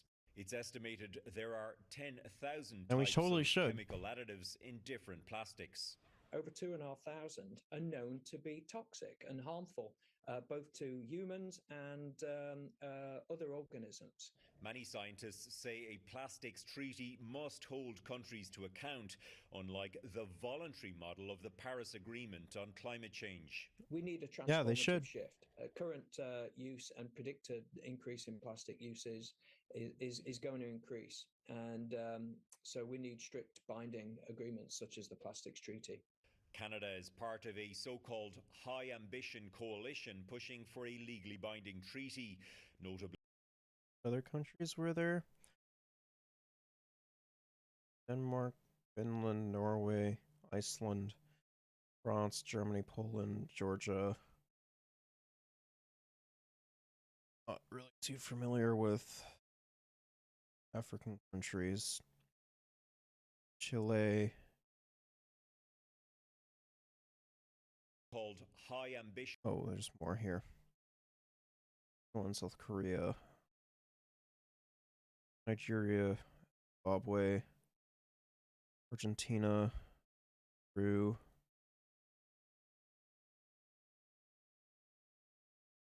Venezuela. Coalition pushing for a legally binding treaty. UK. Notably, the group doesn't include major plastic producers like the US and China. Meanwhile, Canada's I wonder why that is. I wonder why the US isn't taking part in that. Like, China wouldn't fucking do it anyways. Or China wouldn't take part anyways, unless they absolutely had to. I wonder why the US isn't doing so, though. On some single-use plastic items like cutlery, bags and straws begins its 3-year rollout. But like the funny thing is that that's not going to be solving the issue. Like, it makes us feel good about it. Like, it's just a silly policy, right? Again, I'm gonna keep hammering this in until people fucking get it. Top 100 companies are responsible for 75% of all plastic pollution.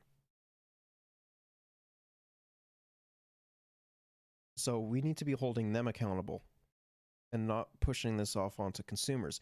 Yes, consumers do play a part in it, but it's far significantly lower than the top 100 companies. On December 20th, Redmond Shannon, Global News, London. Ye, the rapper formerly known as Kanye West, has been suspended from Twitter again. It happened after he posted an image of a swastika inside a Star of David.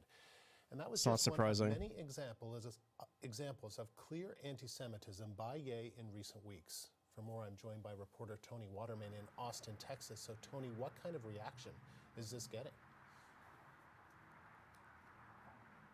Well, this has been met with revulsion, with condemnation to what has really been this months-long downward spiral of anti-Semitic remarks that has now culminated. It's been very awesome watching it happen too. Like, why are you doing that, my guy? Just in that Twitter post, but also this rather bizarre interview that Kanye West had with InfoWars host Alex Jones on Thursday, in which he praised It was a wild interview. Like, it was crazy. Hitler and said that the Holocaust never happened. While that interview was still ongoing, the Republican Jewish Coalition issued a statement saying that enough is enough and calling on conservatives to really make it very clear that Kanye West is a pariah. The conservative social media platform Parler, which Kanye West was in the process of buying, has now said that it has terminated that deal. You also have heard from the Anti-Defamation League calling Ye a vicious anti-Semite.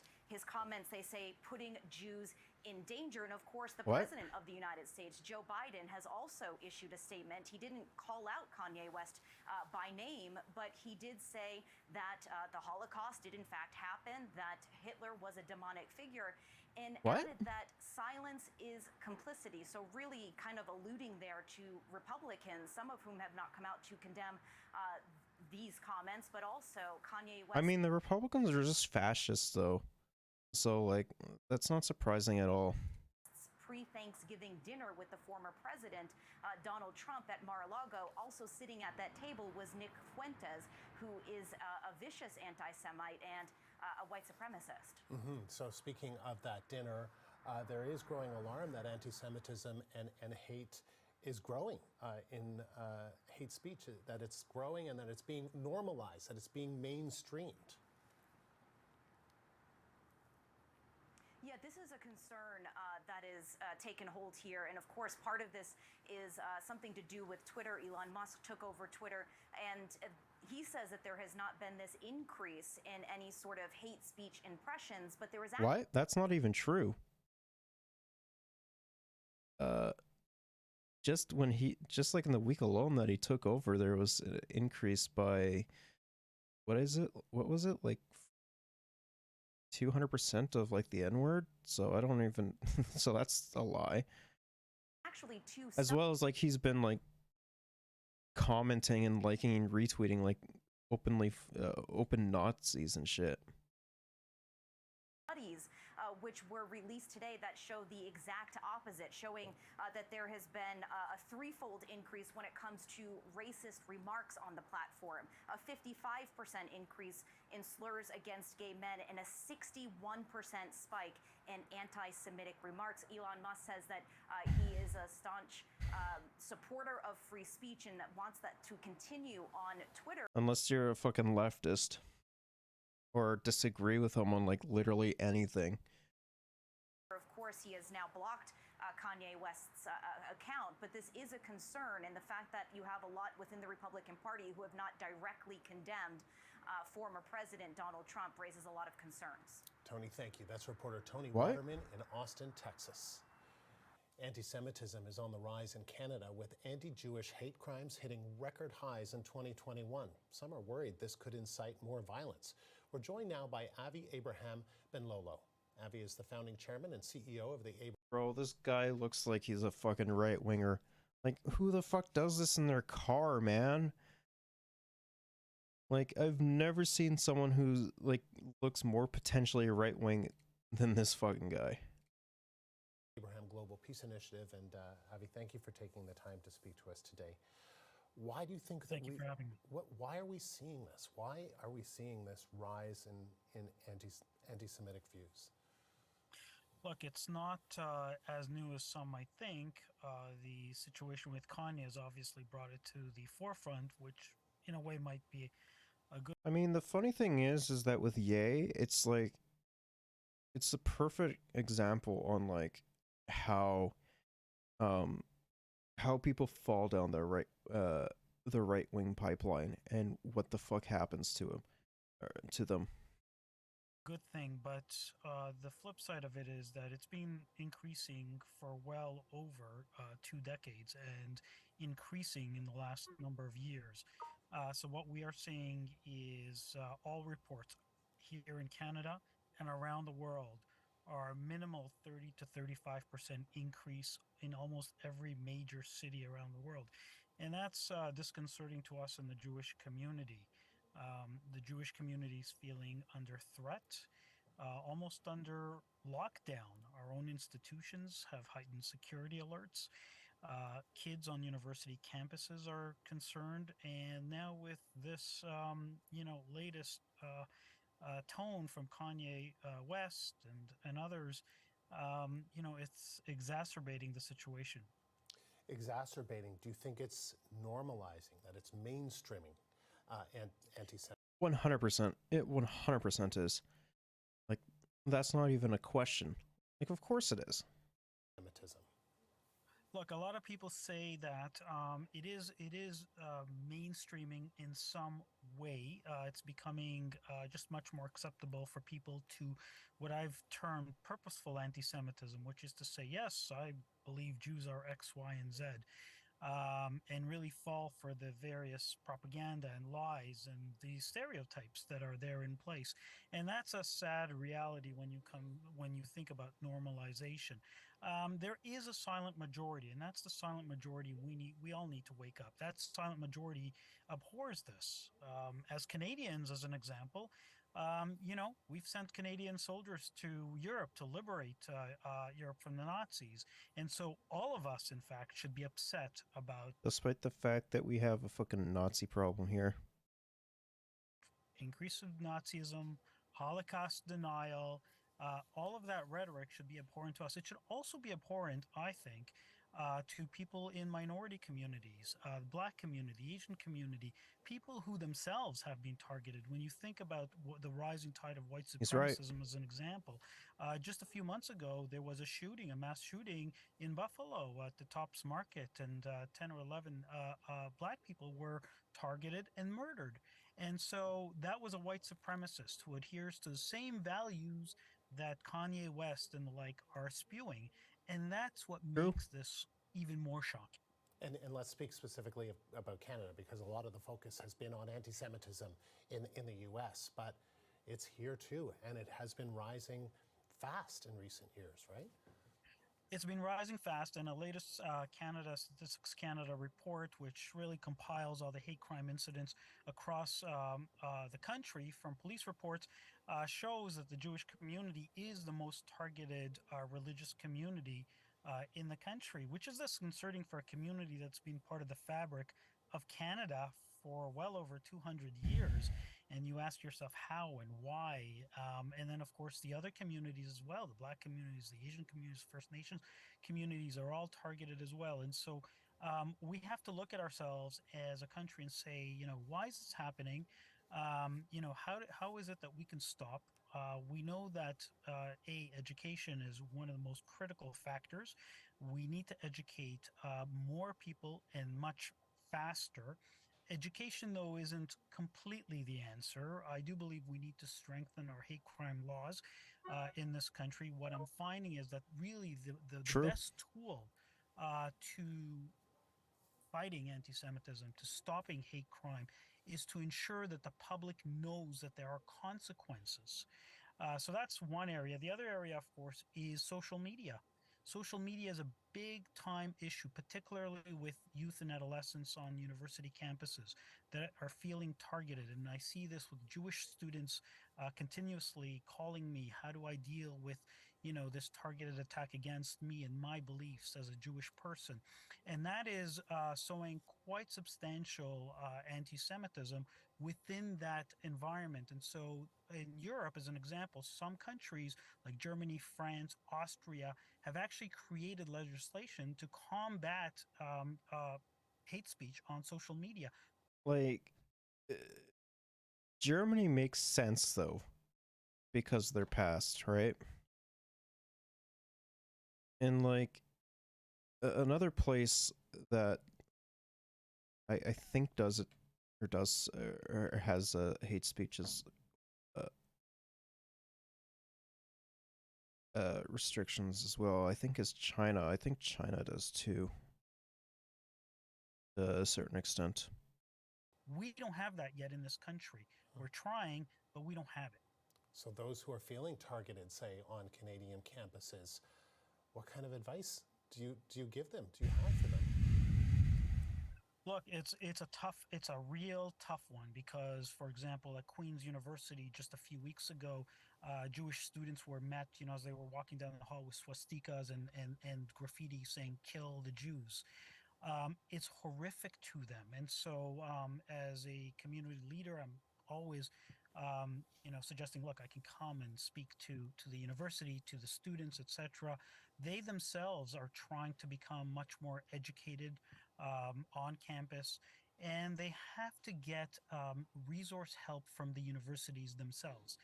To be honest with you, university administrations haven't done a sufficient job on campuses to combat anti-Semitism, and it's become a real problem. And so that is one of the key issues that we have. And if anyone is listening on this, Elon would lose his shit if if any fucking country tried to impose like restrictions on hate speech and that shit. That is a university president. Please take action. Avi, thank you. Avi. Mr. Carr. That was the final House vote on Manitoba Liberal MP Jim Carr's private member's bill C-235. It passed 176 to 137. Now, the bill would see federal ministers work together with all levels of government, the private sector, and Indigenous communities to build a green economy in the prairie provinces. And the man behind this new framework, Jim Carr, is here with me now. Mr. Carr, Hi, it's good to see you. very It's been a good while. to see you. Too long. Take us through this bill. What is in this bill, and why is this so important to you? Because it's rare we see private members' bills become law like this. Yeah, imagine a table that needs another 5 or 8 leaves in it. And sitting where those leaves will be added are municipal governments, provincial governments, indigenous communities, unions, people who want to be heard, people who want a seat at the table, who haven't had it, all pulling together towards combined national aspirations. So this creates the framework for the green transition, specifically for the prairie provinces. Yes. They're very carbon exposed, to coin a phrase, I guess, in terms of where their economies are. I mean, how exactly do you see this working? Because I don't want to break it to you, but things aren't going great between you guys and some of the prairie provinces right now. Well, we're not dancing. No. Especially across the prairie. Yep. So we'll see. They have a mandate, and they have to report back to Parliament. And that's a feature of the bill that I like the most, because it's not good enough just to gab. You have to say to parliamentarians, we've been at this for a year, and here is what we have done so far. Here's where we intend to go. And it's the report back that's different about the bill, and I think what makes it compulsive and compelling. You expect you'll get buy-in, though, from provinces like Saskatchewan right now under Premier Moe and Alberta under Premier Smith? I mean, Nope. We've seen the Saskatchewan First Act, the Alberta Sovereignty Act. Yeah. They would look at a big federal committee as something barging into their jurisdiction potentially. Yeah, but unfortunately, they get it exactly wrong, because it's not top-down, it's bottom-up. It's people who have not been consulted before.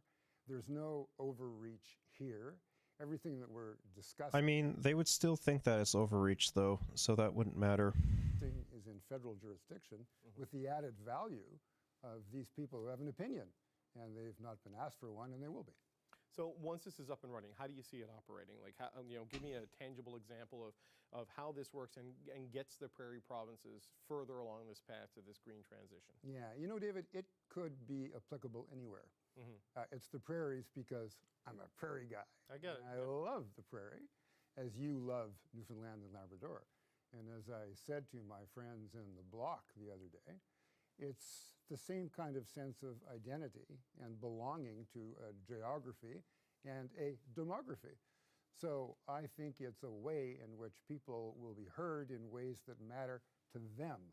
And that's been one of the unfortunate realities of the politics of the prairie. We, my party, the Liberal Party, have not been able to resonate in ways that matter. And that's because we have to show up more often, but not empty-handed. I spent many, many months as the minister responsible for the prairie, and in my second floor at home, I was able to make tracks and talk to literally thousands of people. That, I suppose, Just kind of boring. This week, the Ontario government passed a housing bill aimed at spurring development. The government says it wants to get 1.5 million homes built in 10 years. Part of the government's plan is to open up protected land in the province's greenbelt, and that has raised concerns. Yeah, remember when Doug Ford said back in, what was it, 2017, 2018, that he wasn't going to fucking build on the greenbelt? Well, here you go. He's not keeping his fucking promises like he always does. Concerns from a host of different groups. One of them is the Hiawatha First Nation, located about 100 kilometers east of Toronto. And joining us now for more is Chief Laurie Carr. Chief Carr, thank you so much for making time for us. Bro, what's up with all the cars thank you today? For having me. Chief Carr, why are you opposed to the government's plan to develop on the Greenbelt? The development of the Greenbelt will destroy valuable wetlands, and then there will be species at risk. There will be other pieces there that will be affected, and another one of those is our... Despite the fact that it's also fucking protected land too, so there's that. Inherent and treaty rights, and and like, if I remember correctly, I think fucking Ford's highway that he said it was gonna be getting built was shot down, if I remember correctly. Where we hunt and we gather our medicines, we gather food, and to destroy that is not respecting our inherent and treaty rights. So are you saying that what the government might do is illegal?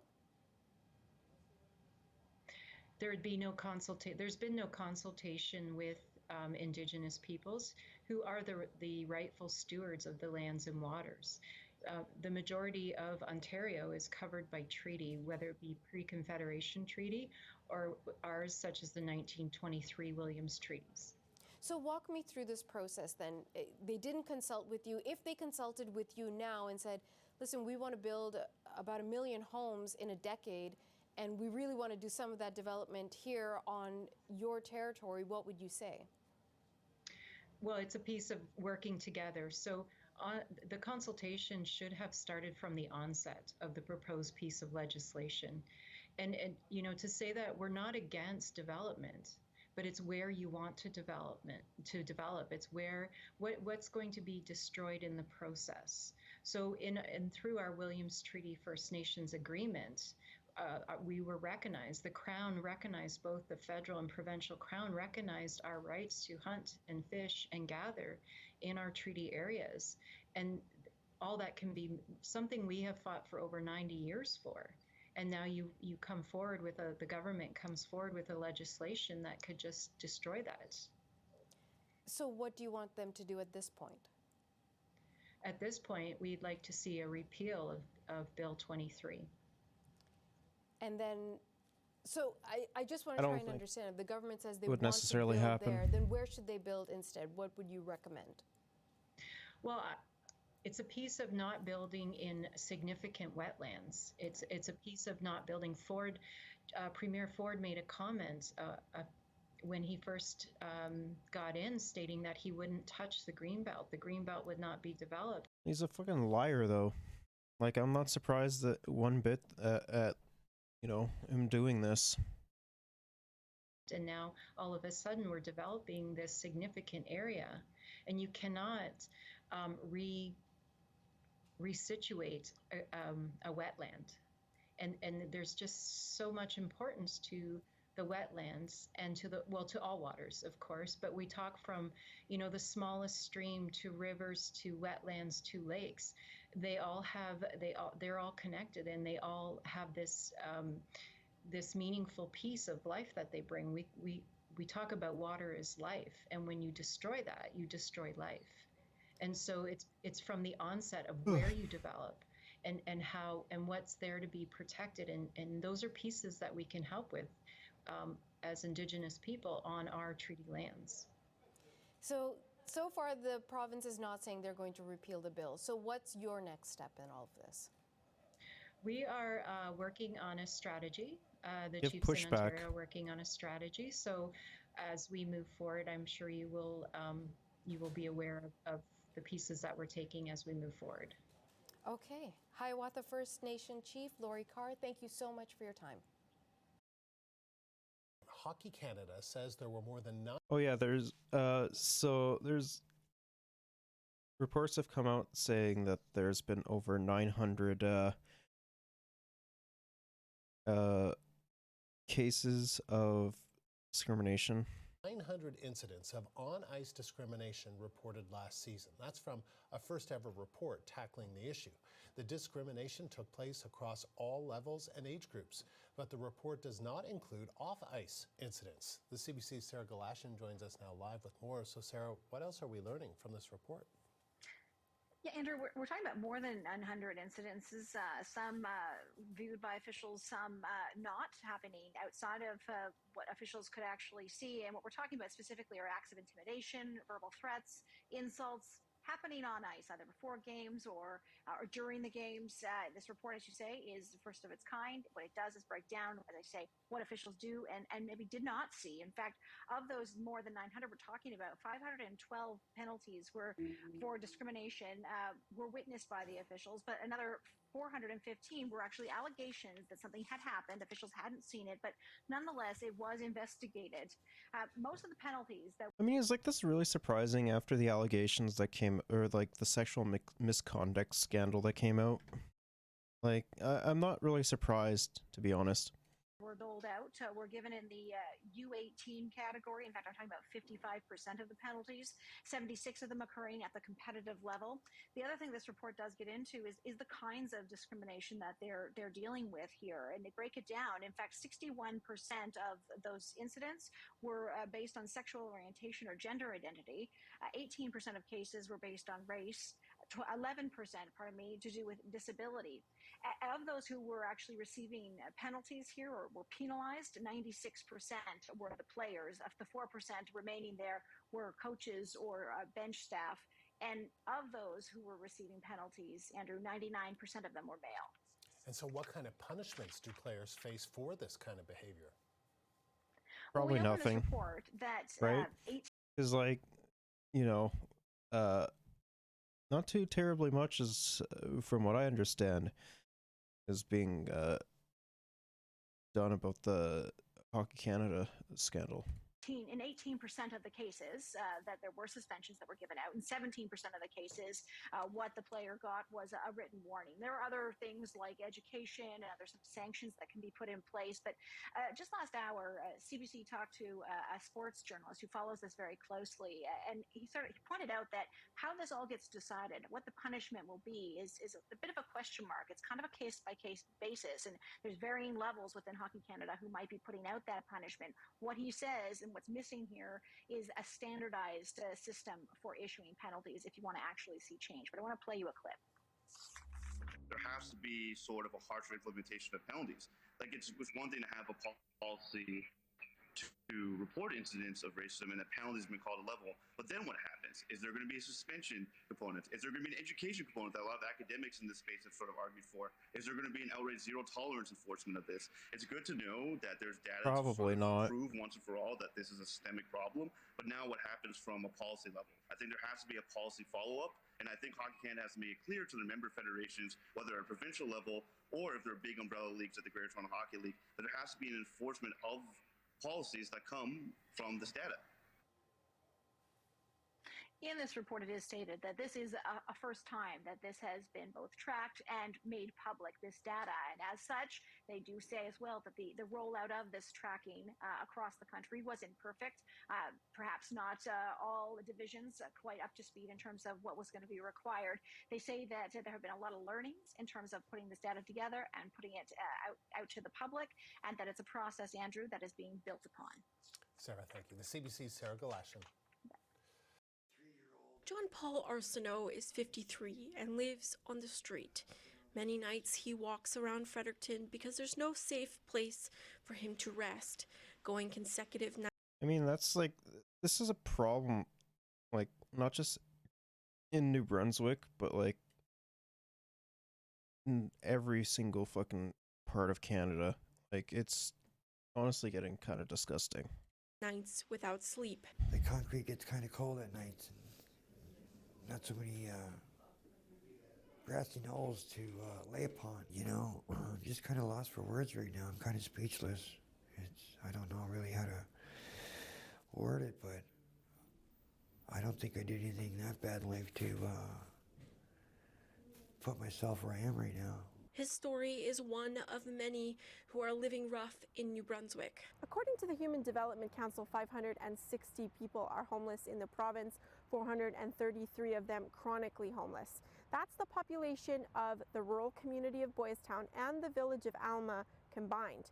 Those numbers don't include those who are precariously housed, like couch surfing or finding other means of shelter. Advocates estimate the number is close to 1,100. It feels like they're forgotten New Brunswickers, that it doesn't matter, that that's not top of the priority list. 2 people have died as winter creeps its way in, one of an overdose, the other inside a tent. Advocates say drug addiction and mental health issues are major factors contributing to the homelessness issue. Those individuals you can pretty much target back to a mental health issue, and really our problem and our concern has been for years is that there's not a robust enough system within mental health to deal with the issues that we're seeing every day inside the shelter and out. Over time, advocates say, I mean, that's not even getting into like a vast majority of like sexual assaults within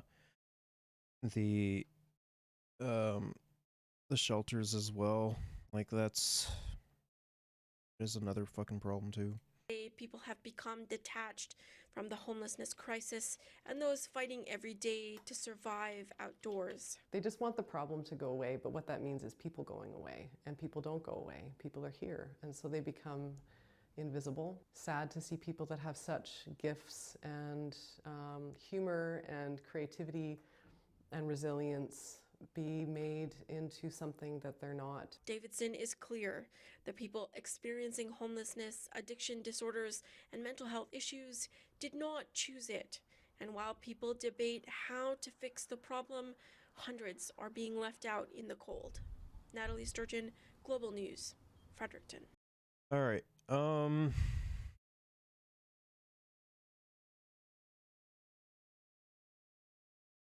think we're gonna call it there. So yeah, thanks to those that came and stopped by and hung out. Tomorrow we'll be doing more 3 houses and having a little bit more fun with that. Yeah. Hopefully I can plan to have a little bit more fun on Saturday. So yeah, we'll just have to wait and see. Till then, see everyone later.